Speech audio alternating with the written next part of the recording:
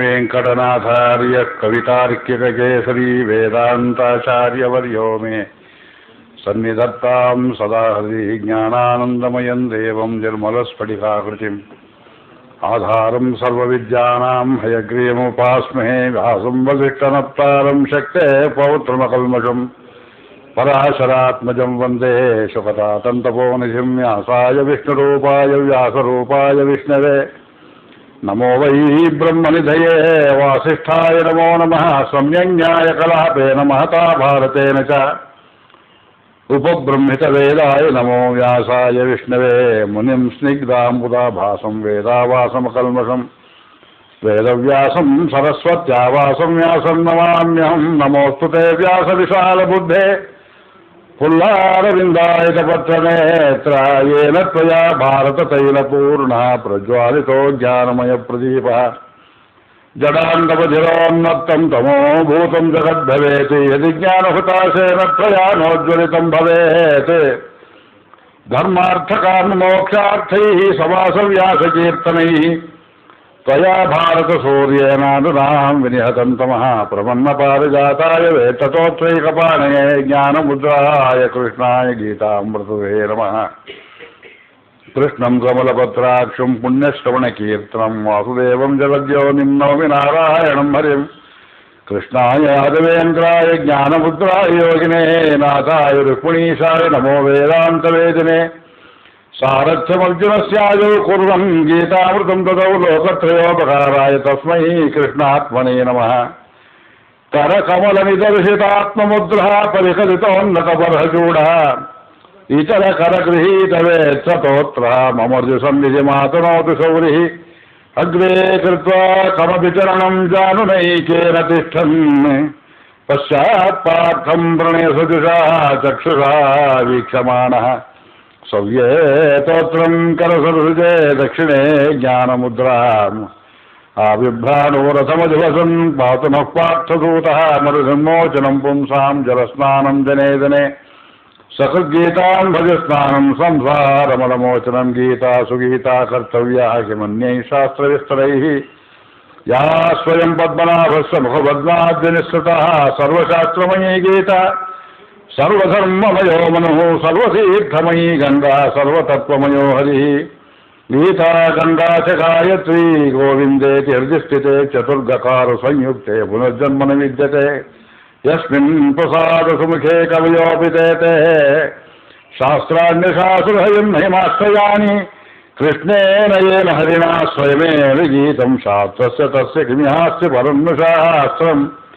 न वेदान्तात् शास्त्रं न मधुमथनात् तत्त्वमधिकं न तद्भक्तात् तीर्थं न तद्विमतात् सात्विकपदं न सत्त्वादारोग्यं न बुधभजनात् बोधमधिकं न मुक्ते सौख्यं न द्वयवचनतो क्षेमकरणं दुर्विज्ञानैः नियमगहनैः दूरविश्रान्तिदेशैः बालानर्हैः बहुविरयनैः शोचतां न सुपन्थाः निष्पत्त्योऽहं निजपदमसौ नेतु कामस्वभूम्ना सत्पाथेयं किमपि विदधे सारथिः सर्वनेता अनुचितपदवीभिश्चिन्तयित्वा प्रयातानि अलमलमतिमात्रत्रासु चिन्ता विषादैः उपनिषदमुदाराम् उद्वमन् पाण्डवार्थं शरणमुपगतान् नुत्रायते शार्ङ्गधन्माः भीष्मद्रोण तथा जयध्वजजलः गान्धारिनीलोत्पलः शल्यग्राहवती कृपेण वहिनी कर्णेन विलाकुला अश्वत्थामविकर्णघोरमकरा दुर्योधनावर्तिनी सोत्तीर्णा खलु पाण्डवैर्नदी कैवर्तके केशवे नारायणं नमस्कृत्य नरं चैव नरोत्तमं देवीं सरस्वतीं व्यासम् ततो जयमुदीरयेत् धर्मक्षेत्रे कुरुक्षेत्रे समवेतायुत्सवः मामकाः पाण्डवाश्चैव किमकुर्वत सञ्जयः यत्र योगेश्वरः कृष्णो ಯತ್ರ ಪಾರ್ಥೋ ಧನುರ್ಧರಃ ತತ್ರ ಶ್ರೀರ್ವಿಜಯೋ ಭೂತಿ ಧ್ರುವಾನೀತಿರ್ಮತಿರ್ಮಮ. ಶ್ರೀಕೃಷ್ಣಾಯ ಪರಬ್ರಹ್ಮಣೇ ನಮಃ.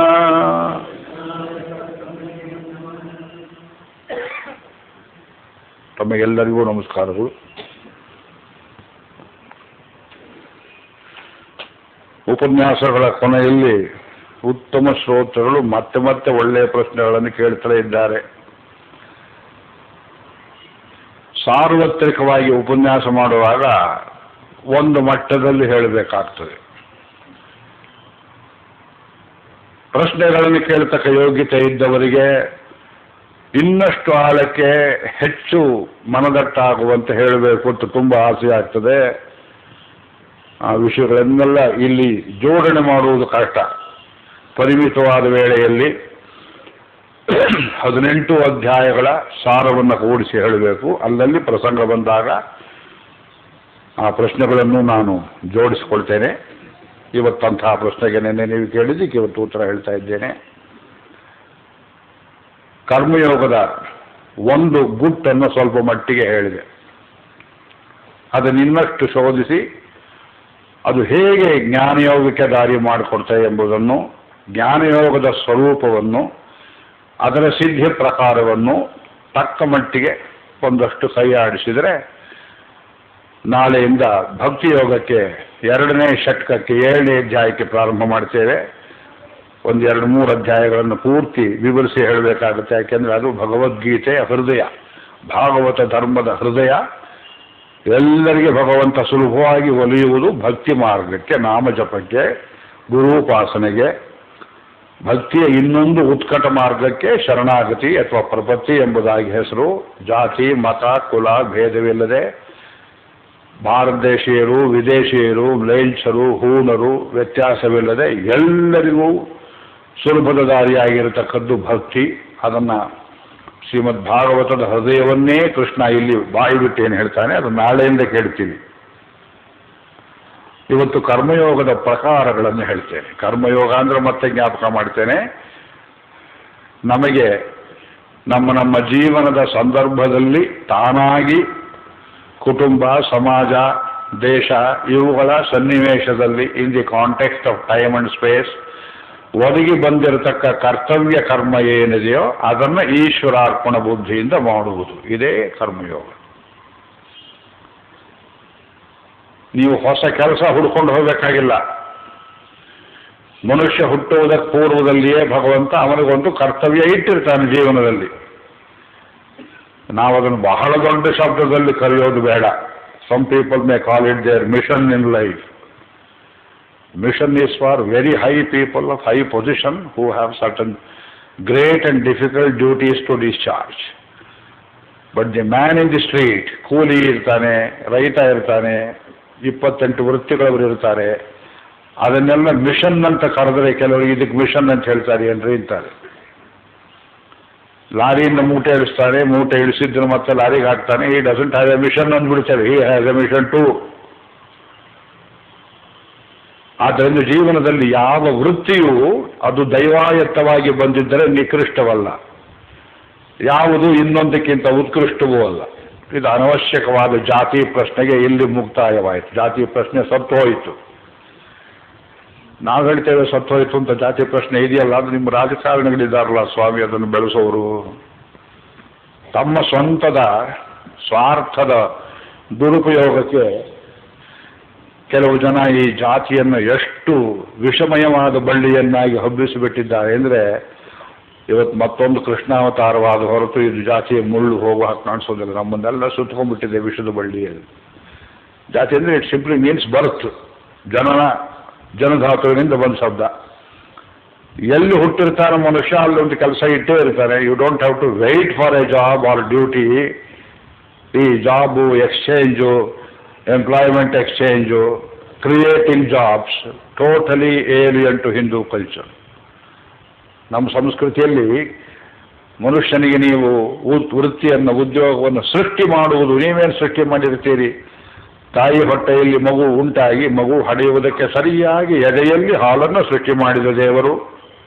ಯೋಚನೆ ಮಾಡಿ, ಯಾವನೇ ಪೊಲಿಟಿಕಲ್ ರಾಜಕಾರಣಿ ತಾಯಿ ಎದೆಯಲ್ಲಿ ಹಾಲು ಬರುವಂತೆ ನಾವು ಪಂಚವಾರ್ಷಿಕ ಯೋಜನೆಯಲ್ಲಿ ಮಾಡ್ತಾರೆ ಏನು ನೋಡಿ? ಯಾರು ಮಾಡ್ತಾರೆ ಇದನ್ನು? ಇಲ್ಲ, ದೇವರನ್ನು ನಂಬಿರಪ್ಪ. ಹುಟ್ಟಿದ ದೇವರು ಹುಲ್ಲು ಮೇಯಿಸೋದಿಲ್ಲ. ಈ ಗಾದೆ ಕೇಳಿದ್ದೀರಿ, ಅದನ್ನು ಇವತ್ತು ಅತ್ಯಂತ ಅಪಹಾಸ್ಯ ಮಾಡಿದ್ದಾರೆ. ವೃತ್ತಿ ಸಿದ್ಧವಿದೆ, ಆದರೆ ಕೆಲವರಿಗೆ ಅದು ಬೇಡ. ಲೂಕ್ರೇಟಿವ್ ಜಾಬ್ಸ್ ಬೇಕು, ದುಡಿಯದೆಯೇ ದೊಡ್ಡಪ್ಪನಾಗಬೇಕು, ಏಕದಮ್ ಹಣವಂತನಾಗ್ಬಿಡಬೇಕು.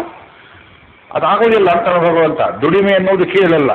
ದನ ಕಾಯಿ ಹೋಗು. ಹಳೆ ಕಾಲದಲ್ಲಿ ಈ ಬೈಗಳು ಶಬ್ದ ಕನ್ನಡ ಭಾಷೆ ಎಷ್ಟು ಹಾಳು ಮಾಡಿದ್ದೇವೆ ಅಂದರೆ, ಒಳ್ಳೆ ಪಾಠ ಹೇಳಿದ್ರು, ವಿದ್ಯಾರ್ಥಿಗೆ ತಿಳಿಲಿಲ್ಲ, ಅವನಿಗೆ ಆ ಕಡೆ ಒಲವಿಲ್ಲ. ದನ ಕಾಯಿ ಹೋಗು ಅಂದರೆ ದನ ಕಾಯುವುದು ಹೀನ ವೃತ್ತಿ ಅನ್ನೋ ಪ್ರಜ್ಞೆ. ಇದು ಮೇಷ್ಟ್ರು ಹೇಳ್ತಾನೆ ಕ್ಲಾಸಲ್ಲಿ, ದನ ಕಾಯಿ ಹೋಗು, ಸಗಣಿ ಬಳಿ ಹೋಗು. ಕೃಷ್ಣ ಹೇಳಿದ, ಹೌದು, ದನವನ್ನೇ ಕಾಯ್ತೇನೆ, ಸಗಣಿಯನ್ನೇ ಬೆಳೆದು. ಕೃಷ್ಣನೇ ಮಾಡಿ ತೋರಿಸ್ದ, ಹೀನ ವೃತ್ತಿನೇ ಅದು. ನಿನಗ್ಯಾಕೋ ಪಾಠ? ದನ ಕಾಯಿ ಹೋಗು, ಕುರಿ ಕಾಯಿ ಹೋಗು. ಕುರಿ ಕಾಯೋ ಕೆಲಸರಿದ್ರು ಕನಕದಾಸರು. ಅವ್ರ ಕನಕದಾಸರು ಚಪ್ಪಲಿ ಮುಟ್ಟೋ ಯೋಗ್ಯತೆ ಇದೆ ನಿಮಗೆ? ಸುಮ್ಮನೆ ಕುರುಬ, ಬ್ರಾಹ್ಮಣ, ಶೂದ್ರ ಯಾತಕ್ಕೆ ಬಡ್ದಾಡ್ತೀರಿ ಜಾತಿ ಜಾತಿ ಜಾತಿ ಅಂತ? ನೀವೆಲ್ಲಿದ್ದರೂ no profession, if it is a profession required by society, no profession is a low profession, no profession is a high profession.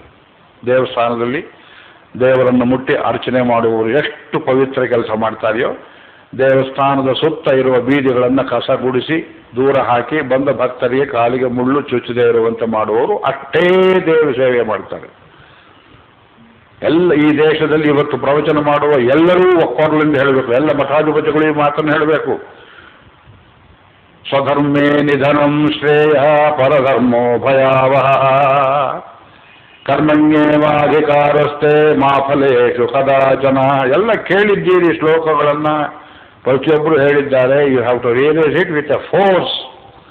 ವರ್ಣಾಶ್ರಮ ಧರ್ಮದ ಅದರ ತತ್ವ ಒಂದು ಬಿಟ್ಬಿಟ್ಟು ಅದು ಬರೀ ಎಲೆಕ್ಷನ್ಗೆ, ವೋಟ್ಗೆ ಅದಲ್ಲ. ನಾನು ವರ್ಣಾಶ್ರಮ ಕುರಿತು ಹೆಚ್ಚು ಮಾತಾಡೋಕೆ ಹೋಗೋದಿಲ್ಲ.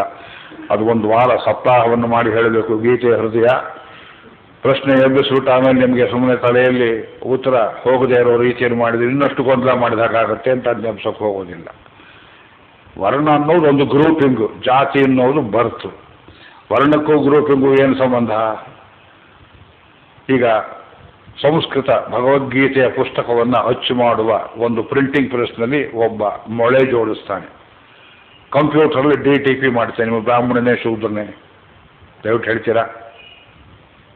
ಒಬ್ಬ ಮೆಕ್ಯಾನಿಕ್ ಬಸ್ ನಡೆಸ್ತಾನೆ, ಕೆಟ್ಟರೆ ರಿಪೇರಿ ಮಾಡ್ತಾನೆ, ಅವನು ಬ್ರಾಹ್ಮಣನೇ ಶೂದ್ರನೇ. ಒಬ್ಬ ಲಾಟ್ರಿ ಟಿಕೆಟ್ ಮಾರಾಟ ಮಾಡ್ತಾನೆ. ಎಲ್ಲ ಇದೆ ಜಾತಿ. ಶುಚಿತ್ವ, ತ್ರಿಕರಣದಲ್ಲಿ ಶುಚಿತ್ವ, ದೀರ್ಘದರ್ಶಿತ್ವ, ಸಮಾಜಕ್ಕೆ ಮುನ್ನಡೆಗೆ ಬೇಕಾದ ವೈಚಾರಿಕ ಕ್ರಾಂತಿ ಇದರ ಹೊಣೆ. ಅಂತಹ ವಿಚಾರಗಳನ್ನು ಪತ್ತೆ ಮಾಡಿ ಸಮಾಜಕ್ಕೆ ಕೊಡುವ ದೀಕ್ಷೆ ಕಟ್ಟಿಕೊಳ್ಳುವುದು ಬ್ರಾಹ್ಮಣನ ಕೆಲಸ ಅಂತ. This is a broad grouping. ಒಂದು ಜಾತಿ ಅಲ್ಲ ಇದರಲ್ಲಿ. ಋಷಿಗಳಲ್ಲೆಲ್ಲ ಜಾತಿಯವರು ಇದ್ರು, ನೋಡಿದ್ದೀರಿ. ಸ್ತ್ರೀಯರಿದ್ರು, ನೆನೆ ಅಪಾಲೆ ಕಥೆಯನ್ನು ಹೇಳಿದ್ದೇವೆ. ಬರೀ ಒಂದು ವೈಶ್ಯರ ಜಾತಿ ತಗೊಳ್ಳಿ. ಕೃಷಿ ಗೋರಕ್ಷ ವಾಣಿಜ್ಯಂ ವೈಶ್ಯಂ ಕರ್ಮ ಸ್ವಭಾವಜಂ. 3 ವೃತ್ತಿ ಹೇಳಿದ್ರು. ಕೃಷಿ, ಅಗ್ರಿಕಲ್ಚರ್ ಮಾಡೋ ಒಕ್ಕಲಿಗರೆಲ್ಲ ವೈಶ್ಯರು. ಒಪ್ತಾರೆ ದೇವೇಗೌಡರು? ಅವರು ವೈಶ್ಯರು? ಮಣ್ಣಲ್ಲಿ ಹುಟ್ಟುವ ಹುಳುಕ್ಕೂ ಅವ್ರಿಗೂ ಏನು ವ್ಯತ್ಯಾಸ? ಎಷ್ಟು ಲಾಭ ಹಾಕ್ತಾ ಇದ್ದಾರೆ. ಇಷ್ಟು ವರ್ಷ ನಾ ಸೆಕ್ಯುಲರಿಸಮ್ ಅಂತ ಹೇಳಿ ನನಗೇನು ಲಾಭ ಆಯಿತು ಅಂತ ಕೇಳ್ತಾರೆ. ಮುಂದಿನ ಜನ್ಮದಲ್ಲಿ ಮುಸಲ್ಮಾನಾಗಿ ಹುಟ್ಟಬೇಕು ಅಂತ ಹೇಳಿದ್ರು ಒಂದು ದಿವಸ. ಈ ನಾಲ್ಗೆಗೆ ನರಮಂಡಲ ಇದೆ, ಯೋಚನೆ ಮಾಡಿ. ಏನು ಮಾತಾಡ್ತಾರೆ? ಎಷ್ಟು ಜನ ಕೆಡಿಸ್ತಾರೆ ಇವರು. ವೈಯಕ್ತಿಕವಾಗಿ ನನಗೆ ಕೋಪ ಇಲ್ಲ ಅವರಿಗೆ, ಅಥವಾ ಅವರ ಮೇಲೆ ನನಗೂ ಕೋಪ ಇಲ್ಲ. I have not seen him. ಹಾನಿಕರವಾದ ವಿಚಾರಗಳನ್ನು ಹೇಳಿ ಸಮಾಜವನ್ನು ಹಾಳು ಮಾಡ್ತಾರೆ. ಕೃಷಿ ಗೋರಕ್ಷ, ಗೋವುಗಳನ್ನು ರಕ್ಷಣೆ ಮಾಡುವವರು ಅಂದರೆ ಇವತ್ತು ಡೈರಿ ಫಾರ್ಮರ್ಸ್ ಅಂತ ಹೇಳ್ಬೋದು ನೀವು. ಕೃಷ್ಣನ ತಂದೆ ನಂದಗೋಪರು ಈ ಗೋವುಗಳನ್ನು ಸಾಕ್ತಿದ್ರು, ಹಾಲು ಮೊಸರು ಬೆಣ್ಣೆ ತುಪ್ಪ ಮಾಡ್ತಿದ್ರು. ವೈಶ್ಯ ಕುಲ ತಿಲಕರು, ವೈಶ್ಯ ಜಾತಿಯು ಶ್ರೇಷ್ಠ ತೋರಿಸ್ತಾ ಕೃಷ್ಣ. ಅವರು ವೈಶ್ಯರು. ಕೃಷಿ ಗೋರಕ್ಷ, ವಾಣಿಜ್ಯ, ಟ್ರೇಡರ್ಸ್, ಬೆಳ್ಳಿ ಬಂಗಾರ ಸರಾಸು ವ್ಯಾಪಾರ ಮಾಡ್ಬೋದು, ಚಪ್ಪಲಿ ಅಂಗಡಿ ಇಡ್ಬೋದು, ಬಾಟಾ ಶೂ ಕಂಪನಿ ಇಡ್ಬೋದು. ಮಾರಾಟ ಮಾಡುವವನಿಗೆ ಮಾರಾಟ ದ್ರವ್ಯ ಮುಖ್ಯವಲ್ಲ, ಮಾರಾಟ ಅನ್ನುವ ವೃತ್ತಿ ಮುಖ್ಯ. ಅದರಲ್ಲಿ ಏನು ಬೇಕು, ಪುಸ್ತಕದ ಅಂಗಡಿ ಇಡ್ಬೋದು, ಸ್ಟೇಷನರಿ ಇಡ್ಬೋದು, ಮತ್ತೊಂದು ಇಡ್ಬೋದು, ಈ ವೈಶ್ಯ ಅನ್ನೋದು ಒಂದು ಜಾತಿ ಅಲ್ಲ, ಎಷ್ಟೊಂದು ಜಾತಿಗಳು ಸೇರಿ ಒಂದು ಗ್ರೂಪಿಂಗ್ ಆಗಿದೆಯೋ, ಬ್ರಾಹ್ಮಣ ಅನ್ನೋದ್ರಲ್ಲಿ ಅಷ್ಟೊಂದು ಗ್ರೂಪಿಂಗ್ಸು, ಹಾಗೆಯೇ ಕ್ಷತ್ರಿಯರಲ್ಲಿ ಅಷ್ಟೊಂದು ಗ್ರೂಪಿಂಗ್ಸು. ಈಗ ಕಮ್ಮಾರ ಯಾವ ಜಾತಿಗೆ ಸೇರ್ತಾನೆ ಯೋಚನೆ ಮಾಡಿ.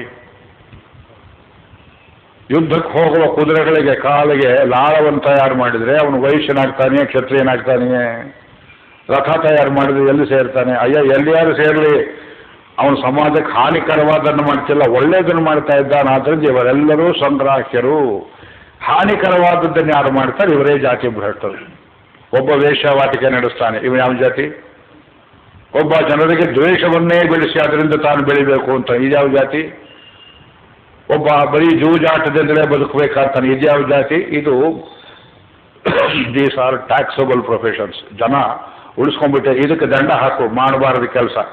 ಪ್ರವಚನ ಮಾಡಿದ್ದೀರಿ, ಇದಕ್ಕೆ ನಾವು ಟ್ಯಾಕ್ಸ್ ಹಾಕ್ತೀವಿ. ಇದು ಪ್ರವಚನ ದಂಡ್ಯವಾದ ವಿಷಯವಲ್ಲ, ಇದು ದಂಡನೀಯವಲ್ಲ. ಗಾಳಿ ಕುಡಿತೀವಿ, ಗಾಳಿ ಮೇಲೆ ಟ್ಯಾಕ್ಸು. ನಿಮ್ಮ ದುಡ್ಡು ನೀವು ಬ್ಯಾಂಕಲ್ಲಿ ಇಟ್ಟರೆ 10,000 ರೂಪಾಯಿಗಿಂತ ಹೆಚ್ಚಿಗೆ ತಗೊಂಡ್ರೆ ನೀವು ಟ್ಯಾಕ್ಸ್ ಕೊಡಬೇಕು. ಅವ್ರು ಚಿದಂಬರ ಅವ್ರಿಗೆ ಬುದ್ಧಿ ಹೇಳೋದಿಲ್ಲ. ಯಾಕೆ ಹೇಳ್ತೇವೆ? ಧರ್ಮ ಅನ್ನೋದ ಅಲ್ಲ. ನಿಮ್ಮ ಹಣ ನೀವು ಬ್ಯಾಂಕಲ್ಲಿಟ್ಟು ಬ್ಯಾಂಕ್ ನಡೆಸೋದಕ್ಕೆ ನೀವು ಕಾರಣವಾಗಿದ್ದೀರಿ, ನಿಮ್ಮ ಹಣ ನೀವು ತಗೊಂಡ್ರೆ ಟ್ಯಾಕ್ಸ್ ಕೊಡಬೇಕು. ಫಾರ್ಚುನೇಟ್ಲಿ ಇನ್ನೂ ಮಾಡಿಲ್ಲ ಅವರು. ಯಾಕೆ ಹೇಳ್ತೇವೆ ಅಂದರೆ, ಇದು ಪಶ್ಚಿಮದವರ ವಿನಾಶದ ದೃಷ್ಟಿಯನ್ನು ಇಟ್ಕೊಂಡು ಹೋಗ್ತಿದ್ದೇವೆ, ನಾವು ಯಾವುದರಲ್ಲಿಯೂ ಧರ್ಮ ಅನ್ನೋದನ್ನು ನೋಡ್ತಾ ಇಲ್ಲ. ಆದ್ದರಿಂದ ವೃತ್ತಿಗಳು ಭಗವಂತ ಲೋಕದ ಉಪಯುಕ್ತತೆಗೆ ಅಂತ ಏನೆಲ್ಲ ಮಾಡಿದ್ದಾನೆ ಅದೆಲ್ಲವೂ ಕರ್ಮಯೋಗ ಆಗಬಲ್ಲದು. ಅದಕ್ಕಿದು ಪೀಠಿಕೆ. ಅದರಲ್ಲಿ ಯಾವ್ಯಾವುದನ್ನು ಹೇಳ್ಬೋದು, ಇಲ್ಲಿ ಕೆಲವು ಉದಾಹರಣೆ ಕೊಡ್ತಾನೆ ಕೃಷ್ಣ. ಆದರೆ ಅದನ್ನು ಯಜ್ಞ ಅನ್ನುವ ಪರಿಭಾಷೆಯಲ್ಲಿ ಕರೀತಾರೆ. ನೋಡಿ, ವೈದಿಕರು ಎಷ್ಟು ಧೈರ್ಯ ಮಾಡಲಿಲ್ಲ. ವೇದದಲ್ಲಿ ಯಜ್ಞಗಳನ್ನು ಹೇಳಿದರು. ಅವರು ಹೇಳುವ ಯಜ್ಞ ಯಾವುದು ಅಂದರೆ 10-12 ವರ್ಷ ಒಂದು ಕಡೆ ಸೇರಬೇಕು, ದೊಡ್ಡ ವೇದಿಕೆ ಕಟ್ಟಬೇಕು, ಬ್ರಾಹ್ಮಣರನ್ನು ಕೂಡಿಸಬೇಕು, ಹೋತ್ರಿ ಉದ್ಗಾತ್ರಿ ಧ್ವರಿಯು ಸೇರಿಸಬೇಕು, ಬಂದವರಿಗೆಲ್ಲ ಅನುದಾನ ಮಾಡಬೇಕು. ಪ್ರಾಕೃತವಾದ ಒಂದು ಅಗ್ನಿ ಎಂಬ ವಸ್ತುವಿನಲ್ಲಿ ಹೋಮಾದಿಗಳು, ತುಪ್ಪ ಮೊದಲಾದವು, ಆಜ್ಯ, ಮನೆಯಲ್ಲಿ ಏನೇನು ಮಾಡಿರ್ತೀರಿ, ಯಾವ್ಯಾವ ಹೋಮಕ್ಕೆ ಏನೇನು ಹೇಳಿರ್ತಾರೆ, ಆ ಚರುಗಳನ್ನು ಮಾಡಿ ಸಮರ್ಪಿಸುವುದು. ವೈದಿಕರಲ್ಲಿ ಕೆಲವರು ದೇ ಮಿಸ್ಟುಕ್ ದಿ ಬರೀ ritual for the sacrifice. That was not the spirit of sacrifice. ಯಜ್ಞದ ತತ್ವ ಹೇಳಿದ್ದೀನಿ ಫಸ್ಟ್ 2 days, ಮತ್ತೆ ತಿರುಗಿ ನನ್ನ ಕೈಲಿ ಹೇಳಿಸಬೇಡಿ. ಅಲ್ಲಿ ಯಜ್ಞಭೂಮಿಯಲ್ಲಿ ಮಾಡುವ, ವೇದಿಕೆಯಲ್ಲಿ ಮಾಡುವ ಹೋಮ, ಯಾಗ, ಯಜ್ಞ ಇದು ಬರೀ ಸಾಂಕೇತಿಕವಾದದ್ದನ್ನೇ it is an end in itself ಅಂತ ತಿಳ್ಕೊಂಡು ಮೀಮಾಂಸಕರು ಯಜ್ಞ ತತ್ವವನ್ನು ಕೂಲುಗೆಡಿಸಿದರು. ಆಗ ಭಗವಂತ ಕೃಷ್ಣಾವತಾರ ಮಾಡಿ ಅದರ ಅರ್ಥ ಅದಲ್ಲ, ಇದು ನಾ ಹೇಳ್ತೇನೆ ಎಂದ. ಭಾಗವತ ದಶಮಸ್ಕಂದ ಪೂರ್ವಾರ್ಧದಲ್ಲಿಯೇ ಸೌತ್ರಾಮಣಿ ಯಾಗ ಮಾಡ್ತಿದ್ದು ಬ್ರಾಹ್ಮಣರು ಕೃಷ್ಣರಾಮರು ಒಂದಷ್ಟು ಅನ್ನಪ್ರಸಾದವನ್ನು ಬೇಡ್ತಾರೆ ಅಂತ ಗೊಲ್ಲ ಹುಡುಗರ ಕೈಲಿ ಹೇಳಿ ಕಳಿಸಿದ್ರೆ ಹೊಡೆಯೋಕೆ ಬಂದರು, ಮಾತನಾಡಲಿಲ್ಲ. ಕೃಷ್ಣ ಹೇಳ್ತಾನೆ, ಸೌತ್ರಾಮಣಿ ಯಾಗದಲ್ಲಿ ಇಂಥ ಪಶುದೀಕ್ಷೆಗೆ ಪೂರ್ವದಲ್ಲಿ ದೇವ ನಿವೇದಿತವಾದ ಚರುವನ್ನು ಶೂದ್ರಾದಿಗಳಿಗೂ ಕೊಡ್ಬೋದು ಅಂತ ಶಾಸ್ತ್ರ ಪಂಕ್ತಿ ಇದೆ, ಕೊಡ್ಬೋದಂತೆ ಅಂತ ಕೃಷ್ಣ ಹೇಳಿ ಕಳಿಸಿದ ಅರ್ಥ ಆಗಲಿಲ್ಲ ಅವರಿಗೆ. ಬಾಲಲೀಲೆ ಕೃಷ್ಣ ಸಾಮಾನ್ಯ ಕೃಷ್ಣನಲ್ಲ, ಅವನು ಭಗವದ್ಗೀತೆ ಕೃಷ್ಣನೂ ಅವನೇ, ಬಾಲಲೀಲೆ ಕೃಷ್ಣನೂ ಅವನೇ. ಆದ್ದರಿಂದ ಯಜ್ಞದ ಅರ್ಥ ಅದಲ್ಲ, ಸಿಂಬಾಲಿಕ್ ಆಗಿ ಮಾಡ್ತೀರಿ. The symbol must be converted into the symbolized, then you know the inner meaning. ಈಗ ಭಗವಂತನಿಗೆ ಪುಷ್ಪ ಸಮರ್ಪಣೆ ಮಾಡ್ತೇವೆ, ಇದು ಒಂದು ಸಿಂಬಲ್. ಸಮರ್ಪಣೆ ಮಾಡಬೇಕಾದ್ರೆ ನಿಮ್ಮ ಹೃದಯ ತೆಗೆದುಕೊಳ್ಳೋಕೆ ಬರೋದಿಲ್ಲವಾದ್ರಿಂದ ಹೃದಯಕ್ಕೆ ಸಬ್ಸ್ಟಿಟ್ಯೂಟ್ ಒಂದು ಹೂವನ್ನು ಕೊಡ್ತೀರಿ. ಮನೆಯಲ್ಲಿ ಮಾಡಿದ ಅಡಿಗೆ ಪದಾರ್ಥ ನೈವೇದ್ಯ ಮಾಡ್ತೀರಿ. ಯಾಕೆ ಅಂದರೆ ಅವನಿಗೆ ನೈವೇದಿತವಾಗಿ ಪ್ರಸಾದ ರೂಪದಲ್ಲಿ ಬಂದರೆ, ಯಜ್ಞಶೇಷವಾಗಿ ಬಂದರೆ ನಿಮಗೆ ಬಂಧಕ ಆಗೋದಿಲ್ಲ. ಇಲ್ಲದಿದ್ರೆ ತಿಂದದ್ದಕ್ಕೆ ಪ್ರಾಣಿ ಹಿಂಸೆ ಮಾಡಿದ್ದಕ್ಕೆ ಪ್ರಾಯಶ್ಚಿತ್ತ ಮಾಡಿಕೋಬೇಕು. ಯಜ್ಞಶಿಷ್ಟಾಶಿನಸ್ಸಂತಹ ಮುಚ್ಚಂತೆ ಸರ್ವಕಿಲ್ವಿಷೈ ಭುಂಜತೆ ಅಘಂ ಪಾಪಾಹ ಏ ಪಚಂತಿ ಆತ್ಮಕಾರಣಾದು. ನನಗೆ ಅಂತ ಅಡಿಗೆ ಮಾಡಿ ಬೇಯಿಸ್ಕೊಂಡು ತಿನ್ನೋನು ಪಾಪವನ್ನೇ ತಿಂತಾನೆ. ಮೋಘಮನ್ನಂ ವಿಂದತೆ ಅಪ್ರಚೇತಾ ಅನ್ನೋ ಸೂಕ್ತ ಇದನ್ನೇ ಹೇಳುತ್ತೆ ವೇದದಲ್ಲಿ. ಕೃಷ್ಣ ಅದನ್ನೇ ಹೇಳಿದ. ಪ್ರಸಾದ ತಗೋ, ಊಟ ಮಾಡ್ತೇವೆ ಅನ್ನೋದಿಲ್ಲ ವೈದಿಕರು, ಪ್ರಸಾದ ತಗೊಳ್ತಾ ಇದ್ದೇವೆ, ದೇವರ ಪ್ರಸಾದ ಸ್ವೀಕಾರ ಮಾಡ್ತೇವೆ. ವೀರಶೈವರು ಹೇಳ್ತಾರೆ ಮಠಗಳಲ್ಲಿ, ಪ್ರಸಾದ ಸ್ವೀಕಾರ ಮಾಡಿ ಹೋಗಿ, ಉಂಡ್ಕೊಂಡು ಹೋಗಿ, ಊಟ ಮಾಡ್ಕೊಂಡು ಹೋಗಿ. ಇದು ಏನು ಪ್ರಜ್ಞೆ ಇಲ್ಲದಿದ್ದವ್ರು ಹೇಳುವಂತಹ ಮಾತು, ಅದು ಪ್ರಸಾದ ಭಗವಂತ ಕೊಟ್ಟಿದ್ದು, ಅದನ್ನು ಊಟ ಮಾಡಬೇಕು. ಆದ್ದರಿಂದ ನಾವೇನು ಮಾಡ್ತೇವೆ ಇದೆಲ್ಲ ಭಗವಂತನ ಪ್ರಸಾದವಾಗಬೇಕು ಅನ್ನುವುದು ಯಜ್ಞದ ಪೂರ್ಣಾರ್ಥ. ಒಂದೇ ಒಂದು ಶ್ಲೋಕದಲ್ಲಿ ಹೇಳ್ತಾನೆ, ವೈದಿಕ ಯಜ್ಞಕ್ಕೆ ಕೃಷ್ಣ ಕೊಡುವ ಅರ್ಥ. ಬ್ರಹ್ಮಾರ್ಪಣಂ ಬ್ರಹ್ಮಹವಿ ಬ್ರಹ್ಮಾಗ್ನೌ ಬ್ರಹ್ಮಣಾಹುತಂ ಬ್ರಹ್ಮೈವ ತೇನ ಗಂತವ್ಯಂ ಬ್ರಹ್ಮ ಕರ್ಮ ಸಮಾಧಿನ. ಬ್ರಹ್ಮಾರ್ಪಣಂ, ಮನೆಯಲ್ಲಿ ನೀವೇ ಅಡಿಗೆ ಮಾಡಿ ಇನ್ನೊಬ್ಬರ ಅತಿಥಿ ಇಲ್ಲ, ನೀವೇ ಊಟ ಮಾಡಿದಿರಿ. ಊಟ ಮಾಡುವಾಗ ಏನು ತಿಳ್ಕೋಬೇಕು? ಪರಮಾತ್ಮನಿಗೆ ಅರ್ಪಣೆ ಮಾಡ್ತಾ ಇದ್ದೇನೆ, I am dedicating this to God. ಹೊಟ್ಟೆಯಲ್ಲಿದ್ದಾನೆ ದೇವರು, ಇದ್ದೇನಲ್ಲ ಅಂದ. ಅಹಂ ವೈಶ್ವಾನರೋ ಭೂತ್ವ ಪ್ರಾಣಿನಾಂ ದೇಹಮಾಶ್ರಿತ. ಪ್ರತಿಯೊಂದು ಪ್ರಾಣಿಯ ಹೊಟ್ಟೆಯಲ್ಲಿ ಜಠರಾಗ್ನಿಯಲ್ಲಿ ಕೃಷ್ಣ ಇದ್ದಾನಂತೆ ನೋಡಿ. ಅದು ನೀವು ವೈದ್ಯರನ್ನು ಕೇಳಿದ್ರೆ ಇಲ್ಲಿ ಹೈಡ್ರೋಕ್ಲೋರಿಕ್ ಆಸಿಡ್ ಇದ್ದಾಗಿದೆಯಲ್ಲ ಹೊಟ್ಟೆಯಲ್ಲಿ, ಅದು ಕೃಷ್ಣ ಎಲ್ಲಿ ಬಂದ? ಅವರು ಹೊಟ್ಟೆಗೆ ಹೈಡ್ರೋಕ್ಲೋರಿಕ್ ಆಸಿಡ್ ಅಡ್ಮಿನಿಸ್ಟರ್ ಮಾಡಿದವರು ಯಾರು? ಪ್ರತಿನಿತ್ಯ ಇಂಜೆಕ್ಷನ್ ಕೊಡ್ತಾರೆ ಯಾರಾದರೂ? ಅಲ್ಲ, ಅಗ್ನಿಯಿಂದ. ಅವನು ಅಗ್ನಿ ಅಂದರೆ ಅದು ಲಿಕ್ವಿಡ್ ಇರ್ಬೋದು, ಸಾಲಿಡ್ ಇರ್ಬೋದು, ಗ್ಯಾಸ್ ಇರ್ಬೋದು. ಅಹಂ ವೈಶ್ವಾನರೋ ಭೂತ್ವ ಪ್ರಾಣಿನಾಂ ದೇಹಮಾಶ್ರಿತ ಪಚಾಮ್ಯನ್ನಂ ಚತುರ್ವಿಧಂ ಲೇಖ್ಯ ಚೋಷ್ಯ ಭಕ್ಷ್ಯ ಭೋಜ್ಯ. ನಾಲ್ಕು ಹೇಳ್ತೇವೆ. ನಾಲಿಗೆಯಲ್ಲಿ ನೆಕ್ಕುವಂತಹ ಕೆಲವು ಆಹಾರ ಪದಾರ್ಥಗಳು, ಜೇನುತುಪ್ಪದಂತಹವು. ಭಕ್ಷ್ಯ, ತುಪ್ಪದಲ್ಲಿ ಕರೆದದ್ದು. ಭೋಜ್ಯ, ಹಲ್ಲಲ್ಲಿ ಕಡಿದು ತಿನ್ನುವುದು. ಚೋಷ್ಯ, ಈಗ ಹೇಳ್ತೇವೆ. ಇದು ಅದು ಷಡ್ರಸೋಪೇತ ಇರಬಹುದು. ಈ ಅಡಿಗೆಯನ್ನೆಲ್ಲ, ಲೇ ಅರ್ಜುನ, ನಿನ್ನ ಹೊಟ್ಟೆಯಲ್ಲಿ ಇದ್ದು ಗುಲಾಮನ ಹಾಗೆ ನೀತಿಯಿಂದ ಅನ್ನವನ್ನು ಬೇಯಿಸಿ ಹಾಕೋ ನಾನು ಕಾಣೋ ನಿನಗೆ ಎಂದ ಕೃಷ್ಣ. ನಿನ್ನ ಹೊಟ್ಟೆ ನಾನು ಇಲ್ಲದೆ ಇದ್ರೆ ನೀ ತಿಂದಿದ್ದು ಎಲ್ಲಿ ಜೀರ್ಣ ಆಗ್ತಿತ್ತು ನಿನಗೆ? ನೀತಿಯಿಂದ ಅನ್ನವನ್ನು ನೀನೇ ಜೀರ್ಣ ಮಾಡಿಕೊಳ್ಳೋ ಶಕ್ತಿ ನಿನಗಿಲ್ಲ. ಅದನ್ನು ಜೀರ್ಣ ಮಾಡುವ ನಾನು ಅಂತ ಹೇಳ್ದ. ಇನ್ನೇನು ಉಳಿತು ನಮಗೆ ಸ್ವಾತಂತ್ರ್ಯ? ಯೋಚನೆ ಮಾಡಿ. ಗುಲಾಮನಾಗಿ ನಿಂತಿದ್ದಾನೆ ಹೊಟ್ಟೆಯಲ್ಲಿ. ನೀವೇನು ಕೊಟ್ಟರು ನಾನು ಜೀರ್ಣ ಮಾಡಿ ರಕ್ತವನ್ನು ಮಾಡಿ. ನೋಡಿ, ಅನ್ನ ತಿಂತೇವೆ, ಬಿಳಿ ಬಣ್ಣದ ಅನ್ನ ಕೆಂಪು ಬಣ್ಣದ ರಕ್ತವಾಗುತ್ತೆ. How does he convert it? ಹಸಿರು ಹುಲ್ಲನ್ನು ತಿನ್ನುತ್ತೆ ದನ, ಬಿಳಿ ಬಣ್ಣದ ಹಾಲನ್ನಾಗಿ ಮಾಡ್ತಾನೆ ಕೃಷ್ಣ. Artificial milk, artificial bread, no man has been able to create it so far, no man will create it in future. ಅದು ಭಗವಂತನೇ ಮಾಡುವ ಕೆಲಸ. ಬ್ರಹ್ಮಾರ್ಪಣಂ ಬ್ರಹ್ಮಹವಿ, ಆಹುತಿ ಕೊಡ್ತಕ್ಕದ್ದು ಅದು ಬ್ರಹ್ಮವೇ. ಬ್ರಹ್ಮಾಗ್ನವು, ಅಗ್ನಿಯು ಬ್ರಹ್ಮವೇ. ಬ್ರಹ್ಮಣಾಹುತಂ, ಹೋತ್ರ ಮಾಡುವವನ್ಯಾರು? ಮಾಡುವನ್ನಾನಲ್ಲ, ಪರಮಾತ್ಮನೇ ಮಾಡುತ್ತಿದ್ದಾನೆ. ಇದರಿಂದ ಎಲ್ಲಿ ಹೋಗ್ತೇವೆ? ಬ್ರಹ್ಮೈವ ತೇನ ಗಂತವ್ಯಂ. ಹೇಗೆ ಗೊತ್ತಾಗೋದಿಲ್ವಲ್ಲ? ಬ್ರಹ್ಮ ಕರ್ಮ ಸಮಾಧಿನ. ಕರ್ಮ ಸಮಾಧಿ ಏನು ಶಬ್ದ ಹಾಕ್ತಾನೆ ಕೃಷ್ಣ? ಭಾವ ಸಮಾಧಿ, ಯೋಗ ಸಮಾಧಿ ಅಲ್ಲ, ಕರ್ಮ ಸಮಾಧಿ. ಮಾಡುವ ಕರ್ಮದಲ್ಲಿ ಕೃಷ್ಣಾರ್ಪಣಮಸ್ತು ಸ್ವಾಮಿ ಅಂತ ತಿಳ್ಕೊಂಡು ಮೊದಲು ಅನ್ನ ಊಟ ಮಾಡುವಾಗ ತುಪ್ಪದಲ್ಲಿ ಅದನ್ನು ಚೆನ್ನಾಗಿ ಕಲಸಿ ನೆನೆಸಿ ಪಂಚಪ್ರಾಣಾಹುತಿಗಳನ್ನು ಪ್ರಾಣಾಯ ಸ್ವಾಹ, ಅಪಾನಾಯ ಸ್ವಾಹ, ವ್ಯಾನಾಯ ಸ್ವಾಹ, ಉದಾನಾಯ ಸ್ವಾಹ. ಅಲ್ಲಿಂದ ಆಚೆಗೆ ಶಾಸ್ತ್ರ ಹೇಳ್ತದೆ, ಎರಡೂ ಕೈಗಳಿಂದ ಅನ್ನವನ್ನು ಊಟ ಮಾಡಬೇಕು, ಒಂದು ಕೈಯಲ್ಲಿ ಮಾಡಬಾರ್ದು. ಈ ಕೈ ನಿಷಿದ್ಧ ಅಲ್ಲ, ಅದು ವ್ಯವಹಾರದಲ್ಲಿ ಸಾಧ್ಯ ಆಗೋದಿಲ್ಲ ಅಂತ ಮೊದಲು ಸ್ವಲ್ಪ ಹಿಡಿದಾಗಿ ಮಾಡಿ ಅದಕ್ಕೆ ಹಸ್ತೋದಕವನ್ನು ಹಾಕಿ ಆಮೇಲೆ ಅದನ್ನು ಊಟ ಮಾಡ್ತೇವೆ. ಚಪ್ಪಲಿಸಿ ತುಂಬ ಚೆನ್ನಾಗಿದೆ ಅಂದರೆ ನೀವು ತಿಂದಾಗಾಯಿತು, ಪಾಪ ನಿಮಗೆ ಬರ್ತದೆ, ಭಗವಂತನಿಗೆ ಭೋಗ್ಯವಾಗಿದೆ. ಅಡುಗೆ ಮಾಡಿದ ಗೃಹಿಣಿ ಕೇಳ್ತಾಳೆ, ದೇವರು ಚೆನ್ನಾಗಿ ಊಟ ಮಾಡಿದ್ದಾನೆಯೇ? ನೋಡಿ, ಸಂಸ್ಕಾರವಂತ ಭಾಷೆ ಇದು. ಸ್ವಾಮಿ ಚೆನ್ನಾಗಿದೆಯೇ ಅಡಿಗೆ? ಚೆನ್ನಾಗಿ ರುಚಿ ಬರ್ತಾ ಇದೆಯೇ? ಇದು ಪ್ರಾಕೃತರು ಕೇಳ್ತಾರೆ. ದೇವರು ಚೆನ್ನಾಗಿ ಇದನ್ನು ನೈವೇದ್ಯ ಮಾಡಿದ್ದಾನೆಯೇ? ತುಂಬ ಚೆನ್ನಾಗಿದೆ. ಇದು ಒಂದು ಪ್ರಜ್ಞೆ ನಿಮಗೆ ಊಟದಲ್ಲಿ ಬಂದು ಬಿಟ್ರೆ ಬಾಕಿ ಎಲ್ಲ ಕರ್ಮದಲ್ಲಿ ಬ್ರಹ್ಮಣಾಹುತಂ, ಇದೇ ಬ್ರಹ್ಮ ಕರ್ಮ ಸಮಾಧಿ. ಇದನ್ನು ಎಲ್ಲೆಲ್ಲಿ ಮಾಡ್ಬೋದು? ಅದಕ್ಕೆ ಭಗವಂತ ಕೆಲವು ಯಜ್ಞಗಳನ್ನು ಉದಾಹರಣೆ ಕೊಡ್ತಾರೆ. ದೈವಮೇನಾಪರೇ ಯಜ್ಞಂ ಯೋಗಿನಃ ಪರ್ಯುಪಾಸತೆ. ಕೆಲವರು ಸಾಲಿಗ್ರಾಮವನ್ನು, ಶಿವಲಿಂಗವನ್ನು, ಒಂದು ಗಣಪತಿ ವಿಗ್ರಹವನ್ನು, ಏನೋ ಒಂದನ್ನು ಮನೆಯಲ್ಲಿ ಪೂಜೆ ಅಂತ ಇಟ್ಟುಕೊಂಡು, ಕೆಲವರು ಗುರುಗಳ ಪಾದುಕೆಯನ್ನೇ ಇಟ್ಟುಕೊಂಡು ಇದೇ ನನಗೆ ಸರ್ವಸ್ವ ದೇವರು ಎಂಬುದಾಗಿ ಅದನ್ನು ಕೇಂದ್ರ ಬಿಂದುವಿನಲ್ಲಿಟ್ಟು ಫೋಕಸ್ ಮಾಡಿಕೊಂಡು ಉಪಾಸನೆ ಮಾಡ್ತಾರೆ. ಇದು ಒಂದು ರೀತಿಯ ಯಜ್ಞ, ಇದು ದೈವ ಯಜ್ಞ ಅಂತ ಇಟ್ಟುಕೊಳ್ಳಿ. ಇನ್ನು ಕೆಲವರು ಏನು ಮಾಡ್ತಾರೆ? ಅವರನ್ನು ಯೋಗಿ ಅಂತ ಕರೆದ. ದೈವಮೇವಾಪರೇ ಯಜ್ಞಂ ಯೋಗಿನ ಪರ್ಯುಪಾಸತೆ. ಕರ್ಮಯೋಗಿಗಳು. ಬ್ರಹ್ಮಾತ್ಮವು ಅಪರೇ ಯಜ್ಞಂ ಯಜ್ಞೇನೈವೋಪಜುಹ್ವತಿ. ಪರಮಾತ್ಮನೆಂಬ ಅಗ್ನಿಯಲ್ಲಿ ಸರ್ವಸ್ವವನ್ನು ಅರ್ಪಣೆ ಮಾಡ್ತಾರೆ ಕೆಲವರು. ಒಂದು ವೇದ ಮಂತ್ರ ಎಷ್ಟು ಚೆನ್ನಾಗಿ ಹೇಳುತ್ತೆ. ಇದು ಹೇಳಿದ್ರೆಲ್ಲ ವೇದಕ್ಕೆ ಹೋಗುತ್ತೆ. ನನಗೆ ರೆಫರೆನ್ಸ್ ಎಲ್ಲೆಲ್ಲಿಯೇ ಇದು ಟೈಮ್ ಸಾಕಾಗೋದಿಲ್ಲ, ದೊಡ್ಡ ಗೋಳು. ಒಂದು ಮದುವೆ ಶುರು ಮಾಡಬೇಕು, ನಿಶ್ಚಿತಾರ್ಥ ಮುಹೂರ್ತ, ಒಂದು ಸಾರ್ವಕಾಲಿಕ ವೇದ ಸೂಕ್ತ ಮಂತ್ರವನ್ನು ಹೇಳಿ ಶುರು ಮಾಡಬೇಕು ಅಂತ ಇದೆ. ಈ ಮೈಸೂರಲ್ಲಿ ಒಂದು ಕಡೆ ರೀತಿ ಹೇಳ್ತಾರೆ, ಇಲ್ಲಿ ಬೆಂಗಳೂರು ಒಂದು ಪರಂಪರೆ ಹೇಳ್ತಾರೆ, ಧಾರವಾಡದ ಕಡೆ ಒಂದು ಹೇಳ್ತಾರೆ, ಉತ್ತರ ಭಾರತದವರು ಒಂದು ಹೇಳ್ತಾರೆ. ಅನೇಕ ವೇದ ಮಂತ್ರಗಳುಂಟು.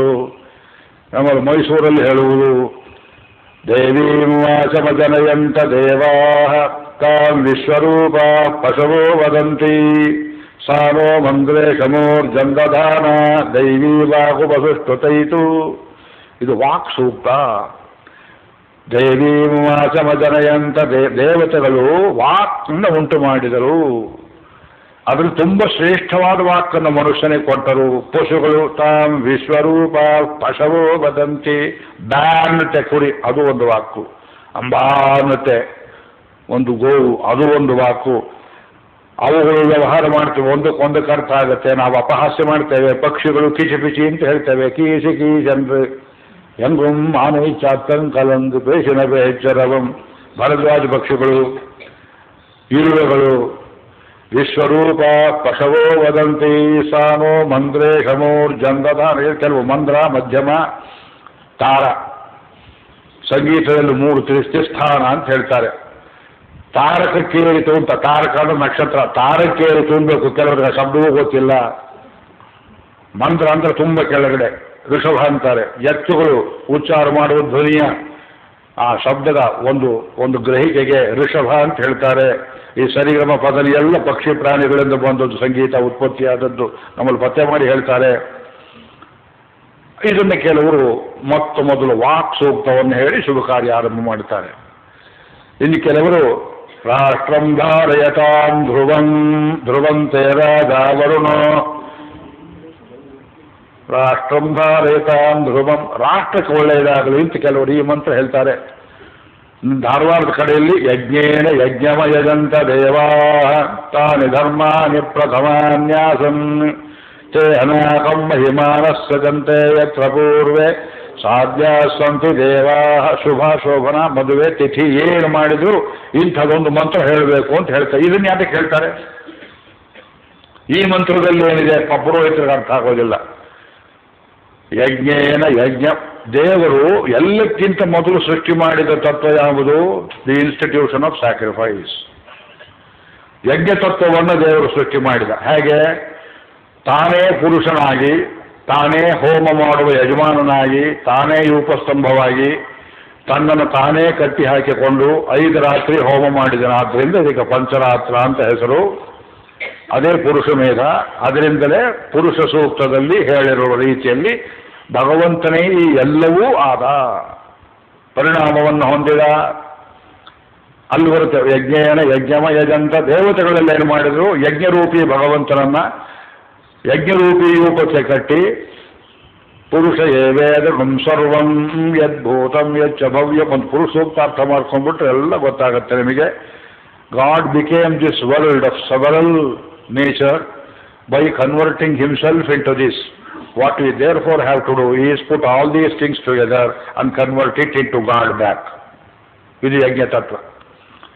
ಆದಿಯಲ್ಲಿ ಯಜ್ಞ, ಅಂತ್ಯದಲ್ಲಿ ಯಜ್ಞ. ತಾಯಿ ತಂದೆಯರ ಪೂರ್ವಾರಣಿ ಉತ್ತರಾಣಿ ಸಂಗಮದಿಂದ ಶಿಶು ಉಂಟಾಯಿತು.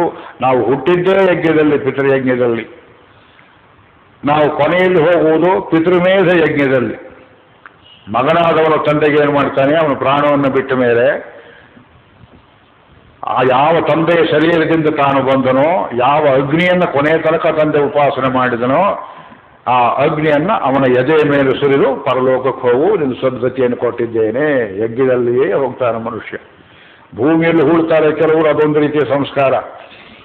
ಪರಮಶ್ರೇಷ್ಠವಾದದ್ದು ಅಗ್ನಿ ರೂಪದಲ್ಲಿ ಹೋಗಬೇಕು. ಯಜ್ಞದಲ್ಲಿ ಹುಟ್ಟಿದವನು ಯಜ್ಞದಲ್ಲಿಯೇ ಹೋಗಬೇಕು. ಯಜ್ಞೇನ ಯಜ್ಞಮ ಯಜಂತ ದೇವಾಹ. ಹಾಗಿದ್ರೆ ಯಜ್ಞ ಮಾಡೋಕ್ಕೆ ಕೆಲವು ಸೂತ್ರಗಳು, ಧರ್ಮಗಳು, ನಿಯಮಗಳು ಬೇಕಲ್ಲ. ಅದಕ್ಕೆ ಮೊದಲೇ ಇದ್ದುವಂತೆ ತಾನಿ ಧರ್ಮಾನಿ ಪ್ರಥಮಾನ್ಯಾಸನ್. ಧರ್ಮ ಮೊದಲು, ಯಜ್ಞ ಮೊದಲು? ಧರ್ಮ ಮೊದಲು. ಪ್ರೈಮಾರ್ಡಿಯಲ್ ಪ್ರಿನ್ಸಿಪಲ್ಸ್, ಕಾಸ್ಮಿಕ್ ಲಾ. ಆ ನಿಯಮಾವಳಿ ದೇವರಷ್ಟೇ ಹಳೆಯದು, ದೇವರದನ್ನು ಕಾಪಾಡ್ತಾನೆ. ಅದಕ್ಕನುಗುಣವಾಗಿ ವಿಶ್ವವನ್ನು ಸೃಷ್ಟಿ ಮಾಡ್ತಾನೆ, ಗ್ಯಾಲಾಕ್ಸಿ ಸೃಷ್ಟಿ ಮಾಡ್ತಾನೆ. ಪ್ರತಿಯೊಂದು ಯಜ್ಞದೊಳಕ್ಕೆ ಬರಲಿ ನೀವು ಮಾಡುವುದೆಲ್ಲವೂ ಯಜ್ಞವಾಗಲಿ ಅಂತ ಕೇಳ್ತಾನೆ. ವೇದದಲ್ಲಿ ಯಜ್ಞ ಅಂತ ಹೇಳಿದ್ದನ್ನು ಭಗವಂತ ಗೀತೆಯಲ್ಲಿ ಕರ್ಮಯೋಗ ಅಂತ ಕರೀತಾ ಇದ್ದಾನೆ. ಸ್ವಲ್ಪ ಶಬ್ದ ವ್ಯತ್ಯಾಸ. ಆದ್ದರಿಂದ ಬ್ರಹ್ಮಾಗ್ನೌ ಅಪರೇ ಯಜ್ಞಂ ಯಜ್ಞೇನೈವೋಪಜುಹ್ವತಿ ಎರಡನೇದು. ಮೂರನೇವರು ಶ್ರೋತ್ರಾದೀನಿಂದ್ರಿಯಾನ್ಯನ್ಯೇ ಸಂಯಮಾಗ್ನಿಷು ಜುಹ್ವತಿ. ನಿಮಗೆ ಅಗ್ನಿ ಗೊತ್ತಿಲ್ಲ, ಮಂತ್ರ ಗೊತ್ತಿಲ್ಲ, ಪುರೋಹಿತರು ಗೊತ್ತಿಲ್ಲ. ಇಂದ್ರಿಯಗಳನ್ನು ಕಣ್ಣು, ಕಿವಿ, ಮೂಗು, ಕೈಕಾಲು, ಬಾಹ್ಯೇಂದ್ರಿಯ, ಅಂತರಿಂದ್ರಿಯ ಇವುಗಳನ್ನು ಸಂಯಮನ ನಿಗ್ರಹ ಮಾಡುವುದು ಅನ್ನುವುದು ಒಂದು ಯಜ್ಞ. ಅದು ಒಂದು karma yoga. Controlling your sense of also is A ಯಜ್ಞ. ಇದಕ್ಕೆ ದಕ್ಷಿಣೆ ಕೊಡಬೇಕಾಗಿಲ್ಲ, ಬ್ರಾಹ್ಮಣರು ಕರಿಬೇಕಾಗಿಲ್ಲ. ನೋಡಿ, ಅದನ್ನು ಯಜ್ಞ ಅಂತ ಕರೆದ ಭಗವಂತ. ನಾವು ಸೌಮ್ಯ ಓನ್ ವೇದ ಮಂತ್ರ ವಿಚ್ ಟೆಲ್ಸ್ ಯು ದಿಸ್. ಎಷ್ಟು ಇಂಪ್ರೂವ್ ಮಾಡಿದ್ದಾನೆ ನೋಡಿ. ವೇದ ಓದುವುದು ತಿಳಿದೇ ಇರುವಂತಹ ತತ್ವಗಳನ್ನು ನೀನು ಪ್ರಾಣಾಯಾಮಾದಿಗಳ ಪೂರ್ವದಲ್ಲಿ ಈ ಪ್ರಾಣ ಸಂಯಮನ ಮಾಡಿದರೆ, ಇಂದ್ರಿಯಗಳನ್ನು ಸಂಯಮನ ಮಾಡಿದರೆ, ಶಬ್ದಾದೀನ್ ವಿಷಯಾನನ್ಯೇ ಇಂದ್ರಿಯಾಗ್ನಿಷು ಜುಹ್ವತಿ. ಬರ್ನ್ ಎಕ್ಸೆಸ್ ಎನರ್ಜಿಯನ್ನು ಸುಟ್ಟು ಬಿಡುವಂತ ಭಗವಂತ. ಸರ್ವಾಣಿ ಇಂದ್ರಿಯ ಕರ್ಮಾಣಿ ಪ್ರಾಣ ಕರ್ಮಾಣಿ ಚಾಪರೆ ಆತ್ಮ ಸಂಯಮ ಯೋಗಾಗ್ನೌ ಜುಹ್ವತಿ ಜ್ಞಾನದೀಪಿತೆ. ಎಲ್ಲ 4ನೇ ಅಧ್ಯಾಯ. ನಾವಿನ್ನೂ ಕರ್ಮಯೋಗದಲ್ಲೇ ಇದ್ದೇವೆ, ಜ್ಞಾನಕ್ಕೆ ಬಂದಿಲ್ಲ. ಒಬ್ರು ಹೇಳಿದ್ರು, ಇದೇನು ಈ ಪ್ರಾಣಾಯಾಮ ಅಂತ ಹೇಳ್ತೀರಿ, ಇದೇನು ಇಂದ್ರಿಯಗಳ ಕಂಟ್ರೋಲ್ ಅಂತೀರಿ, ಅದು ಗೊತ್ತಿಲ್ಲ. ನಾವು ವ್ಯಾಪಾರಸ್ಥರು, ನಮ್ಮ ಹತ್ರ ಕೋಟಿ ರೂಪಾಯಿ ಇದೆ, ನಾವು ಯಜ್ಞ ಮಾಡಬೇಕು, ಹೇಗೆ ಮಾಡೋದು ಅಂತ ಕೇಳಿದ್ರೆ, ನಿಮ್ಮಲ್ಲಿರುವ ದ್ರವ್ಯವನ್ನು ಒಂದು ದೇವಸ್ಥಾನ ಕಟ್ಟುವುದು ಕೊಟ್ಟು ಬಿಡಿ. ದ್ರವ್ಯ ಯಜ್ಞ ನೋಡಿ, ಈ ಪವಿತ್ರ ಶಬ್ದ ಭಾರತೀಯ ಹಿಂದೂ ಧರ್ಮದ ಡಿಕ್ಷನರಿ ಒಳಗೆ ಈ ಶಬ್ದ ಎಲ್ಲಿ ಸಿಕ್ಕೋದಿಲ್ಲ. ದ್ರವ್ಯ ಯಜ್ಞ, ದ್ರವ್ಯವೂ ಯಜ್ಞಕ್ಕೆ ಬರ್ತದೆ. ಇಲ್ಲೊಬ್ಬರು ಬಂದು ಕೇಳ್ತಿದ್ರು ಮೊನ್ನೆ, ಗೋಖಲೆ ಇನ್ಸ್ಟಿಟ್ಯೂಟ್ಗೆ ಏನಾದ್ರು ಕೊಡ್ಬೇಕಂತೀನಿ ನಾನು, ಏನು ಕೊಡ್ಬೋದು?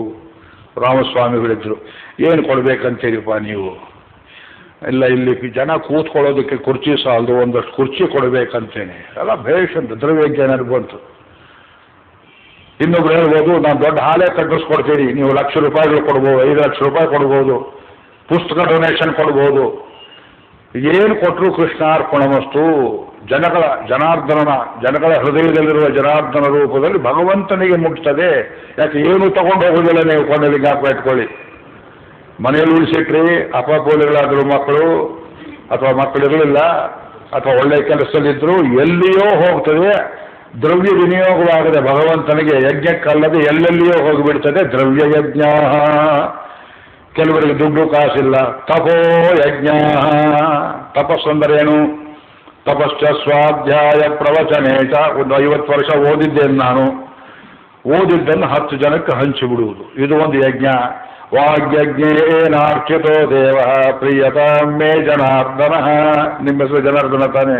ಶ್ರೀ ಜನಾರ್ದನ ಪ್ರಿಯತಾಂ ವೇದಾಕ್ಷರಾಣಿ ಯಾವಂತಿ ಪಠಿತಾನಿ ದ್ವಿಜಾತಿಭಿಃ ತಾವಂತಿ ಹರಿನಾಮಾನಿ. ಹೇಳ್ಕೊಟ್ಟಿರೋದು ಕೀರ್ತಿತಾನಿ ಸಂಶಯ. ವಾಗ್ಯಜ್ಞ. ಚಿನ್ಮಯಾನಂದರು ಜ್ಞಾನಯಜ್ಞ ಅಂದರು. ಬಹಳ ಸಂತೋಷ. ವಾಗ್ಯಜ್ಞ. ಯೋಗಯಜ್ಞ ತಥಾ ಪರೇ. ಆಸನ ಹಾಕುವುದನ್ನು ಕಲಿತುಕೊಂಡು ಪರಮಾತ್ಮನ ಕಡೆಗೆ ಈ ಬಹಿರ್ಮುಖವಾದ ಇಂದ್ರಿಯಗಳನ್ನು ಒಳಗೆ ತಿಳಿಸೋ ಕೆಲಸ ಇದೆಯಲ್ಲ, ಇದು ಒಂದು ಯೋಗಯಜ್ಞ. ಸ್ವಾಧ್ಯಾಯ ಜ್ಞಾನ ಯಜ್ಞಾಶ್ಚ. ತಮ್ಮ ಭಾಗಕ್ಕೆ ಬಂದ ಅಧ್ಯಯನ, ರಾಮಾಯಣ, ವೇದ, ಪುರಾಣ, ಇತಿಹಾಸ, ಎಂಜಿನಿಯರಿಂಗ್ ಇರ್ಬೋದು, ಟೆಕ್ನಾಲಜಿ ಇರ್ಬೋದು, ಅದನ್ನು ನೀವು ತಿಳ್ಕೊಂಡು ಇತರರಿಗೆ ಧಾರೆ ಇರು. ಸ್ವಾಧ್ಯಾಯ ಜ್ಞಾನ ಯಜ್ಞಾಶ್ಚ. ಮಾಡೋದು ಯಾರು? ಯತಯ ಶಂಸಿತ ವ್ರತಃ. ಯತಿ ಅಂದ್ರೆ ಪ್ರಯತ್ನ ಪಟ್ಟು ಯತ್ನ ಮಾಡಿ ಇಂದ್ರಿಯಗಳನ್ನು ವಶಪಡಿಸಿಕೊಂಡವನು ಅವನು ಯತಿ, ಅವನೇ ಸನ್ಯಾಸಿ. ಶಂಸಿತ ವ್ರತ. ಎಲ್ಲರೂ ಕೊಂಡಾಡುವಂತಹ ಒಳ್ಳೆಯ ವ್ರತಗಳನ್ನು ಮಾಡ್ತಕ್ಕವರು. ಇನ್ನು ಕೆಲವರು ಅದಿಲ್ಲ, ಬರೇ ಪ್ರಾಣಾಯಾಮ ಮಾಡ್ತೇವೆ. ಅಪಾನಯ ಜುಹ್ವತಿ ಪ್ರಾಣಂ ಪ್ರಾಣಿ ಅಪಾನಂ ತಥಾ ಪರೇ ಪ್ರಾಣಾಪಾನ ಗತಿ ರುದ್ಧ ಪ್ರಾಣಾಯಾಮ ಪರಾಯಣ. ಒಳಗೆ ಹೋಗುವ ಗಾಳಿ, ಹೊರಗೆ ಹೋಗುವ ಗಾಳಿ, ಇವುಗಳಲ್ಲಿ ಬ್ಯಾಲೆನ್ಸ್ ಇರಬೇಕು. ಒಂದು ಅಪಾನ, ಒಂದು ಪ್ರಾಣ, ಅದು ಮುಖ್ಯ ಪ್ರಾಣ, ಅದಲ್ಲದೆ ಸಮಾನ ಉದಾನ. ಇದು ಈ concept totally peculiar to Hindu culture. ಉಳಿದವ್ರು ಗೊತ್ತಿಲ್ಲ ಇದು. ಆನಿಮಿಸಮ್, ವೈಟಲಿಸಮ್, ಏನೋ 28 ಹೆಸರು ಹೇಳ್ತಾರೆ. ನಿನ್ನ ಶರೀರದಲ್ಲಿರುವ ವಾಯು ಎಷ್ಟು ಪ್ರಮಾಣದಲ್ಲಿರಬೇಕೋ, ಶರೀರದಲ್ಲಿ ಹೇಗೆ ಹರಿಯಬೇಕೋ ರಕ್ತ ಸಂಚಾರಕ್ಕೆ ಪ್ರತಿಯೊಂದು ಕಣ ಸೆಲ್ಗಳಲ್ಲಿ ಹೇಗೆ ಆಕ್ಸಿಜನ್ ಹರಿಯಬೇಕೋ ಇವತ್ತು ಹೇಳ್ತೀರಿ ಮೆಡಿಕಲ್ ಸೈನ್ಸ್ನಲ್ಲಿ, ಆ ರೀತಿ ಅದನ್ನು ಪ್ರವಾಹ ಮಾಡಿದರೆ ಮನಸ್ಸು ಹೇಳ್ದಾಗ ಕೇಳುತ್ತೆ, ನಿಮ್ಮ ಪಾದ ಅನ್ನತ್ತೆ ಹೇಳ್ದಾಗ ಕೇಳುತ್ತೆ. ಯೋಗಗಳಲ್ಲಿ ಬಹಳ ಮುಖ್ಯವಾದದ್ದೇ ಪ್ರಾಣಾಯಾಮ ಯೋಗ. ನೋಡಿ, ಉದ್ವೇಗ ಬಂದವನಿಗೆ ಏನಾಗುತ್ತೆ, ಉಸಿರಾಟ ಹೆಚ್ಚು ಕಮ್ಮಿ ಆಗುತ್ತೆ. ಕೋಪ ಬಂದರೆ ಅಯ್ಯೋ ಹೋಯ್ತಲ್ಲ ಹಾಳಾಯ್ತಲ್ಲ. ಮೈಸೂರಲ್ಲಿ ಒಬ್ಬರು ಇದ್ರು, mathematics professor, stocks shares deal ಮಾಡ್ತಿದ್ರು. ಲಕ್ಷಾಂತರ ರೂಪಾಯಿ ನಷ್ಟವಾಯಿತು. ಕಲ್ಲು ಕಟ್ಕೊಂಡು ಕುಕ್ಕರಳ್ಳಿ ಕೆರೆಯಲ್ಲಿ ಬಿದ್ದು ಸತ್ತರು. Mathematics professor, principal of the college, not able to self control. ಹೋದ್ರೆ ಹೋಯಿತು, ದೇಹಕ್ಕಿಂತಲೇ ಪ್ರಾಣಕ್ಕಿಂತಲೇ. ನೀವು ಗೊತ್ತವ್ರಿಗೆ ಹೆಸರು ಜಾತಿ ಹೇಳ್ತೇವೆ ಅಂದರೆ, people get very upset for silly things, for small things. ಅದರಿಂದ ಏನಾಗುತ್ತೆ, ಉಸಿರು ಕಟ್ಟಿದಾಗುತ್ತೆ. ಪ್ರಾಣಾಯಾಮ ಸಂಯೋಜನವಿಲ್ಲ. ಅದಕ್ಕೆ ಚಿಕ್ಕ ವಯಸ್ಸಿನಿಂದ ದಯವಿಟ್ಟು ಈ ಪ್ರಾಣ, ಅಪಾನ, ಯಾನ, ಉದಾನ, ಸಮಾನ ಈ ಪಂಚಪ್ರಾಣಗಳು ಸಮಧಾತವಾಗಿರೋದನ್ನು ಕಲಿಸ್ಕೋಬೇಕು. ಪ್ರಾಣಾಮೇ ಶುದ್ಧಂತಾಂ ಜ್ಯೋತಿರಹಂ ವಿರಜೋ ವಿಪಾತ್ಮ ಭೂಯಾ ಸಗ್ಗ ಸ್ವಾಹ. ನಾರಾಯಣೋಪನಿಷತ್ತಲ್ಲಿ ಪಂಚಪ್ರಾಣಗಳನ್ನು ಕಂಟ್ರೋಲ್ ಮಾಡುವುದನ್ನು ಹೇಳ್ತಾರೆ. ಆದ್ದರಿಂದ ಇದು ಒಂದು ಪ್ರಾಣಾಯಾಮ ಪರಾಯಣ. ಅಪರೇ ನಿಯತಾಹಾರ, ಇದು ಆಹಾರ ಯಜ್ಞ ಮಾಡ್ತಾರೆ ಕೆಲವರು. ಆಹಾರ ಯಜ್ಞ ಅಂದರೆ ಇಷ್ಟೇ ತಗೋಬೇಕು, ಅದಕ್ಕೆ ಮೇಲೆ ಇನ್ನೊಂದು ಹಿಡಿ ತುಂಬ ಚೆನ್ನಾಗಿದೆ ಹುಳಿ ಕೂಟು, ಒಂದು ಸ್ವಲ್ಪ ಪುಳಿಯೋಗರೆ, ಇನ್ನೊಂದು ಹಿಡಿ ಹಾಕ್ತೇನೆ, ನಾನೇನು ಹೊಟ್ಟೆ ಬಾಕ ಅಂತ ತಿಳ್ಕೊಂಡ್ರು ಅಂದರು. ಅತಿ ತಿಂದ್ರ ಅತ್ಯಾಸನಾದತೀಪಾನ ಯತ್ಯ ಉಲ್ಗಾತ್ ಜಗ್ರಹ ಆತೆ, ಇದೆಲ್ಲ ವೇದವಂತರಲ್ಲಿ ಯಾವುದನ್ನು ಹೇಳಿಲ್ಲ. ಅತ್ಯಾಸನ ಅತೀಪಾನ, ಹೆಚ್ಚಾಗಿ ಕುಡಿಯುವುದು, ಪಾನಕ ಇರ್ಬೋದು, ಹಾಲೇ ಇರ್ಬೋದು, ಏನು ಮನೇಲಿ ಮಾಡಿದ ಒಳ್ಳೆ ಪದಾರ್ಥ ತಿನ್ನಬೇಕಾದ್ದು ಕುಡಿಬೇಕಾದ್ದೇ ಇರ್ಬೋದು. ಅತಿ ಪ್ರಮಾಣವಾದರೆ ಅದು ಒಂದು ದ್ರೋಹ, ಇತರರಿಗೂ ದ್ರೋಹ, ನಿಮ್ಮ ಶರೀರಕ್ಕೂ ಒಳ್ಳೆಯದಲ್ಲ. ನಿಯತಾಹಾರ ಪ್ರಾಣಾನ್ ಪ್ರಾಣೇಶು ಜುಹ್ವತಿ ಸರ್ವೇಪ್ಯೇತೆ ಯಜ್ಞವಿದ. ಇವರೆಲ್ಲರೂ, ಇಂಥವರೆಲ್ಲರೂ ಯಜ್ಞವನ್ನು ತಿಳಿದವರು. ಯಜ್ಞ ಕ್ಷಪಿತ ಕಲ್ಮಷಾಹ, ಪಾಪಗಳನ್ನು ತೊಳ್ಕೊಂಡವರು. ತೊಳೆಯುವುದು ಏಜೆನ್ಸಿ ಯಾವುದು? ಯಜ್ಞವೆಂಬುದು ಪಾಪವನ್ನು ತೊಳೆಯುತ್ತದೆ. ಮಾಡುವುದೆಲ್ಲ ಯಜ್ಞ ರೂಪದಲ್ಲಿರಬೇಕು. ಏವಂ ಬಹುವಿಧ ಯಜ್ಞ. ಒಂದು ಶ್ಲೋಕ ಬಿಟ್ಟು ಹೇಳಿದೆ, 32ನೇ ಶ್ಲೋಕ 4ನೇ ಅಧ್ಯಾಯದಲ್ಲಿ. ಇದು ಉದಾಹರಣೆ ಕೊಟ್ಟೆ ಎಂದ ಕೃಷ್ಣ. ವಿತತ ಬ್ರಹ್ಮಣೋ ಮುಖೇ, ಬ್ರಹ್ಮಣ ಅಂದರೆ ವೇದಸ್ಯ, ವೇದದ ಬಾಯಲ್ಲಿ ಇಂಥ ಎಷ್ಟೋ ಯಜ್ಞಗಳನ್ನು ಹೇಳಿದ್ದಾರೆ. ಆದರೆ ಎಲ್ಲವೂ ಕರ್ಮದಿಂದಲೇ ಬರತಕ್ಕವಾದ್ದರಿಂದ ಕರ್ಮಯೋಗ ಪ್ರಕಾರಗಳು. ಕರ್ಮಜಾನ್ ವಿದ್ಧಿತಾನ್ ಸರ್ವಾನ್ ಏವಂ ಜ್ಞಾತ್ವಾ ವಿಮೋಕ್ಷಸೆ. ಆದ್ದರಿಂದ ರೈತರು ಹೊಲ ಉಳುವುದು ಯಜ್ಞ.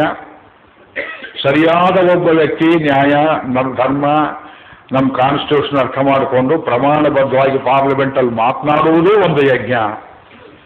ಸರಿಯಾಗಿ ಆಳುವುದೂ ಒಂದು ಯಜ್ಞ. ಒಬ್ಬ ಬಸ್ ಡ್ರೈವರ್ ಸರಿಯಾಗಿ 52 ಜನರ ಜೀವವನ್ನು ಕೈಯಲ್ಲಿ ಹಿಡ್ಕೊಂಡು ಅವ್ರನ್ನ ಎಲ್ಲಿ ಮುಟ್ಟಬೇಕೋ ಅಲ್ಲೇ ಮುಟ್ಟಿಸುವುದು, ಅದು ಒಂದು ಯಜ್ಞ. ಪ್ರತಿಯೊಂದು ಯಜ್ಞ. ಯಜ್ಞಕ್ಕಾಗಿಯೇ ದೇವರು ನಮಗೆಲ್ಲ ಕೊಟ್ಟಿರೋದು. All that you have, all that God has given you is given only on the condition that you shall use it for ಯಜ್ಞ. ಯಜ್ಞಕ್ಕಲ್ಲದೆ ಕೊಟ್ಟರೆ ಪಿಶಾಚರು, ಯಕ್ಷರು, ದಾನವರಿಗೆ ಹೋಗ್ತದೆ, ನಾವು ಲೋಕ ಹಾಳಾಗಿಬಿಡ್ತೇವೆ. ಇದರಲ್ಲಿ ಯಾವುದು ಶ್ರೇಷ್ಠ? ಇಲ್ಲಿ ಲಿಂಕ್ ಕೊಡ್ತಾನೆ ಭಗವಂತ. ಕರ್ಮಯೋಗ ಜ್ಞಾನಯೋಗ ಹೇಗಾಗ್ತದೆ ಅಂತ ಕೇಳಿದರೆ, ಶ್ರೇಯಾನ್ ದ್ರವ್ಯಮಯಾಜ್ಞಾತೆ 33ನೇ ಶ್ಲೋಕ.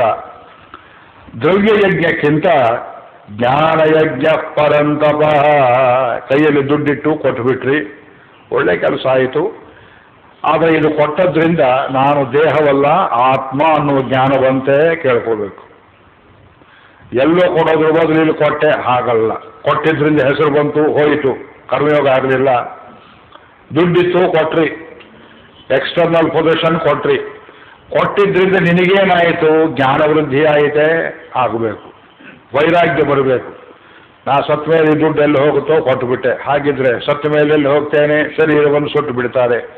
ಸುಡದೆ ಉಳಿಯುವುದು ಯಾವುದು? ಆತ್ಮ. ಆತ್ಮ ಅಂತ ಒಂದಿದೆ. ಆತ್ಮಕ್ಕೆ ಇದೆಲ್ಲ ಭಾರವಾಗುತ್ತೆ. ಇದು ಕೊಡ್ತಾ ಇದ್ದೇನೆ ಅಂತ ಕ್ರಮೇಣ ಆತ್ಮವೆಂಬುದರ ಕಡೆಗೆ ಲಕ್ಷ್ಯ ಹತ್ತುತ್ತಾ ಅದು ಜ್ಞಾನಯೋಗಕ್ಕೆ ದಾರಿಯಾಗತ್ತೆ. ಶ್ರೇಯಾನ್ ದ್ರವ್ಯಮಯಾದ್ಯಜ್ಞ ಜ್ಞಾನಯಜ್ಞ ಪರಂತಪ. ಇಷ್ಟೊತ್ತು ಹೇಳಿದವಲ್ಲ ವೃತ್ತಿಗಳು ಎಲ್ಲವೂ ಸರ್ವಂ ಕರ್ಮ ಅಖಿಲಂ ಪಾರ್ಥ ಜ್ಞಾನೇ ಪರಿಸಮಾಪ್ಯತೆ. ಇದೆಲ್ಲ ಜ್ಞಾನಯೋಗಕ್ಕೆ ದಾರಿ. ತೀರ್ಥಯಾತ್ರೆ ಮಾಡಿ ಸ್ವಾಧ್ಯಾಯ ಮಾಡಿ, ಪ್ರವಚನವನ್ನು ಮಾಡಿ, ಕಟ್ಟಡವನ್ನು ಕಟ್ಟಿ, ಸಂಸ್ಥೆಗಳನ್ನು ಕಟ್ಟಿ, ಇದೆಲ್ಲವೂ ಜ್ಞಾನಕ್ಕೇ ಹೋಗಿ ಸೇರಬೇಕು.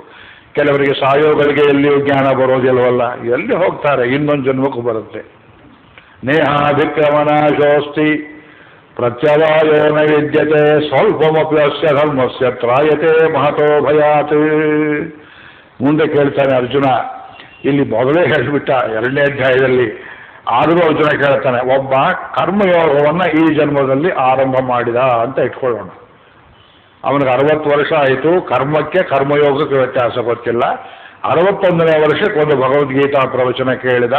ಅವತ್ತು ಕರ್ಮ ಕಷಾಯ ಪಕ್ವವಾಗಿತ್ತು, ಗುರುಕೃಪೆ ಉಂಟಾಯಿತು. ಇವತ್ತು ನಾನು ಕರ್ಮಯೋಗ ಮಾಡೋದೆಲ್ಲ ಭಗವಂತನಿಗೆ ಅರ್ಪಣೆ ಅಂತ ಮಾಡ್ತೇನೆ ಅಂತ ಶುರು ಮಾಡಿದ. 2 ವರ್ಷವೂ ಬದುಕಲಿಲ್ಲ. 63ನೇ ವರ್ಷಕ್ಕೆ ಗೊಟ್ಟ ಕಂಡ. ಅವನು ಮಾಡಿದ್ದೇ ಎಷ್ಟಾಯಿತೆ. ಕರ್ಮಯೋಗ ಶುರು ಮಾಡಿದ 2 ವರ್ಷ, ಫಲ ಕೊಡಲಿಲ್ಲ. ಜ್ಞಾನಯೋಗಕ್ಕೆ ಅವನು ಹೋಗಲಿಲ್ಲ, ಸತ್ತೇ ಹೋಗ್ಬಿಟ್ಟ. ಕಚ್ಚಿನ್ನವು ಭಯ ವಿಭ್ರಷ್ಟ ಚಿನ್ನಾಭ್ಯ ವಿಭನಶ್ಯತಿ ಹೇಳಿದೆ. ಮುಂದೆ ಹೇಳ್ತಾರೆ, ಈ ಕಡೆಯೂ ಇಲ್ಲದೆ ಇಲ್ಲಿ ಯೋಗ ಅಂತ ಸಾರ ಸುಖ ಪಡಲಿಲ್ಲ. ಆ ಕಡೆಗೂ ಹೋಗಲಿಲ್ಲ. ಆಕಾಶದಲ್ಲಿ ಮೋಡ ಸ್ವಲ್ಪ ಹೊತ್ತು ಕಂಡು ಮಿಂಚಿ ಹರಿದು ಚೂರಾಗುವಂತೆ, ಇಲ್ಲೂ ಇಲ್ಲದೆ ಅಲ್ಲೂ ಇಲ್ಲದೆ ಇದೋ ಭ್ರಷ್ಟ ತಥೋ ಭ್ರಷ್ಟ ಆಗೋದಿಲ್ಲ ಅಂತ ಕೇಳಿದ್ರೆ, ಕೌಂತೆಯ ಪ್ರತಿದಾನೇ ಜೀಹಿ ನಮೇ ಭಕ್ತ ಪ್ರಣಶ್ಯತಿ ನಹಿ ಕಲ್ಯಾಣ ಕೃತ್ ಕಶ್ಚಿತ್ ದುರ್ಗತಿಂತಾತ ಗಚ್ಚತಿ. ಒಳ್ಳೆ ಕೆಲಸ ಮಾಡೋವನನ್ನು ನಾನೆಂದೂ ನರಕಕ್ಕೆ ತಳ್ಳುವುದಿಲ್ಲ. ಎಲ್ಲಿ ಫೇಲ್ ಆಗಿರ್ತಾನೆ, ಈ ಜನ್ಮದಲ್ಲಿ ಕರ್ಮಯೋಗ ಆರಂಭಿಸಿದ, ಸಿದ್ಧಿ ಕೊಡಲಿಲ್ಲ, ಮುಂದಿನ ಜನ್ಮದಲ್ಲಿ ಯಾವ ಮೆಟ್ಲಲ್ಲಿ ಕರ್ಮಯೋಗದಲ್ಲಿ ನಿಲ್ಲಿಸಿದ್ನೋ ಅದಕ್ಕನುಗುಣವಾದ ಜನ್ಮವನ್ನೇ ಕೊಡ್ತೇನೆ, ದನದ ಜನ್ಮದಲ್ಲಿ ಹಾಕುವುದಿಲ್ಲ. ಪ್ರಾಣಿಗಳಿಗೆ, ಪಶುಗಳಿಗೆ ನಾವು ಜೀವಾತ್ಮರು ಬದುಕಿದ್ದೇವೆ ಅನ್ನೋ ತಿಳುವಳಿಕೆ ಇಲ್ಲ. ಅವು ಜೀವಾತ್ಮರು ಹೌದು. ಒಂದು ನಾಯಿ ಬೀದಿಲು ಓಡಾಡುತ್ತೆ, ನೋಡಿದ್ದೀರಾ? ನಿಧಾನವಾಗಿ ನಡೆಯೋದಿಲ್ಲ, ಭಾರಿ ಅರ್ಜೆಂಟು ನಾಯಿಗಳಿಗೆ. ಅದೇನು ಓಡಾಡ್ತಾ ಇರುತ್ತೆ, ಸ್ಪೀಡು. ಹಿಂದ್ಗಡೆ ಬಂದ ಸುಡುಗಾಡು ಬಾಲ ಬೇರೆ, ಹೀಗೆ ಡೊಂಕು. ಅದನ್ನು ಎತ್ಕೊಂಡಿದ್ದು ಹೋಗಿದ್ದೆ. ನಮಗೆ ಅಯ್ಯೋ ಅನ್ಸುತ್ತೆ ನಾಯನ್ನು ನೋಡಿದರೆ. ಅಯ್ಯೋ ನನ್ನಂತೆ. ಅದು ನೋಡಿ, ಜ್ಞಾನಯೋಗ ಅಭ್ಯಾಸ ಮಾಡುವವನಿಗೆ ಬರಬೇಕಾದ ಮೊದಲನೇ ಗುಣ ಸರ್ವಜೀವ ಕಾರುಣ್ಯ. ಪ್ರತಿಯೊಂದು ಜೀವವನ್ನು ನೋಡಿದ್ರೆ ಅಯ್ಯೋ ಪಾಪ, ನನ್ನ ಹಾಗೆ ಅದು ಒಂದು ಜೀವ. ನಾನು ಯಾವ ಜನ್ಮದಲ್ಲಿ ನಾಯಿ ಜನ್ಮ ಹುಟ್ಟಿದ್ನೋ, ಇವತ್ತು ಸುಮ್ಮನೆ ಬಾಲ ಎತ್ಕೊಂಡು ಓಡಾಡುತ್ತೆ. ತನ್ನ ಮೈ ಮೇಲೆ ಒಂದು ಹುಣ್ಣಾದರೆ, ಇರುವೆ, ಸೊಳ್ಳೆ, ನೊಣ ಕಚ್ಚುತ್ತಾ ಇದ್ದರೆ ಅದನ್ನು ಕೆರ್ಕೊಂಡು ಓಡಿಸುವಷ್ಟು ಶಕ್ತಿ ಇಲ್ಲದ ನಿತ್ರಾಣವಾದ ಪ್ರಾಣಿ. ಹಲ್ಲು ನೋಡಿದ್ರೆ ಭಯವಾಗುತ್ತೆ. ತನ್ನ ಮೈ ಮೇಲಿರುವಂತಹ ವ್ರಣದಲ್ಲಿನ ಹುಳಗಳನ್ನು ಓಡಿಸಿಕೊಳ್ಳುವ ಶಕ್ತಿ ಇಲ್ಲ, ತಾನೇ ಸುತ್ತಾಡುತ್ತೆ. ಯಾರು ಕೊಟ್ಟರೆ ತಿನ್ನುತ್ತೆ. ಅದಕ್ಕೆ ಅಡಿಗೆ ಮಾಡಿ ತಿನ್ನೋ ಶಕ್ತಿ ಇಲ್ಲ. ಮೇಧ್ಯ ವಿವೇಕವಿಲ್ಲ. ಬೇಯಿಸಿದ್ದು ಬೇಯಿಸದೇ ಇದ್ದದ್ದು ವ್ಯತ್ಯಾಸವಿಲ್ಲ. ಪ್ರಾಣಿ ಮಾಂಸ, ಅನ್ನ, ಪರಿಶುದ್ಧವಾದ ಅನ್ನ, ವ್ಯತ್ಯಾಸ ಗೊತ್ತಿಲ್ಲ. ಆದರೆ ಏನೋ ಒಂದು ಮಟ್ಟದಲ್ಲಿ ತಿಳುವಳಿಕೆ ಇದೆ. ಇದು ನಾವು ಬದುಕಬೇಕು, ಇದು ಇನ್ನೊಂದು ನಾಯಿ, ಇದು ನನ್ನ ಶತ್ರು, ನನ್ನ ಬೀದಿಗೆ ಬಂದಿದೆ, ಬೊಗಳುತ್ತೆ. Knowledge in the most elementary state. ಜ್ಞಾನಯೋಗ ಸ್ವರೂಪ ಇವತ್ತು ಪೂರ್ತಿ ಅದೇ ಆಗುತ್ತೆ. ಬಹಳ ಅದ್ಭುತವಾದ ವಿಷಯಗಳನ್ನು ಹೇಳಬೇಕು. ಎಲ್ಲಿ ಹೋಗಿ ನಿಲ್ಲಿಸ್ತಾನೆಯೋ, ಗಡಿಯಾರ ಬೇರೆ ಎದುರಿಗೆ ಹಾಕಿ ಇರಿಸ್ಲಪ್ಪದ ಗಡಿಯಾರ ಅದು. ನಾನು ಏನು ಮಾಡಲಿ, ಇದು ವರ್ಷಗಟ್ಟಲೆ ಪಾಠ ಹೇಳಿದ್ದೇನೆ, ವಿಷಯಗಳು ಹೇಳೋದು ಕಷ್ಟ. ನಾಯಿಯನ್ನು ನೋಡಿದ್ರೆ ನಿಮ್ಗೆ ಯಾಕೆ ಅನಿಸುತ್ತೆ? ನಿಮ್ಮಂತೆ ಅದು ಒಂದು ಜೀವ ಕಾರುಣ್ಯ ಭಾವ ಉಂಟಾಗತ್ತೆ. ಆದರೆ ಅದಕ್ಕೆ ಇವನು ಯಾಕೆ ನನ್ನೇ ನೋಡ್ತಾ ಇದ್ದಾನೆ ಅಂತ ತಿಳುವಳಿಕೆ ಗೊತ್ತಾಗೋದಿಲ್ಲ ನಾಯಿಗೆ. ಆದ್ದರಿಂದ ಏನು ದ್ರವ್ಯವನ್ನು ನೀವು ಯಾರಿಗೆ ಕೊಟ್ಟರೂ ಕೃಷ್ಣಾರ್ಪಣವಾಗಲಿ ಅಂತ ಅದು ಜ್ಞಾನದಲ್ಲಿ ಪರಿಸಮಾಪ್ತಿ ಆಗಬೇಕು. ಆದರೆ ಎಲ್ಲ ಜೀವಾತ್ಮರಿಗೆ ಆ ತಿಳುವಳಿಕೆ ಬರೋದಿಲ್ಲ, ಮನುಷ್ಯರಿಗೆ ಬರೋದಿಲ್ಲ. ನಾಯಿ ಬಿಟ್ಬಿಡಿ, ನರಿ ಬಿಟ್ಬಿಡಿ, ಇಷ್ಟೆಲ್ಲ ನಾವು ಹೇಳಿದ್ರು ಏನಯ್ಯ ನಾವು ಸಂಪಾದನೆ ಮಾಡಿ ಕಷ್ಟಪಟ್ಟು ಪಡೆದದ್ದನ್ನು ನೀವು ಒಂದು ಗೋಖಲೆ ಇನ್ಸ್ಟಿಟ್ಯೂಟ್ ಕೊಡು ಅಂತ ಹೇಳ್ತಾರಲ್ಲ, ಒಂದು ಲೆಕ್ಚರ್ ಸೀರೀಸ್ ಕೊಡು ಅಂತ ಹೇಳ್ತಾರಲ್ಲ, ಯಾರೋ ಅಲ್ಲಿ ಬೃಂದಾವನದಲ್ಲಿ ಅನಾಥರಿಗೆ ಆಶ್ರಮ ಕಟ್ತಾರೆ, ಅಲ್ಲಿ ದುಡ್ಡು ಏನ್ರಿ ಸಂಬಂಧ? ನಾ ಸಂಪಾದನೆ ಮಾಡಿದ್ದನ್ನು ಅವರಿಗೆ ಯಾಕೆ ಕೊಡಬೇಕು ಅಂತ ಕೇಳ್ತಾರೆ. ಇದು ಪಶ್ಚಿಮದವ್ರ ದೃಷ್ಟಿ. ವೆಸ್ಟರ್ನ್ ಮೆಟೀರಿಯಲಿಸ್ಟಿಕ್ ಆ್ಯಂಗಲ್ ಏನಿದೆಯಲ್ಲ, ನಾ ಸಂಪಾದನೆ ಮಾಡಿದ್ದು ಅವ್ರಿಗೆ ಯಾಕೆ ಕೊಡಬೇಕು, ಇದು ಯಜ್ಞ. What is yajna please? ನೀವು ಬೆಳಿಗ್ಗೆ ರಾತ್ರಿ ಹೇಳಿ ಅವ್ರ ತಲೆ ಹತ್ತಿದ್ರೆ ಕೇಳಿ. It has become a fashion for people in India to go abroad and speak to them on great principles like Gita ತತ್ವ. I don't know how many foreigners understand. ಎಲ್ಲೋ ಅಪರೂಪಕ್ಕೆ ಒಬ್ಬನಿಗೆ ಅರ್ಥವಾಗುತ್ತೆ. ಅವನ ಅರ್ಥವಾದವನು ಆ ದೇಶ ಬಿಟ್ಟು ಇಲ್ಲೇ ಬರ್ತಾನೆ, ಇಲ್ಲೇ ವಾಸ ಮಾಡ್ತಾನೆ. He is prepared for any sacrifice to come back to Hinduism. ಅನೇಕ ಜನ್ಮಗಳು ಬೇಕದಕ್ಕೆ. ಬಹೂನಾಂ ಜನ್ಮನಾಮಂತೆ ಜ್ಞಾನವಾನ್ ಮಾಂ ಪ್ರಪದ್ಯತೆ. ಭಗವಂತನಲ್ಲಿ ಪ್ರಪತ್ತಿ ಮಾಡುವುದಕ್ಕೆ ಹಾಗೆ ವಾಸುದೇವ ಸರ್ವಮಿತಿ ಸಮಹಾತ್ಮ ಸುದುರ್ಲಭ. ಕೃಷ್ಣನಿಗೆ ಸಿಕ್ಕೋದಿಲ್ಲವತ್ತೆ ಅಂತ ಅವರು. ಆದರೆ ಜ್ಞಾನಯೋಗದ ಪರಾಕಾಷ್ಠೆ ಭಕ್ತಿ, ಭಕ್ತಿಯಲ್ಲಿ ಪರಾಕಾಷ್ಠೆ ಪ್ರಪತ್ತಿ. ಅದು ಮುಂದಿನ ಸ್ಕೇಲ್ ಸುರುಳಿ ಸಣ್ಣ ಮಟ್ಟಕ್ಕೆ ಹೇಳ್ತೇವೆ. ಶ್ರೇಯಾನ್ ದ್ರವ್ಯಮಯಾದ್ಯಜ್ಞ ಜ್ಞಾನಯಜ್ಞ ಪರಂತಪ ಸರ್ವಂ ಕರ್ಮ ಅಖಿಲಂ ಪಾರ್ಥ ಜ್ಞಾನೇ ಪರಿಸಮಾಪ್ಯತೆ. ಎಲ್ಲವೂ ಜ್ಞಾನದಲ್ಲಿ ಹೋಗ್ತದೆ. ಈ ಜ್ಞಾನಯೋಗ ಲಕ್ಷಣ ಆಮೇಲೆ ಹೇಳ್ತೇನೆ. ಅರ್ಜುನ ಇಲ್ಲಿ ದಪ್ಪಾಗಿರಬೇಕು, ಕೃಷ್ಣನನ್ನು ನೋಡ್ತಾ ಇದ್ದಾನೆ, ಕೈಯಲ್ಲಿ ಚಾವಟಿ ಇಟ್ಕೊಂಡಿದ್ದಾನೆ, ಕುದುರೆ ಲಗಾಮಿದೆ, ಜ್ಞಾನಯೋಗ ಅಂತ ಮಾತಾಡ್ತಾ ಇದ್ದಾನೆ. ಇವನೆಲ್ಲೂ ಕಲಿತಾ ಜ್ಞಾನಯೋಗವನ್ನ. ಆದ್ದರಿಂದ ಕೃಷ್ಣ ಅಕಸ್ಮಾತ್ ಯುದ್ಧ ಮುಗಿದು ಭೀಷ್ಮ ದ್ರೋಣ ಎಲ್ಲ ಸತ್ತು ನಾನು ಬದುಕಿ ಜೀವ ಉಳಿಸಿಕೊಂಡರೆ ಈ ಜ್ಞಾನಯೋಗ ಪ್ರಕಾರವನ್ನ ಆಮೇಲೆ ಅಭ್ಯಾಸ ಮಾಡೋಣ. ಯಾರಲ್ಲಿ ಕಲಿಯಬೇಕು? ನೀವೆಲ್ಲ ಚೆನ್ನಾಗಿ ಹೇಳ್ತಿದ್ದೀರಿ. ಈಗ ಸದ್ಯಕ್ಕೆ ನಮ್ಮ ತಲೆ ಹತ್ತೋದಿಲ್ಲ. ಏನೋ ಕೇಳ್ತೇವೆ ನಿಮ್ಮ ಮೇಲೆ ಗೌರವದಿಂದ 21 ದಿವಸ ಭಗವದ್ಗೀತೆ. ಏನೋ ಪಾಪ ಅಷ್ಟು ದೂರದಿಂದ ಬಂದಿದ್ದೀರಿ. ನಾವು ಕೇಳಿದ್ರೆ ಏನು ಮಾಡೋದು? ಬೇಜಾರು ಮಾಡ್ಕೊಳ್ತೀರಿ. ಆಮೇಲೆ ಇದೆಲ್ಲ ಮುಗಿದ ಮೇಲೆ ನಮ್ಮ ಕೈಕಾಲು ಶಕ್ತಿ ಎಲ್ಲ ಹುಡುಗಿದ ಮೇಲೆ ಇದನ್ನು ಮತ್ತೊಂದು ಸಲ ಕೇಳಬೇಕು ಅಂದ್ರೆ ಯಾರಲ್ಲಿ ಕೇಳಬೇಕು? ಹೌದು, ಯಾರು ಹೇಳಿದ್ರು ತಿಳಿದೇ ಇರೋ ಸ್ಥಿತಿ ಬರ್ತದೆ. ಆವಾಗ ನಿಮಗೆ ಕಿವಿ ಕೇಳಿಸೋದಿಲ್ಲ, ಕಣ್ಣು ಕಾಣಿಸೋದಿಲ್ಲ, ತಲೆಯೂ ಭ್ರಮಣೆಯಾಗಿರುತ್ತೆ, ಬುದ್ಧಿ ಭ್ರಮಣೆ. ಒಂದು ಹೇಳಿದ್ರು ಇನ್ನೊಂದು ಯದ್ವಾ ತದ್ವಾ ಅರ್ಥವಾಗುತ್ತೆ. ಆವಾಗ ಜ್ಞಾನ ಕೊಟ್ಟು ಪ್ರಯೋಜನವೇನು? ಅರ್ಜುನ ತದ್ವಿದ್ಯೆ ಪ್ರಣಿಪಾತೇನ ಪರಿಪ್ರಶ್ನೇನ ಸೇವಯ ಉಪದೇಕ್ಷಂತಿ ತೇ ಜ್ಞಾನಂ ಜ್ಞಾನಿನಃ ತತ್ವದರ್ಶಿನಃ. ಜ್ಞಾನಿಗಳು ಅಂದ್ರೆ ಯಾರು, ಗುರುಗಳಂದ್ರೆ ಯಾರು ಅಂತ ಅವರು ಕೇಳಿಬಿಟ್ರು ನನ್ನೆ. ಅದು ಸಾರ್ವತ್ರಿಕವಾಗಿ ಕೇಳಿದ್ರು. ಎಲ್ಲರೂ ಇದ್ದ ಜಾಗದಲ್ಲಿ ಯಾರು ಬೇಕಾದರೂ ಗುರುಗಳಾಗಬಹುದು ಅಂತ ಒಂದು ರೀತಿಯಲ್ಲಿ ಹೇಳಿ ಪಾರಾದೆ. ಯಾರು ಬೇಕಾದರೂ ಗುರುಗಳಾಗೋಕೆ ಬರ್ತದೆ ಅಂತ ಯೋಚನೆ ಮಾಡಿ. ಜ್ಞಾನಿನಃ ತತ್ವದರ್ಶಿನಃ. ಇದು ಇದೇ ತತ್ವ, ಇದು ಪ್ರಕೃತಿ ತತ್ವ, ಇದು ಜೀವಾತ್ಮ ತತ್ವ, ಇದು ಈಶ್ವರ ತತ್ವ. ತತ್ವತ್ರಯವಿದರು ಒಂದಕ್ಕೊಂದಕ್ಕೆ ವ್ಯತ್ಯಾಸವನ್ನು ಅರಿತವರು. ಈಶ್ವರ ಬೇರೆ, ಜೀವ ಬೇರೆ, ಈ ಶರೀರ ಬೇರೆ. ಯಾಕೆ? ಲಕ್ಷಣಗಳು ಬೇರೆ. ಅವತ್ತು ಹೇಳಿದೆ, ಒಂದು ಕಿತ್ಲೆ ಹಣ್ಣಿನಲ್ಲಿ ಸಿಪ್ಪೆಯ ಗುಣ ಬೇರೆ, ರುಚಿ ಬೇರೆ. ಒಳಗಿರುವ ತೊಳೆ ರುಚಿ ಬೇರೆ. ತೊಳೆಯನ್ನು ನಾಲಿಗೆ ಹಾಕಿದರೆ ಕಣ್ಣಿಗೆ ಕಾಣಿಸದೇ ಇರುವಂತಹ ರಸಾಂತ ಒಂದು ಬರ್ತದಲ್ಲ, ಅದರ ಸ್ವರೂಪ ಬೇರೆ. ಪರಸ್ಪರ ಬೇರೆ ಸ್ವರೂಪದ ವಸ್ತುಗಳೆಲ್ಲ ಕೂಡಿ ಒಂದಾಗಿರುವಂತೆ ನಮ್ಮ ಶರೀರವನ್ನು ಹಾಗೆ ಮಾಡಿದ್ದಾನಲ್ಲ. ಇದು ಕಣ್ಣಿಗೆ ಕಾಣಿಸೋದಿಲ್ಲ. ತತ್ವವಿದ ಅವರು ನಿನಗೆ ಅದನ್ನು ಉಪದೇಶ ಮಾಡ್ತಾರೆ. ಜ್ಞಾನಿಗಳು ಮಾತ್ರ ಉಪದೇಶ ಮಾಡಬಲ್ಲರು. ಉಪದೇಶ ಪಡ್ಕೊಳ್ಳೋದನ್ನ ಹ್ಯಾಕೆ ಪಡ್ಕೊಳ್ಬೇಕು? ಪ್ರಣಿಪಾತೇನ ನಿಪಾತೇನ ಪಾತೇನ ಪ್ರಣಿಪಾತೇನ. ದೀರ್ಘವಾಗಿ ಪಾದ ಮುಟ್ಟಿ ಸಾಷ್ಟಾಂಗ ನಮಸ್ಕಾರ ಮಾಡಬೇಕು ಮೊದಲು ಗುರುಗಳಿಗೆ. ಗುರುಗಳೇ, ಆಯುಷ್ಯವನ್ನು ವ್ಯರ್ಥವಾಗಿ ಕಳೆದು ಬಿಟ್ಟೆ, ನನಗೇನು ಗೊತ್ತಾಗ್ತಾ ಇಲ್ಲ. ಏನನ್ನು ಮಾಡಿದರೆ ನನಗೆ ನಿಜವಾದ ತಿಳುವಳಿಕೆ ಬರುತ್ತೆ, ಅದನ್ನು ಕೊಡಿ ಅಂತ ಕೇಳಬೇಕು. ಹೇಗೆ? ವಾಲ್ಮೀಕಿ ನಾರದರನ್ನು ಕೇಳಿದಂತೆ, ಪರಾಶರರಲ್ಲಿ ಮೈತ್ರೇಯರು ಕೇಳಿದಂತೆ. ಪರಾಶರಂ ಮುನಿವರಂ ಕೃತ ಪೌರ್ವಾಹ್ನಿಕ ಕ್ರಿಯ ಮೈತ್ರೇಯ ಪರಿಪಪ್ರಚ್ಛ ಪ್ರಣಿಪತ್ಯ ಅಭಿವಾದ್ಯ ಚ. ವಿಷ್ಣು ಪುರಾಣದ ಮೊದಲನೇ ವಾಕ್ಯ ಇದು. ಮೈತ್ರೇಯ ಮಹರ್ಷಿಗಳು ತುಂಬ ಜ್ಞಾನವಂತರು. ಪರಾಶರರನ್ನು, ವೇದವ್ಯಾಸರ ತಂದೆಯನ್ನ, ಗುರುವರಂ ತುಂಬ ಮೌನದಲ್ಲಿರುವವರು. ವ್ಯಾಸರನ್ನು ಹಡೆದಂತಹ ತಂದೆ ಅಂದರೆ ಹೇಗಿರಬೇಕು ನೋಡ್ಕೊಳ್ಳಿ. ಪರಾಶರಂ ಮುನಿವರಂ ಕೃತ ಪೌರ್ವಾಹ್ನಿಕ ಕ್ರಿಯಂ. ಬೆಳಗ್ಗೆ ಮಾಡಬೇಕಾದದ್ದು ಸಂಧ್ಯಾವಂದನ, ಅಗ್ನಿಕಾರ್ಯ, ಉಪಾಸನೆ ಎಲ್ಲ ಮುಗಿಸಿದ ನಂತರ ವೇಳೆಯನ್ನು ನೋಡಿ ಅಭಿವಾದ್ಯ ಪ್ರಣಿಪತ್ಯ ಕೇಳ್ತಾರೆ. ಈ ಜಗತ್ತು ಎಲ್ಲಿಂದ ಉಂಟಾಯಿತು, ಯಾರಿಂದ ಉಂಟಾಯಿತು, ಯಾತಕ್ಕಾಗಿ ಉಂಟಾಯಿತು, ಇದರಲ್ಲಿ ಏನೇನಿದೆ, ಆತ್ಯಂತಿಕ ಪ್ರಶ್ನೆ ಜಗತ್ ಸ್ವರೂಪ ಮೆಟಫಿಸಿಕ್ಸ್ ಕೇಳಿದರು. ಅದಕ್ಕವರು ದೀರ್ಘವಾದ ಉತ್ತರವನ್ನು ಕೊಟ್ಟರು 6000 ಶ್ಲೋಕಗಳಲ್ಲಿ. ಪದೇ ಪದೇ ಮಧ್ಯದಲ್ಲಿ ಇವರು ಪ್ರಶ್ನೆ ಕೇಳೋದು, ಅವರು ಹೇಳೋದು. ಪ್ರಶ್ನೆ ಕೇಳೋಕ್ಕೊಂದು ಸಂದರ್ಭ, ಉತ್ತರ ಹೇಳೋದಕ್ಕೊಂದು ಸಂದರ್ಭ. ಪ್ರಣಿಪತ್ಯ ಅಭಿವಾದ್ಯ ಚ, ಗುರುಗಳಲ್ಲಿ ವಿಶ್ವಾಸ ಇರಬೇಕು, ನಂಬಿಕೆ ಇರಬೇಕು.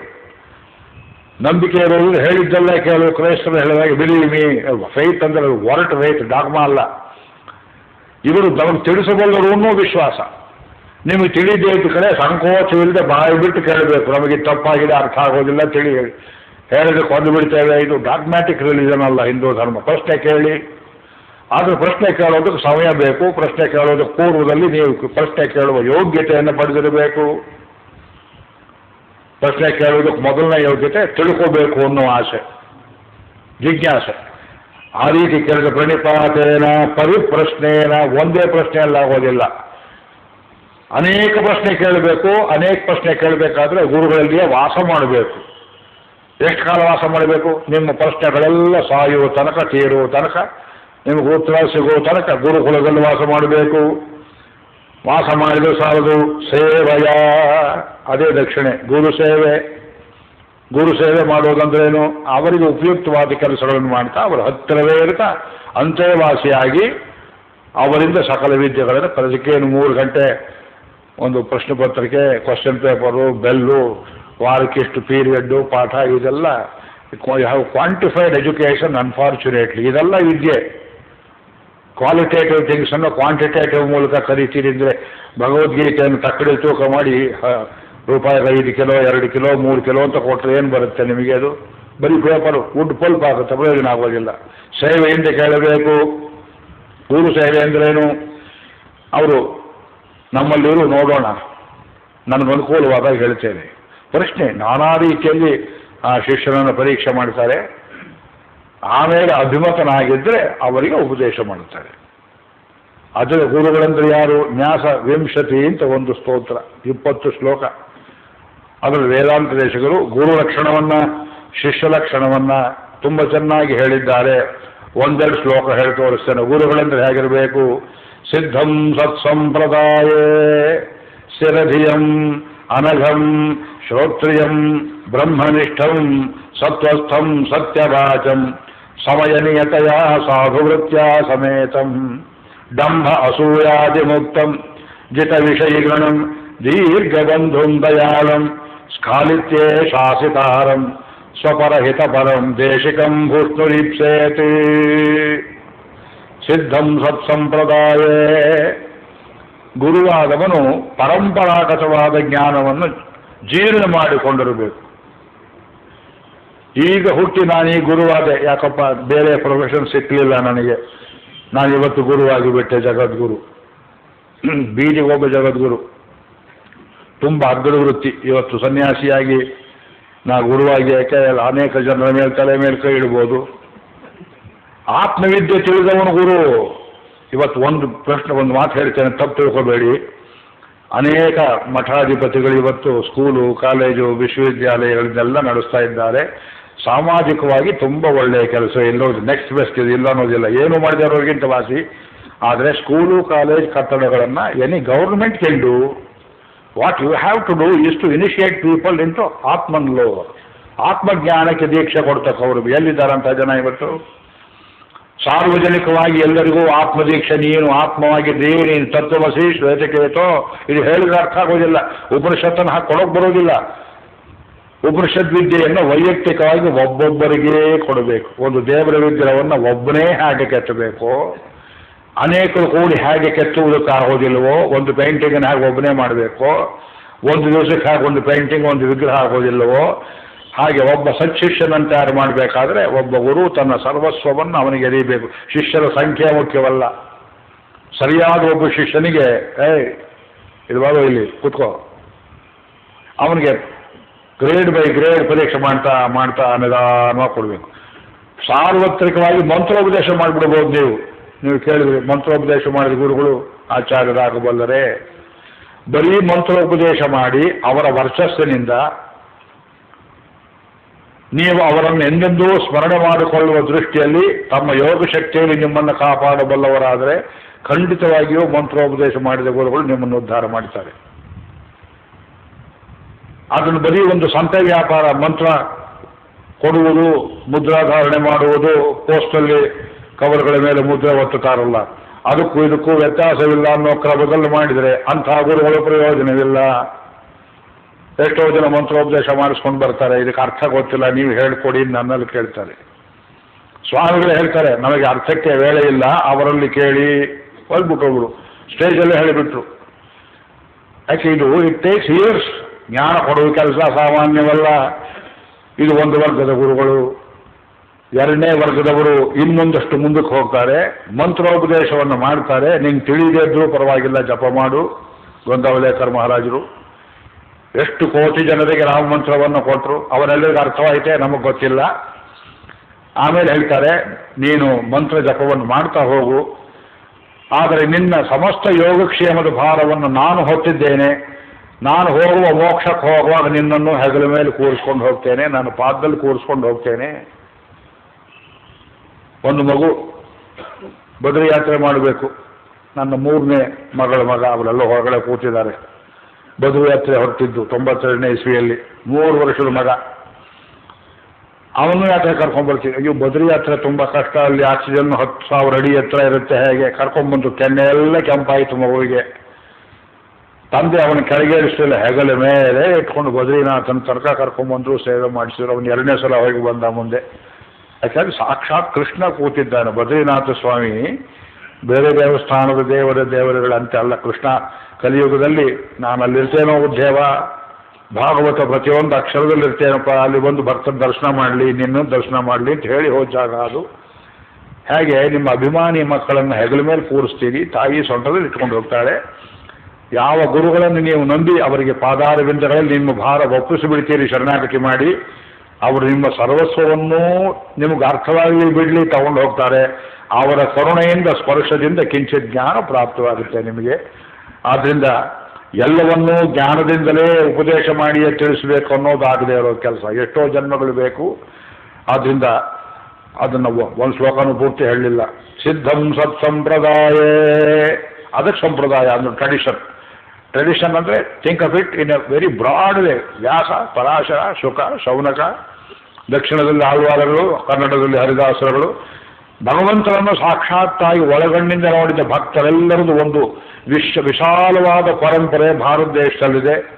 ಈ ಪರಂಪರೆಯ ಶಾಖೋಪಶಾಖೆಗಳು ಎಷ್ಟೋ ಇರಬಹುದು. ಯಾವುದೇ ಒಂದು ಶಾಖೆಯಲ್ಲಿ ನೀವು ಬರಬೇಕು, ಇಟ್ ಮಸ್ಟ್ ಹ್ಯಾವ್ ರೂಟ್ಸ್ ಅಂತ ಹೇಳ್ತೇವೆ. ಪ್ರಾಚೀನ ಸಂಸ್ಕೃತಿಯಲ್ಲಿ ಬೇರಿದ್ದವರು ಆಚಾರ್ಯರು. ಸಿದ್ಧಂ ಸತ್ ಸಂಪ್ರದಾಯ ಸ್ಥಿರಧಿಯಂ, ನಿಶ್ಚಿತ ಜ್ಞಾನ, ಅನಘಂ, ತಾನು ಪಾಪ ಕೆಲಸದಲ್ಲಿರಬಾರದು. ಶ್ರೋತ್ರಿಯಂ, ವೇದ ಚೆನ್ನಾಗಿ ಕೇಳಿರಬೇಕು. ಬ್ರಹ್ಮನಿಷ್ಠಂ, ಡೆಡಿಕೇಟೆಡ್ ವಾರು. ಸತ್ವಸ್ಥಂ, ಸಾತ್ವಿಕನಾಗಿರಬೇಕು. ಸತ್ಯವಾಚಂ, ಸುಳ್ಳನಾಡಬಾರದು. ಸಮಯ ನಿಯತಯ ಸಾಧುವೃತ್ಯ ಸಮೇತಂ, ಒಂದು ಪರಿಶುದ್ಧವಾದ ವೃತ್ತಿಯಲ್ಲಿರಬೇಕು. ಗುರು ಒಂದು ಒಳ್ಳೆಯ ವೃತ್ತಿಯಲ್ಲಿರಬೇಕು. ಯಾವ ವೃತ್ತಿ? ಶಿಷ್ಯರಿಗೆ ಪಾಠ ಹೇಳೋದೇ ಒಂದು ವೃತ್ತಿ. ಮತ್ತು ಜೀವನ ಹೇಗೆ ನಡೆಯುತ್ತೆ? ಯಾರೋ ಬರ್ತಾರೆ, ಕೊಡ್ತಾರೆ, ಮಾಡ್ತಾರೆ. ಗೊಂದಾವಲೇಕರ್ ಮಹಾರಾಜರು ಬಂದವರಿಗೆಲ್ಲ ಊಟ ಹಾಕ್ತಿದ್ರು. ಅವರೆಲ್ಲೇ ಸಂಪಾದನೆ ಮಾಡ್ಕೊಂಡ್ಬಂದ್ರು. ನೀವು ಕೊಟ್ಟಿದ್ದ ಪುಸ್ತಕ ನೋಡ್ತಾ ಇದ್ದೇನೆ. ಈಗ ಅವ್ರದ್ದು ಆಶ್ರಮಗಳು ಶಿಷ್ಯರು ಎಲ್ಲೆಲ್ಲಿ ಕಟ್ಟಿದ್ದಾರೆ. ಇವತ್ತಿಗೂ ಅನ್ನದಾನ ನಡೀತಾ ಇದೆ. ಜ್ಞಾನಕ್ಕಾಗಿ ಬಂದವನಿಗೆ ದುಡ್ಕೊಂಬ ಅಂತ ದುಡ್ಡು ಮೇಲೆ ಟೈಮ್ ಹಾಳಾಗುತ್ತೆ, ಜ್ಞಾನಕ್ಕೆ ಅವನು ಬರೋದಿಲ್ಲ. ಬಂದವನಿಗೆ ಇಲ್ಲಿ ಬಂದು ನಮಗೆ ಹೊಟ್ಟೆ ಪಾಡಿಗೆ ಯೋಚನೆ ಇಲ್ಲ ಅಂತ ಬರಬೇಕು. ವರ್ಷಗಟ್ಟಲೆ ಇರಬೇಕು. ಗುರುಗಳು ಕರೆದು ಪಾಠವನ್ನು ಹೇಳಬೇಕು. ದಂಭಾಸೂಯಾದಿ ಮುಕ್ತಂ, ಜ್ಞಾನವೆಂಬುದು ಪ್ರದರ್ಶನದ ವಸ್ತುವಲ್ಲ, ಬುಡುಬಡಿಕೆ ಅಲ್ಲ. ಜಿತ ವಿಷಯಿ ಗಣಂ, ಇಂದ್ರಿಯ ನಿಗ್ರಹವಾಗಿರಬೇಕು. ದೀರ್ಘಬಂಧುಂ, ಅವನು ತಪ್ಪು ಮಾಡಿದ್ರು ಶಿಷ್ಯರಲ್ಲಿ ಕರುಣೆ ಇರಬೇಕು. ಅತಿಕ್ರಮಣ ಆಗುತ್ತೆ, ಏನೋ ಒಂದು ಮಾಡ್ತಾನೆ. ಗುರುಗಳಿಲ್ಲದೆ ಇದ್ದಾಗ ಯಾರೋ 4 ಜನಕ್ಕೆ ಅವನು ತಿಳಿದಿದ್ದು ಹೇಳ್ತಾ ಇರ್ತಾನೆ. ನಾನು ಇಲ್ಲದೆ ಇದ್ದಾಗ ನೀನೇ ಮೇಟ್ ಆಗಿಬಿಟ್ಯೋ, ನಾಳೆ ಬರಬೇಡ ಆಶ್ರಮಕ್ಕೆ ಹೇಳೋದು. ಅವ್ನು ಹೇಳಬೇಕು ಅಂತ ಉತ್ಸಾಹ ಇದೆ, ತಯಾರು ಮಾಡಿ ನಿಮ್ಮ ಜಾಗ ಕೊಡಿ ಅವನಿಗೆ. ಈಗ ತಪ್ಪಿದ್ರು ತಿದ್ದಬೇಕು, ಕರುಣೆ ಇರಬೇಕು. ದಯಾಳು ಸ್ಖಾಲಿತ್ಯೇ ಶಾಸಿತಾರಂ, ತಪ್ಪು ಹೆಜ್ಜೆ ಇಟ್ಟರೆ ಹಾಗಲ್ಲ ಅಂತ ಹೇಳಬೇಕು. ಏನು ತಿಳ್ಕೋತಾನ ಅನ್ಬಾರ್ದು. ಸ್ಖಾಲಿತ್ಯೇ ಶಾಸಿತಾರಂ ಸ್ವಪರಹಿತ ಪರಂ, ತನಗೂ ಶಿಷ್ಯನಿಗೂ ಹಿತವಾದದ್ದನ್ನೇ ಹೇಳ್ತಾ ಇರಬೇಕು. ಇಂಥ ಗುರುವನ್ನ ದೇಶಿಕಂ ಭೂಷ್ಣು ಇಪ್ಸೇತು, ಶಿಷ್ಯನಿಗೆ ಲಕ್ಷಣ ಇಲ್ಲವೋ ಸದ್ಬುದ್ಧಿ, ಸಾಧು ಸೇವಿ, ಸಮುಚಿತ ಚರಿತ, ತತ್ವಬೋಧಾಭಿಲಾಷಿ, ಶುಶ್ರೂಷು ತ್ಯಕ್ತಮಾನ, ಪ್ರಣಿಪತನ ಪರ, ಪ್ರಶ್ನಕಾಲ ಪ್ರತೀಕ್ಷ, ಕ್ವಶನ್ ಟೈಮ್ ಸರಿಯಾಗಿ ನೋಡಬೇಕು ಅಂತ ಹೇಳ್ತಾರೆ ಅವನಿಗೆ. ಅಲ್ಲಿಂದ ಮುಂದಕ್ಕೆ ಎಷ್ಟೊಂದು ಲಕ್ಷಣಗಳು, ಒಂದಲ್ಲ ಎರಡಲ್ಲ. ಶುಶ್ರೂಷು ಚಕ್ತಮಾನ, ಮುಂದೆ ಹೇಳ್ಕೊಂಡು ಹೋಗ್ತಾರೆ. ಶಾಂತೋ ದಾಂತೋ ಅನಸೂಯು ಶರಣಮುಪಗತಃ ಶಾಸ್ತ್ರ ವಿಶ್ವಾಸಶಾಲಿ ಶಿಷ್ಯ ಪ್ರಾಪ್ತ ಪರೀಕ್ಷಾಂ ಕೃತವಿದ ವಿಮತಃ. ಬೇರೆಯವ್ರ ಕೈಲಿ ಪರೀಕ್ಷೆ ಮಾಡಿಸಿ ಅವನು ಸರಿ ಅಂತ ಒತ್ತುಕೊಂಡ್ರೆ ತತ್ವತಃ ಶಿಕ್ಷಣೀಯ, ಅವನಿಗೆ ಹೃದಯ ತೆರೆದು ಪಾಠವನ್ನು ಹೇಳಬೇಕು. ಆದರೆ ಗುರು ಮಾಡುವ ದೊಡ್ಡ ಉಪಕಾರ ಯಾವುದು? ಆಚಾರ್ಯ ಲಕ್ಷಣ ಒಂದು ಶ್ಲೋಕದಲ್ಲಿ ಹೇಳಿದ್ದಕ್ಕೆ ಇದು 3 ಶ್ಲೋಕ ಬರೆದಿದ್ದಾರೆ ವೇದಾಂತೇಶಿಗರು. ಇಂಬತ್ತಿಲ್ ಇರೈಂಜಲ್, ಈ ಮಧುರ ಕೈಯಾಳ್ವಾರರು ಬ್ರಾಹ್ಮಣರು, ನಮ್ಮಾಳ್ವಾರರೆಂಬ ಶೂದ್ರ ಗುರುಗಳಲ್ಲಿ ಬ್ರಹ್ಮವಿದ್ಯಾ ಸಾಕ್ಷಾತ್ಕಾರ ಮಾಡಿಕೊಂಡರು. ಅವರನ್ನೇ ಪರದೈವ ಅಂತ ಕೊಂಡಾಡಿದರು. ಅವರ ಸಂಬಂಧವನ್ನು ಕುರಿತು ಈ ಒಂದು ಪದ್ಯದಲ್ಲಿ, ಒಂದು ಪಾಶುರದಲ್ಲಿ ಪೂರ್ತಿ 10 ಲಕ್ಷಣವನ್ನು ಹೇಳ್ತಾರೆ. ಇವು ನಮಗೆ ಗುರುಗಳೆಲ್ಲ ಹೇಳ್ಕೊಟ್ಬಿಟ್ರು. ಅದನ್ನು ಭಾಷಾಂತರ ಮಾಡಲಾಗಿದೆ. ಅಜ್ಞಾನಧ್ವಂತರೋಧಾತ್. ಈ ಗುರು ಯಾರು XYZ ಹೆಸರನ್ನ ಹೇಳೋದಿಲ್ಲ. ನಿಮಗೆ ಬೇಕು ಅಂತ ನಿಮ್ಮ ಪರಂಪರೆ ಗುರುಗಳೇ ಆದೀತು. ಇವತ್ತು ದೇಹದಲ್ಲಿ ಇಲ್ಲದೇ ಇರುವ, ಒಂದು ಕಾಲದಲ್ಲಿ ದೇಹದ ಗುರುಗಳಾದರೂ ಆಗ್ಬೋದು, ಯಾಕಾಗಬಾರ್ದು? ನಿಮಗೆ ಶಂಕರಾಚಾರ್ಯರ ಗುರು ಅಂದರೆ ಇಟ್ಕೊಳ್ಳಿ, ರಾಮಾನುಜರು ಅಂದರೆ ಇಟ್ಕೊಳ್ಳಿ, ಆಂಡವನ ಸ್ವಾಮಿಗಳು, ತಿರುಕೋಡಂದ ಸ್ವಾಮಿಗಳು ನಮಗೆ ಹೊರಸಮರ್ಪಣಾಗಿ ಅವರು ಇವತ್ತು ಭೂಮಿಯಲ್ಲಿಲ್ಲ. ಎಂಥ ಗುರುಗಳು! ಕಾಲ್ನಡಿಗೆಯಲ್ಲಿ ಇಡೀ ಭಾರತವನ್ನು ಸುತ್ತಾಡ್ಕೊಂಡು ಬಂದರು. ಅಂಥ ಗುರುಗಳು ಸಿಗ್ತಾ ಯೋಚನೆ ಮಾಡಿ. ಸಣ್ಣ ಮಗು ಕೇಳಿದ್ರು ಕೂತ್ಕೊಂಡು ಸಾವಧಾನವಾಗಿ ವಿಷಯ ತಿಳಿಸುವಂಥವರು. ಅಜ್ಞಾನದ ದಾರಿಯನ್ನು ನಮಗೆ ಪ್ರತಿಬಂಧ ಮಾಡುವವರು ದೊಡ್ಡ ಗುರುಗಳು. ಅಜ್ಞಾನಧ್ವಾಂತ ರೋಧಾತ್, ಅದು ಕತ್ಲೆ ದಾರಿ ಹೋಗಬೇಡ. ಅದನ್ನು ಹೇಳೋ ರೀತಿ ಪರ್ಸುವೇಷನ್ ಹೇಗಿರ್ತದೆ? ಹತ್ರ ಕೂತ್ಕೊಂಡು ಮಗುವಿಗೆ, ಮಗು ಕತ್ಲೆ ರೂಮಪ್ಪ, ಅಲ್ಲಿ ಹೋಗಬೇಡ, ಅಲ್ಲಿ ಜರ್ಲೆ ಇರ್ಬೋದು, ಹಾಯಿರ್ಬೋದು, ಹೆದರಕ್ಕೆ ಮಗು ಹೋಗೋದಿಲ್ಲ. ಆ ಹೇಳೋ ರೀತಿ ಪರ್ಸುವೇಷನ್ ಇದ್ದರೆ ಇಂಪ್ರೆಷನಬಲ್ ಏಜ್ ಮಗು ಹೇಗೆ ತಪ್ಪಿಸುತ್ತೆ. ಹಾಗೆ ಇದು ಲಾಟ್ರಿ ಟಿಕೆಟ್ ಮಾಡಬೇಡಪ್ಪ, ಹೆಂಡದ ಅಂಗಡಿ ಇಡಬೇಡ, ಮುಂದೆ ದೊಡ್ಡವನಾದ ಮೇಲೆ ರಾಜಕಾರಣ ಚುನಾವಣೆ ಮಾತ್ರ ಯಾವತ್ತೂ ನಿಲ್ಲಬೇಡ, ನಿನ್ನ ಯೋಗ್ಯತೆ ಇರುವಷ್ಟು ಓದ್ಕೋ, ಬೀದಿಯಲ್ಲಿ ಕಾಯಿ ಪಲ್ಯ ಮಾಡ್ಕೊಂಡು ಜೀವನ ಮಾಡಿದ್ರು ಅದೇನು ಹೀನಕರವಾದ ವೃತ್ತಿಯಲ್ಲ. ದೈವದ್ರೋಹ ಮಾತ್ರ ಮಾಡಬೇಡಪ್ಪ, ದೇವರಿಲ್ಲ ಅಂತ ಹೇಳಬೇಡ, ಗುರು ಹಿರಿಯರಿಗೆ ದ್ರೋಹ ಮಾಡಬೇಡ, ಸುಳ್ಳನ್ನು ಹೇಳಬೇಡ. ಆ ಪರ್ಸುಯೇಸಿವ್ ಯೋಜನೆ ಹೇಳಿಬಿಟ್ರೆ ಕೂತು ಬಿಡುತ್ತೆ ತಲೆಯಲ್ಲಿ. ನೋಡಿ, ಇದು ಅಡ್ಡದಾರಿ ಹೋಗೋದನ್ನು ತಪ್ಪಿಸೋದು ಮೊದಲ ಕೆಲಸ ಗುರು. ಅಜ್ಞಾನಧ್ವಾಂತರೋಧಾತ್. ಒಬ್ಬ ಆ ದಾರಿಗೆ ಹೋದ, ಸಾಕಷ್ಟು ಪಾಪ ಮಾಡಿದ್ದಾನೆ, ಆಗ ಪರಿಹರಣಾತ್, ಅವನ ಪಾಪವನ್ನು ನಿವಾರಣೆ ಮಾಡ್ತಾರೆ. ದೇವರಿಗೆ ಹೇಳ್ತಾರೆ, ಆ ಮಗು ತಪ್ಪಿದ್ದು ತಿಳಿಯದೆ ಮಾಡಿಬಿಡ್ತು, ಅವನಿಗೆ ಕೊಡೋ ದಂಡೇನು ಸ್ವಾಮಿ, ನನಗೆ ಕೊಡು ಅಂತ ಕೇಳ್ತಾರೆ. ಅಯ್ಯೋ, ನಿಮಗೆ ದಂಡೆ ಕೊಡೋದಿಲ್ಲ, ಹಾಗಿದ್ದ ಅವನು ಮಾಫ್ ಮಾಡು ಅಂತ ಕೇಳ್ತಾರೆ. ದೇವರನ್ನು ಬಗ್ಗಿಸಿ ಜೀವಕೋಟಿಗೆ ಒಳ್ಳೆಯದನ್ನು ಮಾಡ್ತಕ್ಕಂಥ ಅವರು ಕಂಚಿ ದೊಡ್ಡ ಶಂಕರಾಚಾರ್ಯ ಸ್ವಾಮಿಗಳಿದ್ರು. ಅವರು ಫಾರಿನರ್ಸ್ ಎಲ್ಲ ಬರೋರು ಅವರ ಹತ್ರ. ಆಮೇಲೆ ಬಂದವರೆಲ್ಲ ಹಾಗೆ ಇದ್ದಾರೆ ಅಂತ ಕೇಳಬೇಡಿ, ಇದ್ದದ್ದನ್ನು ಹೇಳ್ತೀನಿ ನಾನು. ಅವರ ಯೋಗ್ಯತೆ ಹೇಗಿತ್ತು? ಭತ್ತದ ಅರಳು, ಹುರಿದಿದ್ದ ಅರಳು, ಒಂದು ಹಿಡಿ ಅರಳನ್ನು ಮಾತ್ರ ತಿಂತಿದ್ರು ಅವರು ದಿವಸ, ಒಂದು ಹೊತ್ತು. ಅವತ್ತು ಬರೀ ಕಡಲೆ ನೀರಲ್ಲಿ ಹಾಕಿ ತಿಂತಿದ್ದವ್ರ ಕತೆ ಹೇಳಿದ್ನಲ್ಲ. ಬರೀ ಭತ್ತದ ಅರಳು ಒಂದು ಹಿಟ್ಟು, ಒಂದು ಹಿಡಿ, ಅದನ್ನು ತಿಂದು 100 ವರ್ಷ 102 ವರ್ಷ ಬದುಕಿದ್ರು ಅವರು. ಬಂದವರಿಗೆ ಉಪದೇಶ ಯಾವತ್ತೂ ಇಲ್ಲದೆ ಕಲಿಸ್ತಾ ಇದ್ದಿದ್ದಿಲ್ಲ. ಅಂಥ ಗುರುಗಳು ಸಿಕ್ಕೋದು ಅಪರೂಪ. ನಮ್ಮ ಸಂಪ್ರದಾಯದಲ್ಲಿ ಹೇಳ್ಬೋದು, ನಿಮ್ಮ ಸಂಪ್ರದಾಯದಲ್ಲಿ ಹೇಳ್ಬೋದು. ಯಾರು ಗುರುಗಳು ಅನ್ನೋದು ನೀವು XYZ ಫಿಲಮ್ ಬ್ಲಾಕ್ಸೇ ಮಾಡ್ಕೊಳ್ಳಿ. ಅಘ ಪರಿಹರಣಾತ್ ಆತ್ಮಸಾಮ್ಯಾವಹತ್ವಾತ್. ಶಿಷ್ಯನಂತ ತನ್ನಂತೆಯೇ ಕಾಣಬೇಕು, ಗುರುಗಳಿಗೆ ದೊಡ್ಡ ಲಕ್ಷಣ ಇದು. ಜ್ಞಾನಯೋಗದ ಮುಖ್ಯ ಲಕ್ಷಣ ಒಂದು ಶ್ಲೋಕದಲ್ಲಿ ಹೇಳ್ತೇನೆ, ಗೊತ್ತಿದೆ ನಿಮಗೆ? ಹೇಳ್ತೀರಾ? ವಿದ್ಯಾ ವಿನಯ ಸಂಪನ್ನೇ ಬ್ರಾಹ್ಮಣೇ ಗವಿ ಹಸ್ತಿನಿ ಶುನಿಚೈವ ಸ್ವಪಾತೆ ಚ ಪಂಡಿತಾ ಸಮದರ್ಶಿನಃ. ಸಮದರ್ಶನ ಅಂತ ಬಂತಲ್ಲ, ಇದು ಕೃಷ್ಣ ಹೇಳೋ ಸೋಷಿಯಲಿಸಮ್. ಇದು ಸಮದರ್ಶನ ಅಂದ್ರೇನು? ವಿದ್ಯಾವಿನಯ ಸಂಪನ್ನೇ ವಿದ್ಯಾವಿನಯ ಸಂಪನ್ನನಾದ ಬ್ರಾಹ್ಮಣನು ನಾಯಿಯು, ನದಿಯು, ಆನೆಯು, ಕತ್ತಿಯು, ಕುದುರೆಯು ಒಂದೇ ಅದಲ್ಲ. ಅದು ರಷ್ಯಾ ಸೋಷಿಯಲಿಸಮ್, ಅದು ಲೋಹಿಯಾ ಸೋಷಿಯಲಿಸಮ್, ಅದು ಗಾಂಧಿ ಸೋಷಿಯಲಿಸಮ್. ಅದು ಕೃಷ್ಣ ಹೇಳಿದ ವಿದ್ಯಾವಿನಯ ಸಂಪನ್ನನಾದ ಬ್ರಾಹ್ಮಣನಲ್ಲಿಯೂ, ಸಪ್ತಮಿ ಭಕ್ತಿ, ಬ್ರಾಹ್ಮಣನಲ್ಲಿಯೂ, ಗವಿ ಗೋವಿನಲ್ಲಿಯೂ, ಹಸ್ತಿನಿ ಆನೆಯಲ್ಲಿಯೂ, ಶುನಿಚೈವ ನಾಯಿಯಲ್ಲಿಯೂ, ಸ್ವಪಾಕೇಶ.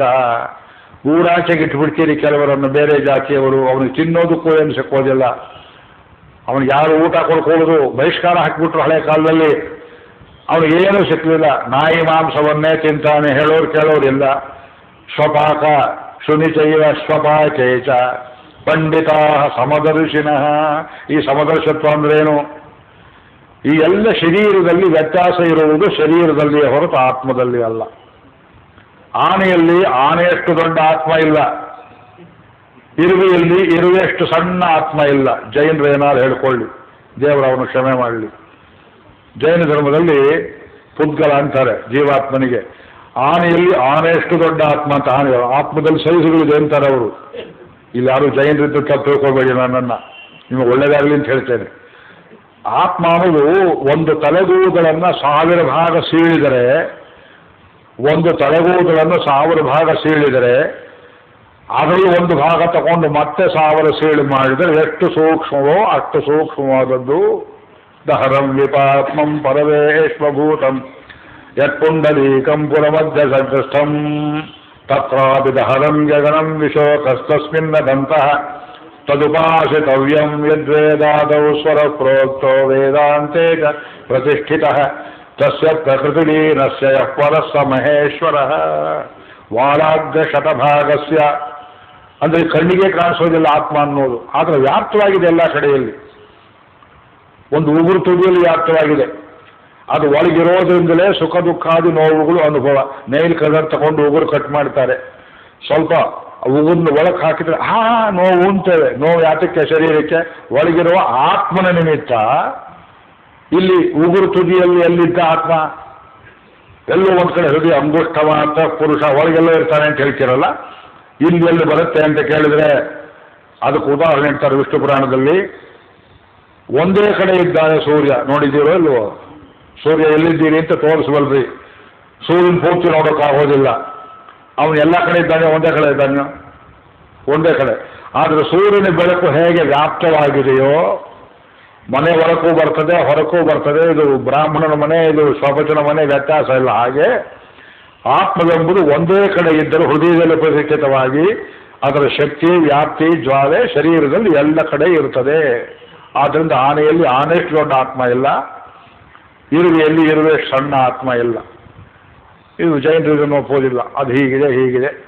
ಒಬ್ರಿಗೊಂದು ಕೈ ಬೆರಳು ಕಟ್ಟಾಯಿತು. ವಿಷ್ಣುವರ್ಧನನಿಗೆ 5 ಬೆರಳಲ್ಲಿ 1 ಬೆರಳು ಹೋಗಿತ್ತು. ಆದ್ದರಿಂದ ಅಷ್ಟಾತ್ಮ ಸೋರಿ ಹೋಯಿತು ಅಂತ ಬಹಿಷ್ಕಾರ ಹಾಕಿ ಹೊರಗಿಟ್ಟಿದ್ರು ಅವನ್ನ. ಈ ಹಾಲಿನ ಪೊಟ್ಣ ಬರುತ್ತೆ ನೋಡಿ, ರಿಪು ಹಾಲು, ಬೆಳಗ್ಗೆ ನಂದಿನಿ ಹಾಲು. ಒಂದು ಸೂಜಿಯಲ್ಲಿ ಚುಚ್ಚಿದ್ರೆ ಹಾಲು ಹೊರಗಡೆ ಹೋಗುವಂತೆ ಜೀವಾತ್ಮ ಒಂದು ಕೈಯಲ್ಲಿ ಏನಾದರೂ ಸ್ವಲ್ಪ ರಕ್ತಸ್ರಾವ ಆದರೆ, ಒಂದು ಬೆರಳು ಕಟ್ಟಾದರೆ, ಕಾಲು ತುಂಡಾದರೆ ಆತ್ಮ ಸೋರಿ ಹೋಗ್ತದೆ ಎನ್ನುವ ನಂಬಿಕೆ ಅವರದು. ಅದು ನಮ್ಮ ನಂಬಿಕೆ ಆಗಲ್ಲ, ಭಾರತೀಯರ ನಂಬಿಕೆ. ಇದು ವೈಜ್ಞಾನಿಕವಾಗಿ ಪರಿಶುದ್ಧವಾಗಿದ್ದು. ಆತ್ಮವೆಂಬುದು ಇದು ಪರಂಜ್ಯೋತಿ ಸ್ವರೂಪ, ದೀಪ ಇದ್ದ ಹಾಗೆ ಎಂದು. ಆದರೆ ದೀಪಕ್ಕಿಂತ ಶ್ರೇಷ್ಠ. ಯಾಕೆಂದರೆ ದೀಪಕ್ಕೆ ಇಲ್ಲಿ ಇರುವ ಎಲ್ಲ ವಸ್ತುಗಳನ್ನು ತೋರಿಸಿಕೊಡುವ ಶಕ್ತಿ ಇದೆ, ಆದರೆ ನಾನಿಲ್ಲಿದ್ದೇನೆ ಎಂಬ ತಿಳುವಳಿಕೆ ಇಲ್ಲ. ಅದಕ್ಕೆ ಯೋಚನೆ ಮಾಡಿ. ದೀಪಕ್ಕೆ ನಾನು ದೀಪ, ನಾನಿಲ್ಲಿದ್ದೇನೆ ಇಲ್ಲ, ಆ ತಿಳುವಳಿಕೆ ಇಲ್ಲ. ಅಂದರೆ unconscious, it is not conscious. ಇವತ್ತು ಸ್ವಲ್ಪ ಸ್ಟ್ಯಾಂಡರ್ಡ್ ಹೆಚ್ಚಾಯ್ತು ಏನೋ, ಕ್ಷಮೆ ಮಾಡಬೇಕು ನನ್ನನ್ನು ನೀವು. ಇದು ಜ್ಞಾನ ಯೋಗ ಹೇಳಬೇಕಲ್ಲ. ಅದಕ್ಕೆ ನೀವೇನು ತಿಳ್ಕೊಳ್ಬೇಕು ಅಂದರೆ, ಮನುಷ್ಯನಿಗೆ ಇದು ಪ್ರಾಣಿ ಮಾತ್ರಕ್ಕೆ ಸಾಮಾನ್ಯವಾಗಿ ಈ ರೀತಿಯ ಜ್ಞಾನ ಅಭಿವೃದ್ಧಿ ಇಲ್ಲ, ತುಂಬ ಸಂಕೋಚ. ಮನುಷ್ಯರಲ್ಲಿ ನಮಗೂ ಮಾತ್ರ ದೇವರೇನು ಕೊಟ್ಟಿದ್ದಾನೆ? ದೇವತೆಗಳಿಗೆ, ಮನುಷ್ಯರಿಗೆ, ಯಕ್ಷರಿಗೆ, ಗಂಧರ್ವರಿಗೆ, ಹೈಯರ್ ಲೈಫ್ಸ್ ಇವಕ್ಕೆ ಕೊಟ್ಟಿದ್ದಾನೆ. ನಾನು ನಾನೇ ಎಂಬ ಸ್ವರೂಪಭೂತ ಜ್ಞಾನದ ತಿಳುವಳಿಕೆಯನ್ನು, ನಾನಲ್ಲದೇ ಇರೋ ಪದಾರ್ಥಗಳನ್ನು ಇದು ನನಗೆ ಸೇರಿದ್ದು ಅಥವಾ ಸೇರಿಲ್ಲ ಎಂಬುವ ತಿಳುವಳಿಕೆಯನ್ನು ಏಕಕಾಲಕ್ಕೆ ಕೊಟ್ಟಿದ್ದಾನೆ. ಒಂದು ಐಡೆಂಟಿಟಿ, ಒಂದು ಬಿಲಾಂಗಿಂಗ್.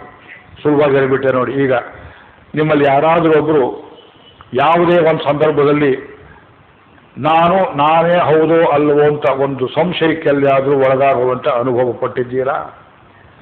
ರಾತ್ರಿ ನಿದ್ದೆ ಮಾಡಿರ್ತೀರಿ, ಎದೆ ಮೇಲೆ ಓದ್ತಾ ಇದ್ದ ಪುಸ್ತಕ ಹಾಗೆ ಇಟ್ಕೊಂಡಿರ್ತೀರಿ. ಬೆಳಗ್ಗೆ ಕಣ್ಣು ಬಿಟ್ಟು ಎದ್ದು ಕೂಡಲೇ ನಾನು ಯಾರು, ಎಲ್ಲಿದ್ದೇನೆ ಯಾರು ಕೇಳ್ತಾರೆ, ಏನು ಪ್ರಶ್ನೆಯನ್ನ? ನಿದ್ದೆ ಮಾಡುವಾಗ ಆತ್ಮ ಎಲ್ಲಿ ಹೋಗಿತ್ತು? ಒಳಗಿತ್ತು, ಕಂಟಿನ್ಯೂಸ್ ಇತ್ತು. ಅಂತಲೇನೆ ನೀವು ನಿದ್ದೆ ಹೋದವರು ನೀವೇ, ಎದ್ದವರು ನೀವೇ. ಆತ್ಮ ಅನ್ನೋದು ಇದು ಕಂಟಿನ್ಯೂಸ್, ಇದು ವಿಚ್ಛೇದವಿಲ್ಲ. ನೈನಂ ಚಿಂದಂತೆ ಶಸ್ತ್ರಾಣಿ ನೈನಂ ದಹತಿ ಪಾವಕ, ಅದರಲ್ಲಿ 2ನೇ ಅಧ್ಯಾಯದಲ್ಲಿ ಬಂದ್ಬಿಡ್ತು. ನಶೋಷೈತಿ ಮಾರುತಃ ಅಕ್ಷೇಜ್ಯೋಯಂ ಮದಾಸ್ಯೋಯಂ. ಮಡಿ ಇದ್ದ ಹಾಗೆ, ಮಡಿ ಬಟ್ಟೆ ಹಾಗೆ ಹಾಕಿರ್ತಾರೆ ಗೊತ್ತೇನು, ಬೆಂಕಿಯಲ್ಲಿ ಹಾಕಿದ್ರು ಸುಡೋದಿಲ್ಲ, ನೀರಲ್ಲಿ ಹಾಕಿದ್ರು ನಡೆಯೋದಿಲ್ಲ ಅಂತ ಹೇಳ್ತಾರಲ್ಲ, ಹಾಗೆ ಅಂತ ತಿಳ್ಕೋಬೇಡಿ. ಇದು ಆತ್ಮ ಅನ್ನೋದು ಅಷ್ಟು ಸೂಕ್ಷ್ಮವಾದ ವಸ್ತು ಅದು. ಅದನ್ನು ದೇವರು, ಆ ಗುರುಗಳಾದವರು ನೀವು ಪರಿಚಯ ಮಾಡಿಕೊಡ್ತಾರೆ. ಅಗಪರಿಹರಣಾತ್ ಆತ್ಮ ಸಾಮ್ಯಾವಹತ್ವಾತ್. ಇದು ಟೆಸ್ಟು. ನಿಮ್ಮ ಕಣ್ಣೆ ಒಂದು ಪ್ರಶ್ನೆ ಕೊಡ್ತೇನೆ, ಅಕಸ್ಮಾತ್ ಇದು ನಿಮ್ಮ ಕಣ್ಣಿಗೆ ಬೀಳ್ಬೋದಲ್ಲ ಯಾರೊಂದು ಕಡೆ. ಯಾರೋ ಒಬ್ಬರಿಗೆ ಒಂದು ಬೆರಳಿನಲ್ಲಿ ಈ ಕಾಯಿ ಪಲ್ಯ ತರಕಾರಿ ಹೆಚ್ಚುವಾಗ ಅಕಸ್ಮಾತ್ ಕೈಗೆ ಪೆಟ್ಟಾಯಿತು, ರಕ್ತ ಸೋರಿತು. ಅಲ್ಲಿ ನೀ ಕಣ್ಣಿಂದ ನೋಡಿದವರಿಗೆ ಇದು ನಿಮಗೇ ಆಯಿತು ಅನ್ನೋ ಅನುಭವ ಬರೋ ತನಕ, ನಿಮ್ಮ ಕೈಯಲ್ಲಿ ಅಯ್ಯೋ ಇದು ನನಗೇ ಆಗಿ ಹೋಯಿತು, ಇದು ಯಾರಿಗೂ ಆಗಿದ್ದಲ್ಲ ಅನ್ನೋದು ಹೃದಯದ ಒಳಗಡೆ ವೇದನೆ ಬರೋ ತನಕ ನಿಮಗೆ ಜ್ಞಾನಯೋಗ ಸಿದ್ಧಿ ಇಲ್ಲ. ಆತ್ಮವತ್ ಸರ್ವಭೂತೇಷು ಯಃ ಪಶ್ಯತಿ ಸಪಶ್ಯತಿ. ಬಸ್ ಬಿಡ್ತಾ ಇರ್ತಾನೊಬ್ಬ ಡ್ರೈವರ್, ನೈಟ್ ಬಸ್ಸು, ಫ್ರಂಟ್ ಸೀಟಲ್ಲಿ ಕೂತಿರ್ತೀರಿ, ಎದುರಿಗೆ ಅವನು ನಾಯೋ ಬೆಕ್ಕೋ ಬಂತು, ಈ ಕಡೆ ಏನೋ ಒಂದು ಲಾರಿ, ಅದು ಓವರ್ಟೇಕ್ ಮಾಡಬೇಕು ಅಂತ ಬಂದ, ಹೊಡೆಯುತ್ತಲ್ಲ, ತಪ್ಪಿಸ್ಕೋಬೇಕು ಅಂತ ಹೋದ, ನಾಯಿ ಮೇಲೆ ಹೋಯಿತು. ನಿಮ್ಗೆ ಏನಾದ್ರು ಪರಿಣಾಮ ಆಗ್ತದೆಯಾ ಇದು? ಅಯ್ಯ ಎಷ್ಟೋ ಪ್ರಾಣಿ ಬರುತ್ತೆ ಹೋಗುತ್ತೆ, ಇದರಿಂದ ಏನೆಯ ಹೀಗಂತೂ ನಿಮ್ಗೆ ಜ್ಞಾನಯೋಗ ಇನ್ನು ಪ್ರವೇಶವೇ ಆಗಿಲ್ಲ ಅಂತ ತಿಳ್ಕೋಬೇಕು. ಜಗತ್ತಲ್ಲಿ ಯಾರೊಬ್ಬರಿಗೆ ಏನು ದುಃಖ ಉಂಟಾದರೂ ಅದು ನನಗೇ ಆಯಿತು ಅನ್ನೋ ತಿಳುವಳಿಕೆ ಬರೋ ತನಕ ಇದು ಆತ್ಮಾವಹತ್ವಾತಿ ಜನ್ಮ ಪ್ರಧ್ವಂಸಿ ಜನ್ಮ ಪ್ರತಕರಿಮತಯ ದಿವ್ಯ ದೃಷ್ಟಿ ಪ್ರದಾನಾತ್. ಹುಟ್ಟು ಸಾಯೋ ಜನ್ಮವನ್ನು ಅಳಿಸಿ ಹೊಸ ಜನ್ಮವನ್ನು ಕೊಟ್ಟು ಒಳಗಿನ ಕಣ್ಣನ್ನು ತೆರೆಯುವುದು, ಜ್ಞಾನದ ಕಣ್ಣನ್ನು ತೆರೆಯುವುದು ಗುರು ಮಾಡುವುದು ದೊಡ್ಡ ಕೆಲಸ. ದಿವ್ಯ ದೃಷ್ಟಿ ಪ್ರದಾನಾತ್ ನಿಷ್ಪತ್ಯೋ ಆನುಶಂಸ್ಯಾತ್. ಶಿಷ್ಯನಲ್ಲಿ ಏನನ್ನೂ ಬಯಸದೆ ಬರೀ ಕರುಣೆಯಿಂದಲೇ ಕರುಣೆ ಸೂಸ್ತಾನೆ ಜ್ಞಾನ ಕೊಡಬೇಕು. ನಿಯತ ರಸತಯ ನಿತ್ಯ ಶ್ರೇಯತ್ವಯೋಗಾತ್. ನಿಯತ ರಸ ಅಂದರೆ ಭಕ್ತಿ ಎಂಬ ರಸ. ಪರಮಾತ್ಮನಲ್ಲಿ ಭಕ್ತಿಯನ್ನು ಬಿಡದೆ ಅವನೇ ನಮ್ಮೆಲ್ಲರಿಗೆ ಸ್ವಾಮಿ ಎಂಬುದನ್ನು ತಾನೂ ತಿಳ್ಕೊಂಡು ಶಿಷ್ಯನಿಗೂ ಹೇಳುವ ಆಚಾರ್ಯ ಸದ್ಭಿ ಅಪ್ರತ್ಯುಪಕರಣಧಿಯ ದೇವವತ್ ಸ್ಯಾದುಪಾಸ್ಯ. ಪ್ರತ್ಯುಪಕಾರ ಮಾಡಿ ಗುರು ಋಣ ತೀರಿಸ್ತೇ ಅನ್ನೋ ಬುದ್ಧಿಯನ್ನು ಬಿಟ್ಟು ಗುರುವನ್ನು ಸೇವೆ ಮಾಡುವುದು. ಪಾಠ ಹೇಳ್ಕೊಟ್ಟಿದ್ದಾರೆ, ಕೊಟ್ಬಿಟ್ಟಿದ್ದೇವಲ್ಲ ದಕ್ಷಿಣೆ. ನಿಮ್ಮ ಮನೆಗೆ ಬಂದಿದ್ರು ಒಬ್ಬರು ಜಗದ್ಗುರುಗಳು, 10 ವರ್ಷ ಇದ್ರು, ಪಾಠ ಹೇಳಿದ್ರು. ಏನ್ರಿ ನಾವು ಸಾಕಷ್ಟು ಕೊಟ್ಟಿದ್ದೇವ್ರಿ ಅವರಿಗೆ, ಅವ್ರ ತಂಟೆ ಅವರ ಹೆಸರು ಹೇಳಬೇಡ್ರಿ. ಈ ಗುರು ಪ್ರತ್ಯುಪಕಾರವನ್ನು ಪಿಳ್ಳೆಲೋಕಾಚಾರ್ಯ ಹೇಳ್ತಾರೆ, ಆಚಾರ್ಯನಿಗೆ ಪ್ರತ್ಯುಪಕಾರವನ್ನು ಮಾಡಬಹುದು ಅಂತ ಅವನ ತಿಳ್ಕೊಂಡ್ರೆ 2 ದೇವರು, 2 ವೈಕುಂಠ, 2 ನರಕ ಇದ್ದಾಗ ಮಾತ್ರ ಸಾಧ್ಯ ಅಂತಾರದು. ಅದು ಶಕ್ಯವೇ ಇಲ್ಲದೆ ಇದ್ದ ವಿಷಯ. ಆದರೆ ನೀವು ಆಕಸ್ಮಿಕವಾಗಿ ಕೇಳಿದ ಪ್ರಶ್ನೆಗೆ ನಾನು ಉತ್ತರ ಕೊಡ್ತಾ ಇದ್ದೇನೆ. ಈ ಪ್ರಶ್ನೆಗಳು ಮುಖ್ಯವಾದದ್ದೇ. ನಿಮಗೆ ಯಾರು ಒಳಗಣ್ಣನ್ನು ತೆರೆದು ದೇವರಿದ್ದಾನೆ, ನಾನೆಂಬ ಜೀವಾತ್ಮ ಒಂದಿದೆ, ಇದು ದೇಹ ಮಾತ್ರವಲ್ಲ, ಇದು ತ್ರಿಗುಣ ದ್ರವ್ಯವಲ್ಲ, ಸತ್ಯ ರಜಸ್ಸು ತಮಸ್ಸುಗಳ ಮೇಲಿರುವುದು ಅನ್ನುವ ಜ್ಞಾನ ಯಾರು ಕೊಡ್ತಾರೆಯೋ, ಒಂದೇ ಹಂತದಲ್ಲದಿದ್ದರೆ ಬೇರೆ ಬೇರೆ ಹಂತದಲ್ಲಿ ಹಲವರು ಯಾರ್ಯಾರು ಕೊಡ್ತಾರೆಯೋ ಆ ಕಣ್ ತೆರೆಯುವವರೆಲ್ಲ ನಿಮ್ಮ ಗುರುಗಳು. ಗ್ರಂಥ ರೂಪದಲ್ಲಿರ್ಬೋದು, ಜೀವಂತ ರೂಪದಲ್ಲಿರ್ಬೋದು, ಮಾನಸಿಕವಾಗಿರ್ಬೋದು, ಅವರೆಲ್ಲ ಗುರುಗಳು. ಇದನ್ನು ಹೇಳಿಬಿಟ್ಟ ಭಗವಂತ. ಅಲ್ಲಿಂದ ಮುಂದಕ್ಕೆ ಈ ಜ್ಞಾನಯೋಗದ ಒಳಗಿನ ಅವಾಂತರ ವೇಗವನ್ನು ಹೇಳಬೇಕಲ್ಲ. ಈ ಜ್ಞಾನಯೋಗದ ಒಳಗಿನ ಸುಖ ಹೇಗಿರುತ್ತದೆ ಅದನ್ನು ಸ್ವಲ್ಪ ಹೇಳಿ ಮುಂದಕ್ಕೆ ಹೋಗ್ತೇನೆ. 5ನೇ ಅಧ್ಯಾಯದಲ್ಲಿ ಬರ್ತಾ ಇದ್ದೇನೆ. 24ನೇ ಶ್ಲೋಕ ತಗೊಳ್ಳಿ, ಕೈಲಿ ಪುಸ್ತಕ ಇರುವವರು. ನಾನು ಶರೀರವಲ್ಲ, ನಾನು ಆತ್ಮ ಅಂತ ಒಬ್ಬನಿಗೆ ಮೊದಲು ಅರ್ಥವಾಯಿತು, ಹೈಪಾಥೆಸಿಸ್ ತಿಳಿಯಿತು. I am not a near dying body, I am something more. I am a luminous, self luminous, conscient object. ಅಲ್ಲಿಂದ ಮುಂದಕ್ಕೆ ಎಲ್ಲಿ ಹೋಗ್ತಾನೆ ಅಂದರೆ, ಅದೇ ಇಷ್ಟೊಂದು ಅಪರೂಪವಾದ ಬೆಲೆ ಬಾಳುವ ವಸ್ತುವನ್ನು ಒಳಗಿಟ್ಟುಕೊಂಡು ಅದು ಹೇಗಿದೆ ಅಂತ ಅನುಭವಿಸಬೇಕಲ್ಲ. ನಿಮ್ಮ ಮನೇಲಿ ಸಂಗೀತ ಹೇಳೋರಿದ್ದಾರೆ, ನಮ್ಮ ಸಿಸ್ಟರ್ಸ್ ಹಾಡ್ತಾ ಇರ್ತೀವಿ, ನಮ್ಮ ತಂದೆ ಹಾಡ್ತಾನೆ, ನಮ್ಮ ಅಪ್ಪ ಹಾಡ್ತಾನೆ, ನಿನ್ಗೇನು ಬಂತು? ಹಾಡೋರು ಎದುರು ಕೂತ್ಕೊಂಡು ಕೇಳಬೇಕು ಅದನ್ನು ನೀವು. ಅನುಭವ ಎಂಬುದು ಇಟ್ಸ್ ಪ್ಯೂರ್ಲಿ ಸಬ್ಜೆಕ್ಟಿವ್. ನೀವು ಅನುಭವಿಸಿದ ಹೊರತು ಇನ್ನೊಬ್ಬರ ಅನುಭವ ನಿಮ್ಗಾಗೋದಿಲ್ಲ. ನಾ ಪಡ್ಕೊಂಡು ಗೀತೆ ಅನುಭವ ನಿಮಗೆ ರಶೀತಿ ರೂಪದಲ್ಲಿ ಪಾವತಿ ಕೊಡೋಕೆ ಬರೋದಿಲ್ಲ, ನೀವೇ ಪಡೆಯಬೇಕು. ಸಂಗೀತವನ್ನು ಸ್ವಯಂ ಸ್ಪಂದಿಸಿ ಹೇಗೆ ಅನುಭವಿಸಬೇಕು ಹಾಗೆ ಒಳಗಿರುವ ಆತ್ಮವನ್ನು ನೀವೇ ಅನುಭವಿಸಬೇಕು. ಅದು ಹೇಗಿರುತ್ತದೆ ಅಂದರೆ ಅಲ್ಲಿ ಹೇಳ್ತಾರೆ, ಯೋ ಅಂತಃಸುಖೋ ಅಂತರಾರಾಮ ತಥಾ ಅಂತರ್ಜ್ಯೋತಿರೇವಯಃ ಸ ಯೋಗಿ ಬ್ರಹ್ಮ ನಿರ್ವಾಣಂ ಬ್ರಹ್ಮಭೂತೋಧಿಗಚ್ಚತಿ. ಅಂತಃಸುಖ, ಸುಖವೆಂಬುದು ಒಳಗಡೆಯೇ ಇದೆ, ಸುಖ ಸ್ವರೂಪ ಆತ್ಮ ಎಂಬುದು. ಅಂತರಾರಾಮ, ಅವನಿಗೆ ವಿಶ್ರಾಂತಿ ಆಗುವುದು ಒಳಗಡೆಯೇ. ದಯವಿಟ್ಟು ಕ್ವಶನ್ಗೆ ಉತ್ತರ ಹೇಳಿ. Where do you really take rest? ನಿಮಗೆ ವಿಶ್ರಾಂತಿ ಆಗುವ ಜಾಗ ಯಾವುದು? ನಿಮಗೆ ವಿಶ್ರಾಂತಿ ಆಗುವ ಜಾಗ ಯಾವುದು?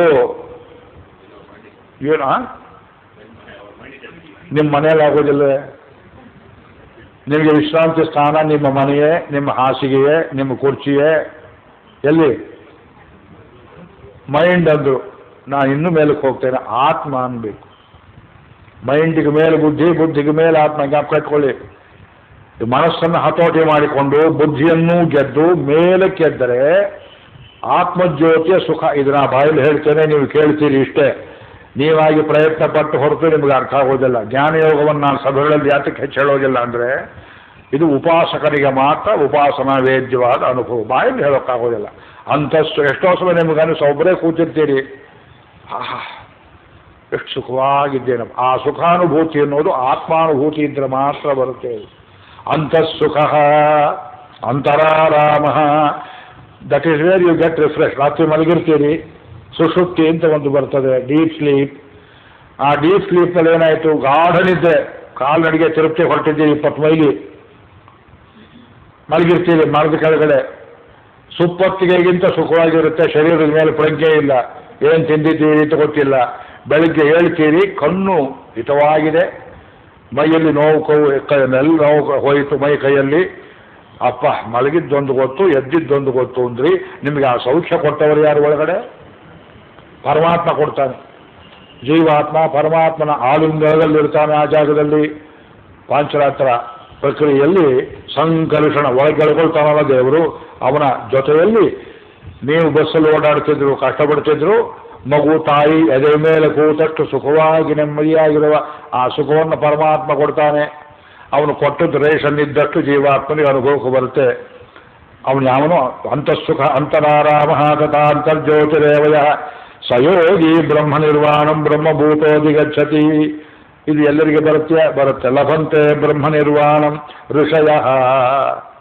ಜ್ಞಾನಯೋಗಕ್ಕೆ ಹೋಗಬೇಕಾದ್ರೆ ನೀವು ಋಷಿಯಾಗಬೇಕು. ಕ್ಷೀಣ ಕಲ್ಮಷಾಃ ಛಿನ್ನದ್ವೈಧಾಃ, ಲೋಕದಲ್ಲಿರುವ ಸುಖ ದುಃಖಾದಿ ದ್ವಂದ್ವಗಳನ್ನು ಗೆಲ್ಲಬೇಕು. ಯಥಾತ್ಮಾನಃ, ಮತ್ತೆ ಹೇಳ್ತಾರೆ ಸರ್ವಭೂತ ಹಿತೇರತಃ. ಟೆಸ್ಟ್ ಇದು. ಇವನು ಬ್ರಾಹ್ಮಣ, ಅವನು ಶೂದ್ರ, ಅವನು ಅಂತ್ಯಜ, ಇವನು ಮ್ಲೇಚ್ಛ, ಇವನು ಹೂಣ, ಇವನು ಚೀಣೀಯ, ಇವರು ಲಂಕಾದವರು, ಇವರು ಸ್ತ್ರೀಯರು, ಇವರು ಶೂದ್ರರು, ಎ ಕ್ಲಾಸ್ನವರು, ಬಿ ಕ್ಲಾಸ್ನವರು, ವ್ಯತ್ಯಾಸವಿಲ್ಲದೆ ಎಲ್ಲ ಶರೀರಗಳಲ್ಲಿರುವುದು ಜೀವಾತ್ಮ. ಜೀವಾತ್ಮ ಅನ್ನೋ ವರ್ಗ ಅಂತ ಅದನ್ನೇ ಕಾಣಬೇಕು. ಶರೀರವನ್ನು ಕಾಣುವ ಕಣ್ಣು ಹೋಗಬೇಕು, ಜೀವಾತ್ಮವನ್ನು ಕಾಣುವ ಕಣ್ಣು ಬೇಕು. ಎಲ್ಲರಿಗೂ ಹಿತವನ್ನೇ ಕೋರಬೇಕು. ಕಾಮಕ್ರೋಧಯುಕ್ತಾನಾಂ ಯತೀನಾಂ ಯತಚೇತಸಾಂ. ಕಾಮಕ್ರೋಧವನ್ನು ಬಿಟ್ಟವರು ಯತ್ನಶೀಲರು, ಅವರು ಇಲ್ಲೇ ಮೋಕ್ಷವನ್ನು ಪಡೆದು ಬಿಡ್ತಾರೆ. ಅಭಿತೋ ಬ್ರಹ್ಮ ನಿರ್ವಾಣಂ ವರ್ತತೆ ವಿಜಿತಾತ್ಮನಾಂ. ಆದ್ದರಿಂದ ಇದು ಜ್ಞಾನಯೋಗದ ಒಂದು ಪರಾಕಾಷ್ಠೆಯ ನಿಲುವನ್ನು ತಮಗೆ ನಾನು ತಿಳಿಸಿಕೊಟ್ಟೆ. ಮತ್ತೆ ಮುಂದೆ ಹೇಳ್ತಾರೆ ಸರ್ವಭೂತಸ್ಥಮಾತ್ಮಾನಂ ಸರ್ವಭೂತಾನಿ ಚಾತ್ಮನಿ. ಇದು 6ನೇ ಅಧ್ಯಾಯದಲ್ಲಿ ಬರುತ್ತೆ ಅಂತ ಕಾಣುತ್ತೆ ನೋಡಿ. ಸರ್ವಭೂತ ಸ್ಥಿತಂ ವ್ಯೋಮಃ 31ನೇ ಶ್ಲೋಕ 6ನೇ ಅಧ್ಯಾಯ. ಇದು ಜ್ಞಾನಯೋಗಕ್ಕೆ ಸಂಬಂಧಪಟ್ಟದ್ದು. ಜ್ಞಾನಯೋಗ ಭಕ್ತಿಯೋಗ ಆಗುವ ಅವಸ್ಥೆಗೆ ಬಂದಿದೆ ಈಗ. ಜ್ಞಾನಯೋಗ ಪಕ್ವವಾಗಿ ಭಕ್ತಿಯೋಗಕ್ಕೆ ಬರಬೇಕಾದ್ರೆ ಎಲ್ಲರಲ್ಲಿ ಇರುವ ಜೀವಾತ್ಮ ಶರೀರ ಭಿನ್ನ ಭಿನ್ನವಾಗಿದ್ರು ಆತ್ಮ ಒಂದೊಂದೇ, ಅದರ ಸ್ವರೂಪ ಮಾತ್ರ ಒಂದೇ. ಎಲ್ಲರ ಮನೆ ದೀಪವು ಜ್ಯೋತಿಯು ಒಂದೇ ರೀತಿ ಇರುತ್ತೆ, ಹೌದಲ್ವ ಹೇಳಿ? ನಿಮ್ಮ ಮನೇಲಿ ಬೇರೆ ದೀಪ ಹಚ್ಚಿದ್ರಿ, ಅವ್ರ ಮನೇಲಿ ದೀಪ ಹಚ್ಚಿದ್ರಿ, ನಿಮ್ಮ ಮನೆ ಹಣತೆಯಲ್ಲಿ ಮಲಗಿರುವ ಬತ್ತಿಯನ್ನು ಸರ್ಪಾಕಾರದಲ್ಲಿ ಹಾಕಿದ್ರಿ, ಅವ್ರ ಮನೆಯಲ್ಲಿ ಬತ್ತಿಯನ್ನು ಲಿಂಗಾಕಾರವಾಗಿ ಹಾಕಿದರು, ಇನ್ನೊಬ್ಬರ ಮನೆಯಲ್ಲಿ ದಪ್ಪ ಬತ್ತಿ ಇತ್ತು, ಇನ್ನೊಬ್ಬರ ಮನೆ ಸಣ್ಣ ಬತ್ತಿ ಇತ್ತು. ಈ ಭೇದದಿಂದ ಜ್ವಾಲ ಭೇದವಾಗ್ತದೆಯೇ? ಯೋಚನೆ ಮಾಡಿ. ಆ ರೀತಿ ಜೀವಾತ್ಮ ಅನ್ನುವುದು. ಸ್ತ್ರೀ ಪುರುಷ ಭೇದದಿಂದ ಆತ್ಮ ಬೇರೆ ಆಗೋದಿಲ್ಲ. ಸ್ತ್ರೀ ಆತ್ಮ ಪುರುಷಾತ್ಮ ಅಂತಿಲ್ಲ. ನೈವ ಸ್ತ್ರೀನ ಪುಮಾನ್ ಕೆಲವರು ಹೇಳ್ತಾರೆ ಹಾಗಂತ. ಅದೆಲ್ಲ ಕಾಂಟ್ರವರ್ಸಿ ಎಪ್ಸೋಕೆ ನನಗಿಲ್ಲಿ ಇಷ್ಟ ಇಲ್ಲ. ನಮಗೆ ತಿಳಿದದ್ದನ್ನು ನಾವು ಹೇಳ್ತಾ ಇದ್ದೇವೆ.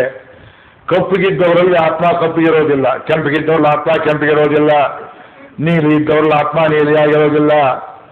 ಇದನ್ನು ಸುಡೋಕೆ ಬರೋದಿಲ್ಲ, ಇದನ್ನ ನೀರಲ್ಲಿ ಹಾಕಿದ್ರೆ ನೆನೆಯೋದಿಲ್ಲ. ಇದನ್ನು ಚೆನ್ನಾಗಿ ತಿಳ್ಕೊಂಡಿದ್ದ ಪ್ರಹ್ಲಾದ. ಅದಕ್ಕೆ ಅವನಿಗೆ ಹೊಟ್ಟೆ ಬರಿ ಬಂತು. ನಮ್ಮನೆಯಲ್ಲಿಯೂ ಒಬ್ಬ ಯೋಗಿ ಬಂದ್ಬಿಟ್ಟಲ್ಲ ಪ್ರಾರಂಭ. ಹಿರಣ್ಯಕಶಿಪು ಪ್ರಹ್ಲಾದನ ನೆನಪು ಸ್ವಾಮಿ, ಪ್ರಹ್ಲಾದನ ಕಥೆ. ಅವನ ತಂದೆಗೆ ಯೋಚನೆ ಆಯಿತು, ಎಲ್ಲಿಂದ ಬಂತು ಈ ಶನಿ? ಬ್ರಹ್ಮವಿದ್ಯೆ ಬರಬಾರ್ದು ನಮ್ಮ ಮನೆಯಲ್ಲಿ, ಬರೀ ರಾಕ್ಷಸರಾಗಬೇಕು ಅಂತ ನೋಡ್ತಿದ್ದು, ಎಲ್ಲಿಂದ ಬಂತು ಇದು? ಅವರ ತಾಯಿಗೆ ನಾರದರು ಉಪದೇಶ ಕೊಟ್ಟಿದ್ರು, ಅಷ್ಟಾಕ್ಷರ ಮಂತ್ರ ಅರ್ಥ ಹೇಳಿದ್ರು, ತತ್ವತ್ರಯ ಅಧಿಕಾರ ಹೇಳಿದ್ರು, ಜೀವಾತ್ಮ ಸ್ವರೂಪ ಹೇಳಿದ್ರು. ಅದು ಕೇಳಿ ಕೇಳಿ ಈ ಮಗು ನಾನು ದೇಹವಲ್ಲ ಅಂತ ತಿಳ್ಕೊಂಡು ಅನುಭವ ತಂದು ಬಿಟ್ಟ. ಎಣ್ಣೆ ಕೊಪ್ಪರಿಗೆ ಎಲ್ಲಿ ಹಾಕಿದ್ರೆ ಅವನಿಗೆ ಅದು ಸುಡುವ ಅನುಭವ ಆಗಲಿಲ್ಲ. ನೆನ್ನೆಯೋ ಮೊನ್ನೆಯೋ ನನ್ನ ಮಗ ಒಂದು ಅನುಭವ ಎಲ್ಲಿಯೋ ಓದಿದ್ದು, ಅದು ಎಲ್ಲಿ ಓದಿದ್ದೋ ರೆಫರೆನ್ಸ್ ನಂಗೆ ಗೊತ್ತಿಲ್ಲ. ಆ ರೆಫರೆನ್ಸ್ ಅವನಿಗೆ ಗೊತ್ತು, ನಾನು ನೋಡಿಲ್ಲ. ಅದು ಇಲ್ಲಿ ಹೇಳುವುದು ಯೋಗ್ಯ ಅಂತ ಕಾಣಿಸುತ್ತೆ. ಅವನೊಬ್ಬ ಜರ್ಮನಿ ಯುದ್ಧದಲ್ಲಿ, ನಾಜಿ ಯುದ್ಧದಲ್ಲಿ ಯಾವ ದೇಶದವನು ಅವನು ಗೊತ್ತಿಲ್ಲ, ಸಿಕ್ಕಾಕೊಂಡ್ಬಿಟ್ಟ. ಪ್ರಿಸನರ್ ಆಫ್ ವಾರ್ ಅಂದ್ರೆ ಅವನನ್ನು ತಗೊಂಡೋಗಿ ಕಾನ್ಸಂಟ್ರೇಷನ್ ಕ್ಯಾಂಪ್ಗೆ ಹಾಕಿ ಚಿತ್ರಹಿಂಸೆ ಮಾಡಿ ಚುಚ್ಚಿ, ಇದು 3rd ಡಿಗ್ರಿ ಅಲ್ಲ 8th ಡಿಗ್ರಿ ಮೆಥಡ್ಸು. ಎಷ್ಟು ಕ್ರೂರ ರಾಕ್ಷಸರು ನಾಶಿರು ನಿಮಗೆ ಗೊತ್ತು. ಕೊಡ್ತಾರೆ, ಇವು ಹಿಡಿದಿದ್ದಾರೆ. ಇನ್ನು ಇವನು ಮನಸ್ಸಿನಲ್ಲಿಯೇ ಇಷ್ಟೆಲ್ಲ ಶಿಕ್ಷೆಗಳನ್ನು ಅವ್ರು ನಾನು ಕೊಡಬಹುದು ಅಂತ ಕಲ್ಪನೆ ಮಾಡಿಕೊಂಡು ಆ ಶಿಕ್ಷೆಗಳಿಂದೆಲ್ಲ ಅನುಭವಿಸಿ ತಯಾರಾಗಿ ಒಗ್ಗಿಕೊಂಡ. ಮುಂದೆ ಅವರು ಶಿಕ್ಷೆ ಕೊಟ್ಟರು, ಅವನಿಗೆ ಅನುಭವಕ್ಕೆ ಬರಲಿಲ್ಲ. ಇದು ಪ್ರಹ್ಲಾದನ ಕಥೆ ಅಂದರೆ ಪುರಾಣದ ಕಥೆ ಅಂತೀರಿ. ಅವನು 2ನೇ ಮಹಾಯುದ್ಧದ ಕಥೆ ಹೇಳ್ತಾ ಇದ್ದಾನೆ ಹುಡುಗ, ಎಲ್ಲೋ ಓದಿದ್ದು. ಇಂಥ ಅನುಭವ ಎಷ್ಟು ರಮಣ ಮಹರ್ಷಿಗಳು, ಅವರಿಗೆ ತೋಲ್ ಕ್ಯಾನ್ಸರ್ ಆಗಿಬಿಟ್ಟಿತ್ತು. ಅವರಿಗೆ ಆಪರೇಷನ್ ಮಾಡೋ ಅನೇಕರಿಗೆ ಗೊತ್ತಿಲ್ಲ ವೈಯಕ್ತಿಕವಾಗಿ ಇಂಥ ವಿಷಯಗಳು. ಆಪರೇಷನ್ ಮಾಡಬೇಕು, ಅನಸ್ಥೀಸಿಯಾ ಕೊಡಬೇಕು ಅಂತ ಹೇಳಿದ್ರಂತೆ. ಅವರು ಹೆಚ್ಚು ಮಾತಾಡ್ತಿದ್ದವರಲ್ಲ ಯೋಗಿಗಳು. ತುಟಿ ಅಂಚಿನಲ್ಲಿ ಸ್ವಲ್ಪ ಕಿರುನಗೆ ತಿರಸ್ಕಾರದಲ್ಲಿ ನಕ್ಕು, ನಿಮ್ಮ ಅನಸ್ಥೀಸಿಯಾ ಬೇಡ, ತೋಳನ್ನು ಹಾಗೇ ತೆಗೀರಿ, ನನಗೇನು ನೋವಾಗೋದಿಲ್ಲ ಅಂತಂತೆ. ಅದು ಆ ರೀತಿ ಸುಖ ದುಃಖಾದಿಗಳನ್ನು ತಡೆದುಕೊಳ್ಳುವ ಶಕ್ತಿ ಯಾಕೆ ಬರುತ್ತೆ? ಪುಸ್ತಕದ ಬದನೆಕಾಯಲ್ಲ. ನಾನು ಆತ್ಮ, ನಾನು ಶರೀರವಲ್ಲ. It should become an actual living experience in you. ಅದು ಆದಾಗ ಸರ್ವಭೂತ ಸ್ಥಿತಂ ಯೋ ಮಾಂ ಭಜತಿ ಏಕತ್ವಮಾಸ್ಥಿತಃ. ಎಲ್ಲ ಪ್ರಾಣಿಗಳಲ್ಲಿರುವ ನನ್ನನ್ನು ಕೃಷ್ಣ ಹೇಳ್ತಾನೆ, ನನ್ನನ್ನು ಏಕತ್ವಮಾಸ್ಥಿತ. ಆತ್ಮ ಅನೇಕ ಇರ್ಬೋದು, ದೇಹ ಅನೇಕ ಇರ್ಬೋದು, ಅನೇಕ ಆತ್ಮರಲ್ಲಿ ಸರ್ವಭೂತಾಂತರಾತ್ಮನಾಗಿರೋನು ದೇವರು ಒಬ್ಬನೇ. ಆ ತಿಳುವಳಿಕೆ ಜ್ಞಾನಯೋಗದ ಮುಂದಿನ ಮೆಟ್ಲಾಗಿ ಭಕ್ತಿ ಉಂಟಾಗ್ತದೆ. ಏಷ ಸರ್ವಭೂತಾಂತರಾತ್ಮ ಅಪಹತ ಪಾತ್ಮ ದಿವ್ಯೋ ದೇವ ಏಕೋ ನಾರಾಯಣ ನ ದ್ವಿತೀಯೋ ಅಸ್ತಿ ಕಶ್ಚಿತ್. 2ನೇ ಅವನಿಲ್ಲ, ಅವನೊಬ್ಬನೇ ಇದ್ದಾನೆ. ಸರ್ವಭೂತಾಂತರಾತ್ಮ 13ನೇ ಅಧ್ಯಾಯದಲ್ಲಿ ಇದನ್ನು ಇನ್ನಷ್ಟು ವಿಸ್ತಾರವಾಗಿ ಹೇಳ್ತಾನೆ ಕೃಷ್ಣ. ಕ್ಷೇತ್ರ ಬೇರೆ, ಕ್ಷೇತ್ರಜ್ಞ ಬೇರೆ. ಇದಂ ಶರೀರಂ ಕೌಂತೆಯ. 13ನೇ ಅಧ್ಯಾಯ ಸ್ವಲ್ಪ ದೊಡ್ಡದಾಗಿ ಹೇಳ್ತಾರೆ. ಈ ಶರೀರವನ್ನು ಕ್ಷೇತ್ರವಿತ್ಯ ವಿಧೀಯತೆ. ದೇಹ ಅಂದರೆ ಬೆಳೆಯುವ ರೀತಿಯಲ್ಲಿರುವ ದೇಹ ಉಪಚಯೇ, ಬೆಳೆಯುವ ದೇಹ. ಶರೀರ ಅಂದರೆ ಒಣಗಿ ಉದುರಿ ಹೋಗ್ತಾ ಇರೋ ಅವಸ್ಥೆಯಲ್ಲಿ, ಅದಕ್ಕೆ ಶರೀರ ಅಂತೇವೆ. ಇಲ್ಲಿ ಭಗವಂತ 2 ಶಬ್ದ ಅವಾಯ್ಡ್ ಮಾಡಿದ. ಇದಕ್ಕೆ ಕ್ಷೇತ್ರ ಅಂತ ಹೇಳಿದೆ. ಒಂದು ಹೊಲ ಗದ್ದೆ ಇದ್ದ ಹಾಗೆ ಈ ಶರೀರಕ್ಕೆ ಆತಕ್ಕೆ ಹೊಲ ಗದ್ದೆ ಅಂತ ಹೇಳ್ತೀರಿ. ಇದು 2 ರೀತಿ ಫಸಲನ್ನು ಬೆಳೆಯುತ್ತೆ, ಪುಣ್ಯ ಅಂತ ಒಂದು, ಪಾಪ ಅಂತ ಒಂದು. ಆ 2ನ್ನೂ ತಿನ್ನುತ್ತೆ. ಮುಳ್ಳು ಕಳ್ಳಿಯನ್ನು ಬೆಳೆಯುತ್ತೆ, ಭತ್ತಾರಾಗಿ ಗೋಧಿಯನ್ನು ಬೆಳೆಯುತ್ತೆ. ಇದನ್ನು ಶರೀರಂ ಕೌಂತೆಯ. ಅಥವಾ ಇದನ್ನು ಸಾಧನ ಕ್ಷೇತ್ರವನ್ನಾಗಿ ಧರ್ಮಕ್ಷೇತ್ರ, ಕುರುಕ್ಷೇತ್ರ, ಯುದ್ಧ ಮಾಡಿದೆ ಇಲ್ಲಿ ಮೇಲೆ ಕೆಳಕ್ಕೆ ಉಪಯೋಗ ಮಾಡ್ಬೋದು. ಇದು ಎಷ್ಟಿದ್ರು ಕ್ಷೇತ್ರಂ ಇತ್ಯಭಿಧೀಯತೆ. ಏತದ್ಯೋ ವೇತ್ತಿ ತಂ ಪ್ರಾಹು ಕ್ಷೇತ್ರಜ್ಞ ಇತಿ. ನಾನು ದೇಹವಲ್ಲ, ಇದು ನನ್ನ ದೇಹ ಅಂತ ತಿಳ್ಕೊಳ್ಳೋನು ಜೀವಾತ್ಮ. ಇದು ನನ್ನ ದೇಹ. ನಿಮ್ಮನ್ನು ಯಾರು ಮುಟ್ಟಿದ್ರೆ ಯಾಕೆ ನಾನು ಮುಟ್ತಾ ಇದ್ದೀರಿ ಅಂತ ಅನುಭವಕ್ಕೆ ಬರುತ್ತೆ ಅಲ್ವೇ? ನೋಡಿ, ಯಾರೋ ಏನನ್ನೋ ಮುಟ್ಟಿದ ಅನುಭವ ಆಗುತ್ತೆ, ನಿಮ್ಮನ್ನೇ ಮುಟ್ಟಿದ ಅನುಭವ ಆಗುತ್ತಾ? ನಿಮ್ಮನ್ನು ಯಾರು ಹೀಗಂದ್ರೆ ಯಾರೋ ಮುಟ್ತಾ ಇದ್ದಾರೆ ಅಂತ ಅನುಭವ ಆಗುತ್ತಾ? ಸುಮ್ಮನೆ ಪಕ್ಕದ ಕುರ್ಚಿನ ಯಾರೋ ಮುಟ್ಟಿದಾಗ ಆಗುತ್ತಾ? ಅದು ಇದನ್ನು ಹೇಳಬೇಕಾಗಿದೆ. ನಾನು ಒಂದು ಬಸ್ನಲ್ಲಿ ಹೋಗ್ತಿದ್ರು ಬೇಂದ್ರೆ ಅವರು. ಪಕ್ಕದ ಹೇಳಿದ್ದ ನಿಮಗೆ, ಪಕ್ಕದ ಸೀಟಲ್ಲಿ ಒಬ್ಬ ಕೂತಿದ್ದ, ಕಾಲು ತೋರಿಸ್ತಾ ಇದ್ದ ಅವನು. ಬೇಂದ್ರೆ ಅವರು ನೋಡಿದ್ರು. ಅಷ್ಟೊತ್ತು ಯಾಕಪ್ಪ ತುಂಬ ತುಳಿಕೆ ಬಂದಿದೆಯಾ ನಿನಗೆ? ಹೌದು ಸ್ವಾಮಿ, ತುಂಬ ತುಳಿಕೆ. ಮತ್ತೆ ನನ್ನ ಕಾಲ ಯಾಕೆ ತುಳಿತಾ ಇದೆಯಾ? ಇದು ಬೇಂದ್ರೆಯವ್ರ ಕಾಲು, ನನ್ನ ಕಾಲಲ್ಲ ಅಂತ ಗೊತ್ತಿಲ್ಲದೆ ತುಳಿತಾ ಇದ್ದಾನೆ, ಇವನಿಗೆ ಜ್ಞಾನಯೋಗ ಆಗಿದೆ ಅಂತ ಅರ್ಥವೇ? ದಡ್ಡ ಶಿಖಾಮಣಿ ಅಂತ ಹೇಳಬೇಕು. ನನ್ನ ಕಾಲು ಇನ್ನೊಬ್ಬರ ಕಾಲು ಅಂತ ಅವನಿಗೆ ಗೊತ್ತಿಲ್ಲ. ತುಳಿಸ್ಕೊಳ್ತಾ ಇದ್ದವರಿಗೆ ನನ್ನ ಕಾಲು ಯಾಕೆ ತುಳಿತಿದ್ದಾನೆ? ಇದು ನನ್ನ ಶರೀರ, ಆತ್ಮಾಭಿಮಾನ ಅನ್ನೋದು ಕೆಟ್ಟದ್ದು. ಆದರೆ ಭಗವಂತ ಗಂಟು ಹಾಕಿದ್ದಾನೆ, ನಾಯಿಗೆ ಡೊಂಕು ಬಾಲ ಹಾಕಿದಾಗೆ. ನಿಮ್ಮ ಶರೀರ ನೀವೇ ಹೊತ್ಕೊಂಡು ತಿರುಗಾಡಬೇಕು. ನಾಯಿ ನೋಡಿ ಅಯ್ಯೋ ಅನ್ಬೇಡಿ, ನಿಮ್ಮನ್ನು ನೋಡಿ ಅಯ್ಯೋ ಅನ್ನಿ. ಅದು ದೊಡ್ಡ ಶರೀರ, ಅವ್ರು ನೋಡಿದ್ರೆ ದೊಡ್ಡದಾಗಿ ಅಯ್ಯೋ ಅನ್ಬೇಕು. ಇಷ್ಟು ದೊಡ್ಡ ಶರೀರ ಬೇಕಾದ್ರೆ ಹೊತ್ಕೊಂಡು ತಿರುಗಾಡ್ತಾರಲ್ಲಪ್ಪ ಇವರು. ಅದನ್ನು ಒಂದು ಕಡೆ ಇಟ್ಟು ಬರೋಕೆ ಬರೋದಿಲ್ಲ. ಅದನ್ನ ಒಂದು ಕಡೆ ಇಟ್ಟು ಸುಟ್ಟು ಬಿಟ್ಟ ಮೇಲೆ ನೀವು ಓದಾಡ್ತೀರಿ, ಇನ್ನೊಂದು ಶರೀರ ಇಲ್ವಲ್ಲ ಅಂತ. ಅದಕ್ಕೆ ಉಪಯೋಗ ಇದೆ. ಯಾಕೆ? ಒಂದು ಕಡೆ ಕೂತು ಶ್ರವಣ ಮಾಡಿ, ದರ್ಶನ ಮಾಡಿ, ಯಾತ್ರಾತೀರ್ಥ ಮಾಡಿ, ಗುರೂಪಸದನ ಮಾಡಿ ಜ್ಞಾನ ಪಡೆಯುವುದಕ್ಕೆ ಇದು ಸಾಧನ. ತ್ವರ ಯಾವನ್ನ ಭಿದ್ಯತೆ ಮಹತಾ ಪುಣ್ಯಪುಣ್ಯೇನ ಕ್ರೀತೇಯಂ ಕಾಯನೌಹು ತ್ವಯ. ವಿಷ್ಣು ಧರ್ಮದಲ್ಲಿ ಹೇಳ್ತಾರೆ, ತುಂಬ ಪುಣ್ಯವನ್ನು ಮಾಡಿ ಅದನ್ನು ಖರ್ಚು ಬೆಲೆ ಕೊಟ್ಟು ಶರೀರವೆಂಬ ದೋಣಿಯನ್ನು ತಗೊಂಡಿದ್ದೀಯಪ್ಪ. ಈ ಕಡೆಯಿಂದ ಆ ಕಡೆ ಹೋಗುವಷ್ಟರಲ್ಲಿ ಅದು ತೂತು ಬಿದ್ದರೂ ಬೀಳ್ಬೋದು. ತ್ವರ ಯಾವನ್ನ ಭಿದ್ಯತೆ, ಅದು ಭೇದವಾಗೋದ್ರೊಳಗೆ ನೀನು ನಿನ್ನ ಕೆಲಸ ತೀರಿಸ್ಕೋ. ಇಂಥದೇ ಒಂದು ಮಂತ್ರ ಅಗಸ್ತ್ಯ ದೃಷ್ಟವಾದದ್ದು. ಋಗ್ವೇದ ಮಣ್ಣಿನ ದೋಣಿ ಅಂತ ನೋಡಿ, ಅಗಸ್ತ್ಯ ಹೇಳ್ತಾರೆ ಇದು ಮಣ್ಣಿನ ದೋಣಿ. ನೀರಲ್ಲಿ ಹಾಕಿದ ಕೂಡಲೇ ಕರಗಿ ಬಿಡ್ತದಲ್ಲ, ಹಾಕಿ ಕರಗೋದಿಲ್ಲ. ಅದು ಒಂದು ಬೋಂಡ ಕೂಡ ಕರಗೋದಿಲ್ಲ ನೀರಲ್ಲಿ ಹಾಕಿದರೆ. ಎಣ್ಣೆಯಲ್ಲಿ ಕರೆದ ಮೇಲೆ ನೀರಲ್ಲಿ ಹಾಕಿದರೆ ತೇಳುತ್ತೆ, ಬಹಳ ಅಂದರೆ ಕೊಳೆಯಬಹುದು. ಅಂಥದ್ರಲ್ಲಿ ಶರೀರ ಹಾಕಿಕೊಟ್ಟಿದ್ದಾನೆ ಅಂದರೆ ಶತಮಾನಂ ಭವತಿ, 100 ವರ್ಷ ಕರಗದೇ ಇರೋ ಹಾಗೆ ನಿಮ್ಮ ಆಯುಷ್ಯ ಸಾರ್ಥಕ ಮಾಡಿಕೊಳ್ಳೋ ತನಕ ನಿಮ್ಮ ಜೊತೆಲಿರೋ ಕೊಟ್ಟಿದ್ದಾನೆ. Don't treat it as A dog. ತಿರಸ್ಕಾರ ಮಾಡಬೇಡಿ. ಏತದ್ಯೋ ವೇತ್ತಿ ತಂಪ್ರಾಹು ಕ್ಷೇತ್ರಜ್ಞ ಇತಿ ತದ್ವಿಧ. ಆದರೆ ಕ್ಷೇತ್ರಜ್ಞಂಚ ಪಿಮಾಂ ವಿಧಿ ಸರ್ವಕ್ಷೇತ್ರೇಷು ಭಾರತ. ಎಲ್ಲರ ಶರೀರದಲ್ಲಿರುವ ಒಬ್ಬನೇ ಒಬ್ಬ ನಾನಿದ್ದೇನೋ, ನಾನೂ ಒಂದು ಕ್ಷೇತ್ರಜ್ಞ. ನನ್ನನ್ನು ತಿಳ್ಕೊ, ನಿನ್ನನ್ನು ತಿಳ್ಕೊ, ಶರೀರವನ್ನು ತಿಳ್ಕೊ, ತತ್ವತ್ರಯವನ್ನು ಅರ್ಥ ಮಾಡಿಕೊ ಅಂತ ಅಲ್ಲಿ ಕೃಷ್ಣ ಹೇಳುವಂತೆ ಸರ್ವತಾ ವರ್ತಮಾನೋಪಿ ಸಯೋಗಿ ಮಯಿ ವರ್ತತೆ. ಅದನ್ನೇ ಮುಂದೆ ಆತ್ಮೌಪಮ್ಯೇನ ಸರ್ವತ್ರ ಸಮಂ ಪಶ್ಯತಿ ಅರ್ಜುನ ಸುಖಂ ವಾ ಇದಿ ವಾ ದುಃಖಂ ಸಯೋಗಿ ಪರಮೋಮತಃ.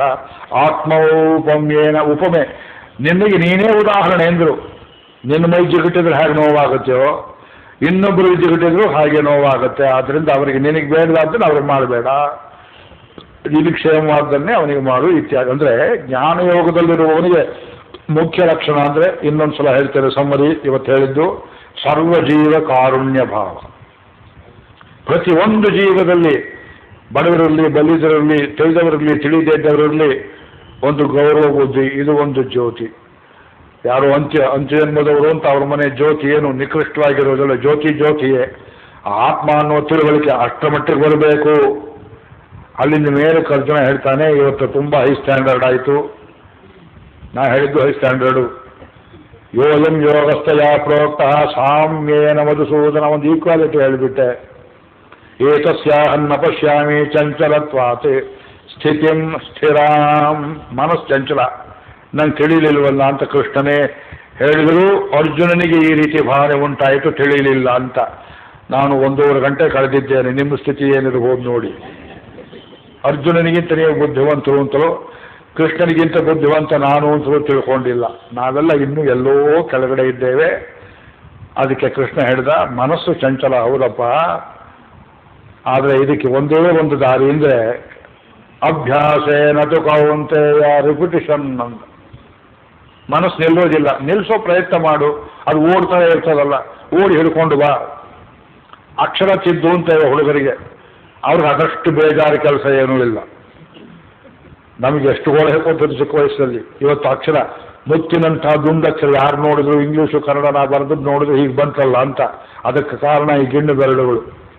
ಎಷ್ಟೊಂದು ವೇಟ್ ತಿಂದಿವೆವು ಅದು ಗೊತ್ತಿಲ್ಲ ನಿಮಗೆ.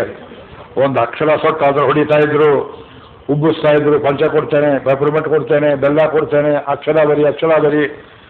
ಅಭ್ಯಾಸದಿಂದ ಹೇಗೆ ಅಕ್ಷರ? ಅಭ್ಯಾಸವಿಲ್ಲದೆ ಏನೂ ಬರೋದಿಲ್ಲ. ಅಭ್ಯಾಸ ಮಾಡದೆ ಗೀತೆ ಹೇಳೋಕೆ ಬರೋದಿಲ್ಲ. ಅಭ್ಯಾಸವಿಲ್ಲದೆ ಗೀತೆ ಅರ್ಥ ಆಗೋದಿಲ್ಲ. ಅಭ್ಯಾಸವಿಲ್ಲದೆ ಇದ್ರೆ ಯೋಗನೂ ಆಗೋದಿಲ್ಲ. By repetitive practices. ಅಭ್ಯಾಸೇನ. ಎರಡನೇದು ವೈರಾಗ್ಯೇನ. ಇದಕ್ಕೆ ಉಪಯೋಗ ಅಲ್ಲದೆ ಇದ್ದದ್ದನ್ನು ಬಿಡಬೇಕು. ಇಲ್ಲಿ ಭಗವದ್ಗೀತೆ ಕೇಳಿ ಮನೆಗೆ ಹೋದ ಕೂಡಲೇ ಒಂದು ಸೀರಿಯಲ್ ಹಚ್ಚಿದ್ರೆ ಇಲ್ಲಿ ಹೇಳಿದ್ದಷ್ಟು ಹೋಯ್ತು. ಇದು ವೈರಾಗ್ಯ ಅಂತ ಕೇಳ್ತೇವೆ. ಇದ್ರ ದಿಕ್ಕು ಬೇರೆ, ಅದರ ದಿಕ್ಕು ಬೇರೆ. ಇದಕ್ಕೆ ಯಾವುದು ಅನುಕೂಲವಾಗುತ್ತೆ ಅದನ್ನೇ ಮಾಡಬೇಕು. ಇದಕ್ಕೆ ಪ್ರತಿಕೂಲವಾದವರ ಸಹವಾಸವೂ ಕೆಟ್ಟದ್ದು. ಇದಕ್ಕೆ ಪ್ರತಿಕೂಲವಾದಂತಹ any experience that contradicts this experience must be totally absorbed by you. ಇದು ನನಗೆ ಬೇಡ. ನಾಯಿಗೆ ಚಕ್ರ ತಿಂದ್ರೆ ತುಂಬ ಇಷ್ಟ, ಮೂಳೆ ತಿಂದ್ರೆ ತುಂಬ ಇಷ್ಟ. ನಿಮಗೆ ತುಂಬ ಕಠಿಣವಾಗಿರುವ ಬೆಲ್ಲ ಕೊಟ್ಟು ತಿನ್ನೋದು ಕಷ್ಟ ಮನುಷ್ಯನಿಗೆ. ಅಲ್ಲಿ ಯೋಚನೆ ಮಾಡಿ, 4 ಕವಟೆ ಹಲ್ಲಿಲ್ಲದೆ ಇದ್ದವ್ರು ನನ್ನಂತೆ ಕಾಯಿ ಪಲ್ಯವನ್ನು ಚೆನ್ನಾಗಿ ಬೇಯಿಸ್ತೇ ಮನೆಯಲ್ಲಿ ಹಾಕಿದರೆ ಯಮಶಿಕ್ಷೆ ಆದಾಗತ್ತೆ. ಅದು ಪದಾರ್ಥ ಚೆಲ್ಲೋಕೆ ಬರೋದಿಲ್ಲ, ತಿನ್ನೋಕೆ ಬರೋದಿಲ್ಲ. ಅದರಂತೆ ಮನುಷ್ಯನಿಗೆ, ಭಗವಂತನಿಗೆ, ಆತ್ಮಕ್ಕೆ ಅನುಕೂಲವಲ್ಲದ ಅನುಭವ ಯಾವುದಿದ್ರೂ ಇದು ನನ್ನ ಹಲ್ಲಿಗೆ ಮೀರಿದ್ದು ನನಗೆ ಬೇಡ ಅಂತ ಹೇಳಬೇಕು. ಸೊ ವೈರಾಗ್ಯವೆಂಬುದು ಬಹಳ ಮುಖ್ಯ ಲಕ್ಷಣ. ಆಮೇಲೆ ಇಲ್ಲಿ ಅಭ್ಯಾಸ ಅಂತ ಹೇಳಿದರು. ಇದಕ್ಕೂ ಮೇಲ್ಪಟ್ಟದ್ದು ಇನ್ನೊಂದು ಹೇಳ್ತಾರೆ, ಆತ್ಮನಿಗ್ರಹ. ಅಸಂಯತಾತ್ಮನಾಯೋಗ ದುಷ್ಪ್ರಾಪ ಇತಿ ಮೇ ಮತಿ. For a man without self control jnanayoga is a sealed book. ನಾ ಹೇಳಿದೆ, ನೀವು ಕೇಳಿದ್ರಿ ಇಷ್ಟೇ. ನಮ್ಗೆ ಜ್ಞಾನಯೋಗ ಆಗಲೇ ಇಲ್ಲವಲ್ಲ, ನೀವು ಕೇಳಿದ್ರೆ ಹಳಿಯಾಳ ಅಂತ ಬೋರ್ಡು ನಿಂತ್ಕೊಂಡಾಗುತ್ತೆ. ಇದು 3ನೇ ಸಲ ನಾನು ಹೇಳ್ತಿರೋದು. ನಿಮ್ಮ ದಾರಿಗೆ ನೀವೇ ಹೋಗಬೇಕು. ನಾ ಬರೀ ಮಾರ್ಗದರ್ಶನ ಮಾಡ್ತಾ ಇದ್ದೇನೆ, ಇದು ಹೋಗುವ ದಾರಿ. ಕೆಲವರು ನನಗೆ ಆಕ್ಷೇಪ ಮಾಡ್ತಾರೆ, ನೀವು ಭಕ್ತಿಯೋಗ ವಿಸ್ತಾರ ಹೇಳ್ತೀರಿ, ಜ್ಞಾನಯೋಗ ಹೇಳೋದಿಲ್ಲ ಅಂತ ಆಕ್ಷೇಪ. ಇವತ್ತು ಕೇಳಿ ತೃಪ್ತಿ ಆಗುವಷ್ಟು, ಬೇಜಾರಾಗುವಷ್ಟು ಸಂತೋಷ ಬಿಡಿ ಅಂತ ಹೇಳಿ ಜ್ಞಾನಯೋಗ ಹೇಳಿದ್ದೇನೆ. ಆದ್ದರಿಂದ ಮನುಷ್ಯ ಜ್ಞಾನಯೋಗದಲ್ಲಿ ಹೋಗೋದಕ್ಕೆ ಗುರುಗಳ ಕೃಪೆ ತುಂಬ ಚೆನ್ನಾಗಿ ಬೇಕು, ಸ್ವಾನುಷ್ಠಾನ ಬೇಕು. ಗುರುಗಳು ಎಷ್ಟು ಹೇಳಿದ್ರು ನಿಮ್ಮ ದಾರಿಲಿ ಹೋಗೋರು ನೀವೇ. ಇಂಥ ಜ್ಞಾನಯೋಗಿ ಕೂತ್ಕೊಂಡು ಅಭ್ಯಾಸ ಮಾಡುವ ರೀತಿ ಅಭ್ಯಾಸ ಅಂತ ಹೇಳಿಬಿಟ್ರಲ್ಲ, ಅದಕ್ಕೆ 6ನೇ ಅಧ್ಯಾಯದಲ್ಲಿ ಭಗವಂತ ಶುಚೌ ದೇಶೇ ಪ್ರತಿಷ್ಠಾಪ್ಯ ಸ್ಥಿರಮಾಸನಂ. ಮನೆಯಲ್ಲಿ ಒಂದು ಕಡೆಯಲ್ಲಿ ದೇವರ ಮನೆ ಇರ್ಬೋದು, ದಯವಿಟ್ಟು ಅಡಿಗೆ ಮನೆಯಿಂದ ದೂರ ಇರಬೇಕು. ಯೋಗಾಭ್ಯಾಸ ಮಾಡುವ ಜಾಗ, ಈ ಯೋಗ ಆಸನ ಹಾಕೋ ಜಾಗ ಯಾವ್ದು ಬೇಕಾರಾಗ್ಬೋದು, ಫೀಲ್ಡ್ ಗೀಲ್ಡ್ ನಮಾಜ್ ಮಾಡೋ ಹಾಗೆ. ಯೋಗ ಅಂದರೆ ಬರೀ ಶರೀರದ ಕಂಟ್ರೋಲ್ ಅಲ್ಲ, ಆತ್ಮದ ತನಕ. ಕಣ್ಣಿಗೆ ಕಾಣಿಸದೇ ಇದ್ದ ಆತ್ಮವನ್ನು ದಾರಿಗೆ ತರಬೇಕು, ಮೇಲ್ಪಟ್ಟು ಭಕ್ತಿಗೆ ಹೋಗಬೇಕು. ಅಂದರೆ ಮನುಷ್ಯರ ಸೊಲ್ಲು ಒಂದು ಶಬ್ದ ಕೇಳದೇ ಇರೋ ಜಾಗದಲ್ಲಿ, ಎಲ್ಲಿ ನಿಮಗೆ ಸ್ವಲ್ಪವೂ ಡಿಸ್ಟರ್ಬೆನ್ಸ್ ಆಫ್ ಎನಿ ಕೈಂಡ್ ಕೇಳುವುದಿಲ್ಲವೋ ಅಲ್ಲಿ ಅದು ಶುಚಿಯಾದ ದೇಶದಲ್ಲಿ ಇರಬೇಕಾಟ ಇಲ್ಲದೆ ಇರಬೇಕು. ಮೊದಲನೇದು, ದೇವರ ಮನೆ ಹತ್ತ ಅಂತ ಕೂತ್ಬಿಟ್ಟು ಹಗಲೆಲ್ಲ ಹೀಗೆ ಕೆರೀತಾ ಇದ್ರೆ ಅದಕ್ಕೆ ಶುಚೌ ದೇಶ ಪ್ರತಿಷ್ಠಾಪ್ಯ. ತುಂಬ ಕತ್ತಲೆ ಆದರೆ ಹಾವಿರ್ಬೋದೆ, ಹಲ್ಲಿ ಬರಬಹುದೇ, ನೊಣ ಬರಬಹುದೇ. ತುಂಬ ಬೆಳಕಿದ್ರೆ ಶಕೆ ಆಗುತ್ತೆ ಅಂತ ನೋಡ್ತೀರಿ. ಈ ಉಪದ್ರವಗಳು, ಡಿಸ್ಟ್ರಾಕ್ಷನ್ಸ್ ಇಲ್ಲದೆ ಇರೋ ಜಾಗದಲ್ಲಿ ಪ್ರತಿಷ್ಠಾಪ್ಯ ಸ್ಥಿರಂ ಆಸನಂ ಆತ್ಮನಃ ನಾತ್ಯುಚ್ಛ್ರಿತಂ ನಾತಿ ನೀಚಂ. ಇಷ್ಟು ಎತ್ತರದಲ್ಲಿ ಕೂತ ಯೋಗಾಭ್ಯಾಸ ಆಗೋದಿಲ್ಲ. ಇಲ್ಲಿ ಸ್ಟೇಜ್ ದೊಡ್ಡದಾಗಿದೆ, ಕುರ್ಚಿಯಷ್ಟೇ ಸೈಜ್ನಲ್ಲಿ ಒಂದು ಎತ್ತರದ ಪೀಠ ಇದ್ದರೆ ಜಪ ಮಾಡ್ತಾ ಮಾಡ್ತಾ ಎಲ್ಲಿ ಬೀಳ್ತೇವೆ ನೀವು? ಕುರ್ಚಿ ಸರಿಯಾಗಿ ಕೂತಿದೆಯೋ ಇಲ್ವೋ, 4 ಕಾಲು ಪೀಠದಲ್ಲಿ ಕೂತಿದೆಯೋ ಇಲ್ವೋ, ಅದೆಲ್ಲ ಈ ಮೆಷರ್ಮೆಂಟ್ ಕೊಟ್ಟಿದ್ದಾರೆ ಕೃಷ್ಣ ನೋಡಿ. ನ ಅತ್ಯುಚ್ಛಿತಂ ನ ಅತಿ ನೀಚಂ ಚೇಲ ಅಜಿನ ಕುಶೋತ್ತರಂ. ಒಂದು ಬಟ್ಟೆ ಹಾಕಬೇಕು, ಉತ್ತರೀಯ ಒಂದು ಟವಲ್ಲು, ಅದು ಒಣಗಿದ್ದು ಮತ್ತೆ ಮಡಿಯಲ್ಲಿರುವುದು. ಮಡಿ ಅಂತ ಯಾಕೆ ಹೇಳ್ತಾರೆ ಅಂದರೆ ಕ್ರಿಮಿಕೀಟಗಳು ಅದರಲ್ಲಿ ಬಂದಿರಬಾರದು. ಇನ್ಸೆಕ್ಟಿಸೈಡ್ ಹಾಕಿ ಚೆನ್ನಾಗಿ ಬಿಸಿಲಲ್ಲಿ ಒಣಗಿಸಿರಬೇಕು. ಅದರ ಮೇಲೊಂದು ಕೃಷ್ಣಾಜಿನ, ಅದರ ಮೇಲೆ ದರ್ಭೆಗಳು, ಇವೆಲ್ಲ ಪ್ರಿವೆಂಟಿವ್. ದರ್ಭೆ ಅನ್ನೋದು ವಿರಿಂಚೇನ ಸಹೋದ್ಭೂತ, ಬ್ರಹ್ಮನ ಜೊತೆಯಲ್ಲಿ ಹುಟ್ಟಿದಂಥ ದರ್ಭೆ ಹುಲ್ಲು. ಬ್ರಹ್ಮ ಎಷ್ಟು ಹಳೆಯವನೋ, ಚತುರ್ಮುಖ ಬ್ರಹ್ಮ. ಈ ದರ್ಭೆ ಹುಲ್ಲು ಅಷ್ಟು ಹಳೆಯದು. ದರ್ಭಂ ದಶವಿಧಂ, ಅದ್ರಲ್ಲಿ 10 ಥರ ಗಂಡು ದರ್ಭೆ ಅಂತಾರೆ. ಆ ದರ್ಭೆ ಹೇಗಿದೆ ಅಂದರೆ ಅದನ್ನು ಮುಟ್ಟುವುದಕ್ಕೆ ಹೋದರೆ ಕೈಯನ್ನೇ ಕೊಯ್ದು ಬಿಡುತ್ತೆ. ಅದು 3 ಕಡೆ ಎಡ್ಜಸ್. ಅದು ಅದರ ಮೇಲೆ ಅಮೃತ ಚೆಲ್ಲಿತ್ತಂತೆ ಸ್ವಲ್ಪ ಮಟ್ಟಿಗೆ, ದೇವತೆಗಳು ಅಮೃತಪಾನ ಮಾಡಿದಾಗ. ಹಾವಿನ ರೂಪದಲ್ಲಿ ಅಸುರರು, ನಾಗರು ಅದನ್ನು ಕುಡಿಯುವುದಕ್ಕೆ ಬಂದಾಗ ನಾಲಿಗೆ ಕತ್ತರಿಸೋಯ್ತಂತೆ. ಅದಕ್ಕೆ ಹಾವುಗಳಿಗೆ 2 ನಾಲಿಗೆ ಅಂತ ಅದಕ್ಕೆ ಹೇಳ್ತಾರೆ ಅಂದರೆ ವಂಚಿತರಾಗಿ ದರ್ಭೆ ಮೇಲೆ ಬಿದ್ದಿರೋ ಚಿನ್ನಕ್ಕೆ ಹೋಗಿ ನಾಲಿಗೆ ಕಳ್ಕೊಂಡ್ರವರು. ಅಂತ ದರ್ಭೆಯಲ್ಲಿ ಪವಿತ್ರ ಮಾಡ್ತಾರೆ. ದರ್ಭೆಯಲ್ಲಿ ಈ ಚಾಪಗಳನ್ನು ಮಾಡ್ತಾರೆ. ಅದರ ಮೇಲೆ ಕೂತ್ರೆ ಪ್ರಾಣಿಗೇಣಿ ಹಿಂಸೆ ಇಲ್ಲ, ಆಸುರಿ ಶಕ್ತಿಗಳು ಬರೋದಿಲ್ಲ. ಪರಮಸಾತ್ವಿಕವಾದ ಪ್ರಾಣಿ ಜಿಂಕೆ, ಒಂದು ಕಾಲದಲ್ಲಿ ಮಾಂಸಾಹಾರ ಮಾಡ್ತಿದ್ರು, ಕಾಡು ಇವತ್ತು ಜಿಂಕೆ ಚರ್ಮ ತಿಂದ್ರೆ ಅಪರಾಧ, ಅದನ್ನ ಅವ್ರನ್ನ ಕೊಂದಾಕ್ಬಿಡ್ತಾರೆ. ಅದನ್ನು ಒಂದು ಒಳ್ಳೆ ಆಸನ ಹಾಕೊಳ್ಳಿಪ್ಪ, ಇದನ್ನು 28 ನಾಣ್ಯಕ್ಕೆ ಹೇಳಬೇಕು, ಕೂರ್ಮಾಸನ ಅಂತ ಹೇಳ್ತೇವೆ. ಅದರಲ್ಲಿ ಕೂತ್ಕೊಂಡು ತನ್ನ ಮೂಗಿನ ತುದಿಗೆ ಎರಡೂ ಕಣ್ಣಿನ ಒಳಗಡೆ ಇರುವ ಗುಡ್ಡಗಳನ್ನು ಕೇಂದ್ರೀಕರಿಸಿ ಅಲ್ಲಿ ಕೂತು ಬಿಟ್ಟರೆ ತುದಿಯಲ್ಲಿ ಕಣ್ಣು ಆ ಕಡೆ ಈ ಕಡೆ ಚಲಿಸೋದಿಲ್ಲ. ಅಲ್ಲಿಂದ ಆಚೆಗೆ ಪ್ರಾಣಾಯಾಮಾದಿಗಳನ್ನು ಮಾಡಿ ಆ ಮನಸ್ಸನ್ನು ಗೆದ್ದು ಮನಸ್ಸಿಗೆ ನಮಸ್ಕಾರ ಮಾಡಿ ನಾನು ಮುಂದಕ್ಕೆ ಹೋಗ್ತೇನೆ, ನೀನು ನಿದ್ದೆ ಮಾಡು ಅಂತ ಹೇಳಿ ಮನಸ್ಸನ್ನು ಮಲಗಿಸಬೇಕು. ಮನಸ್ಸು ಮಲಗಿದ್ರೆ ಮುಂದಕ್ಕೆ ಹೋಗುವಂಥ ವೀಸಾ ಪಾಸ್ಪೋರ್ಟ್ ಕೊಡ್ತದೆ. ಅರವಿಂದರು ಅದಕ್ಕೆ ಸೂಪರ್ ಮೈಂಡ್ ಮುಂದೆ ಹೋಗುವಂತಾರೆ. ಇದು ವಿಜ್ಞಾನಮಯ ಕೋಶ. ಅನ್ನವನ್ನು ಗೆಲ್ಲಬೇಕು, ಪ್ರಾಣಮಯ ಗೆಲ್ಲಬೇಕು, ಪ್ರಾಣಾಯಾಮದಿಂದ ಮನೋಮಯವನ್ನು ಗೆಲ್ಲಬೇಕು. ವಿಜ್ಞಾನಮಯ, ವಿಜ್ಞಾನ ಅಂದ್ರೆ ಆತ್ಮ, ಜೀವಾತ್ಮ. ವಿಜ್ಞಾನಂ ಯಜ್ಞಂತನುತೆ ಕರ್ಮಾಣಿತನುತೆ ಚ ವಿಜ್ಞಾನಂ ದೇವಾ ಸರ್ವೇ ಬ್ರಹ್ಮಜ್ಯೇಷ್ಠಮುಪಾಸತೆ ವಿಜ್ಞಾನಂ ಬ್ರಹ್ಮಚೇದ್ವೇದ ತಸ್ಮಾಚ್ಚೇನ್ನ ಪ್ರಮಾದ್ಯತಿ ಶರೀರೇ ಪಾಪನೋ ಹಿತ್ವ. ಎಷ್ಟು ಹೇಳಿದ್ದಾರೆ ಒಂದು ತೈತಿರೋಪನಿಷತ್ತಲ್ಲಿ. ಆ ವಿಜ್ಞಾನ ಶಬ್ದಕ್ಕೆ ಬರೀ ಬುದ್ಧಿ ಅಂತ ಕೆಲವರು ಅರ್ಥ ಮಾಡ್ತಾರೆ. ಅಲ್ಲ, ಅದು ಆತ್ಮ. ಆತ್ಮಕ್ಕೂ ಮುಟ್ಟಬೇಕು. ಆತ್ಮಕ್ಕೂ ಶರೀರಕ್ಕೂ ನಡುವೆ 3 ಕೋಶಗಳಿಗೂ ಅಡಚಣೆ ಆಗಿರೋದು ಈ ಮಹಾಭೂತ, ಈ ಮನಸ್ಸೆಂಬುದು. ಈ ಮನಸ್ಸನ್ನು ದಯವಿಟ್ಟು ಮಹಾರಾಯ ನಿದ್ದೆ ಮಾಡು ಅಂತ ಕೇಳಬೇಕು. ಮನೆಯಲ್ಲಿ ಮಕ್ಕಳೆಲ್ಲ ಮಲ್ಕೊಳ್ಳೋ ತನಕ ಹೇಗೆ ಭಗವದ್ಗೀತೆ ಓದೋಕೆ ಬಿಡೋದಿಲ್ವ ನಿಮ್ಮನ್ನ? ಈ ಮಕ್ಕಳು ಹೇಗೆ ಹುಡುಗಾಟ ಚೆಲ್ಲಾಟ ಮಾಡ್ತಾರೆಯೋ, ಈ ಮನಸ್ಸು ಬಹಳ ಕೋತಿ ಆಟ ಮಾಡುತ್ತೆ. ಅದಕ್ಕೇನು ಮಾಡಬೇಕು? ಒಳ್ಳೆ ದೇವರ ನಾಮಗಳು, ಭಕ್ತಿ ಸಂಗೀತವನ್ನು ಹಾಡಿಸಿ ಕೇಳಿಸಿ ಮನಸ್ಸು ನಿದ್ದೆ ಮಾಡುವಂತೆ ವಿಶ್ರಾಂತಿ ಕೊಟ್ಟು ಅಲ್ಲಿಂದ ಮನಸ್ಸಿನಿಂದ ಮುಂದಕ್ಕೆ ಹೋದರೆ ಆಗ ಆ ಪರಮಾತ್ಮನ ದರ್ಶನಕ್ಕೆ ಜ್ಞಾನಯೋಗವೆಂಬುದು ನಿಮಗೆ ಸಾಧಕವಾಗುತ್ತೆ ಅನ್ನೋದು ಇವತ್ತಿನ ಪ್ರವಚನದ ವಿಷಯ. ನಿಮ್ಗೆ ಎಷ್ಟು ತಿಳಿತೋ ಬಿಡ್ತೋ ನನ್ನ ಸಬಲಕ್ಕೆ ನಾನು ಹೇಳಿಬಿಟ್ಟಿದ್ದೇನೆ. ನಾಳೆ ಎಲ್ಲರಿಗೂ ಚೆನ್ನಾಗಿ ತಿಳಿಯುವಂತೆ ಭಕ್ತಿಯೋಗವನ್ನು ಹೇಳ್ತೇನೆ. ಜ್ಞಾನಯೋಗಕ್ಕೆ ಮೇಲ್ಪಟ್ಟದ್ದಿದು. ಆದರೆ ಉಪಾಸನೆಯಲ್ಲಿ ಭಕ್ತಿಯೇ ಪ್ರಾರಂಭದಲ್ಲಿಟ್ಕೊಂಡು ಜ್ಞಾನಯೋಗವನ್ನು ಮಾಡಬಹುದು. ಜ್ಞಾನಯೋಗ ಪೂರ್ವದ ಭಕ್ತಿಯೋಗ ಸಾಮಾನ್ಯ ಭಕ್ತಿ ಆಗಿರುತ್ತೆ. ಜ್ಞಾನಯೋಗದ ಉತ್ತರಾವಸ್ಥೆ ಪರಭಕ್ತಿ, ಪರಜ್ಞಾನ, ಪರಮಭಕ್ತಿ ರೂಪದಲ್ಲಿರ್ತಕ್ಕಂತಹ ದಿವ್ಯ ಜ್ಞಾನ. ಅದನ್ನು ನಾಳೆ ಕೇಳಬಹುದು ಅಂತ ಹೇಳಿ ಮಂಗಳವನ್ನು ಮಾಡ್ತೇನೆ. ಪಾರಾಶರ್ಯ ಭಜ ಸರೋಜಮವಲಂ ಗೀತಾರ್ಥಗಂಧೋತ್ಕಟಂ ನಾನಾಖ್ಯಾನಕ ಕೇಸರಂ ಹರಿಕಥಾ ಸಂಬೋಧನಾಬೋಧಿತಂ ಲೋಕೆ ಸಜ್ಜನ ಷಟ್ಪದೈಃ ಅಹರಹಸ್ತೆ ಪೀಯಮಾನಂ ಮುದಾ ಭೂಯಾತ್ ಭಾರತ ಪಂಕಜಂ ಕಲಿಮಲ ಪ್ರಧ್ವಂಸನ ಶ್ರೇಯಸೇ ಸ್ವಸ್ತಿ ಪ್ರಜಾಭ್ಯ ಪರಿಪಾಲಯಂತಾಂ ನ್ಯಾಯೇನ ಮಾರ್ಗೇಣ ಮಹಿಂ ಮಹಿಷಾಃ ಗೋ ಬ್ರಾಹ್ಮಣೇಭ್ಯ ಶುಭವಸ್ತು ನಿತ್ಯಂ ಲೋಕಾಃ ಸಮಸ್ತಾಃ ಸುಖಿನೋ ಭವಂತು. ಮಂಗಳಂ ವಾಸುದೇವಾಯ, ಮಂಗಳಂ ನಂದಸೂನವೇ, ಮಂಗಳಂ ಪಾರ್ಥಸೂತಾಯ, ಗೀತಾಚಾರ್ಯಾಯ ಮಂಗಳಂ. ನಿತ್ಯಶ್ರೀರ್ನಿತ್ಯಮಂಗಳಂ, ನಿತ್ಯಶ್ರೀರ್ನಿತ್ಯಮಂಗಳಂ.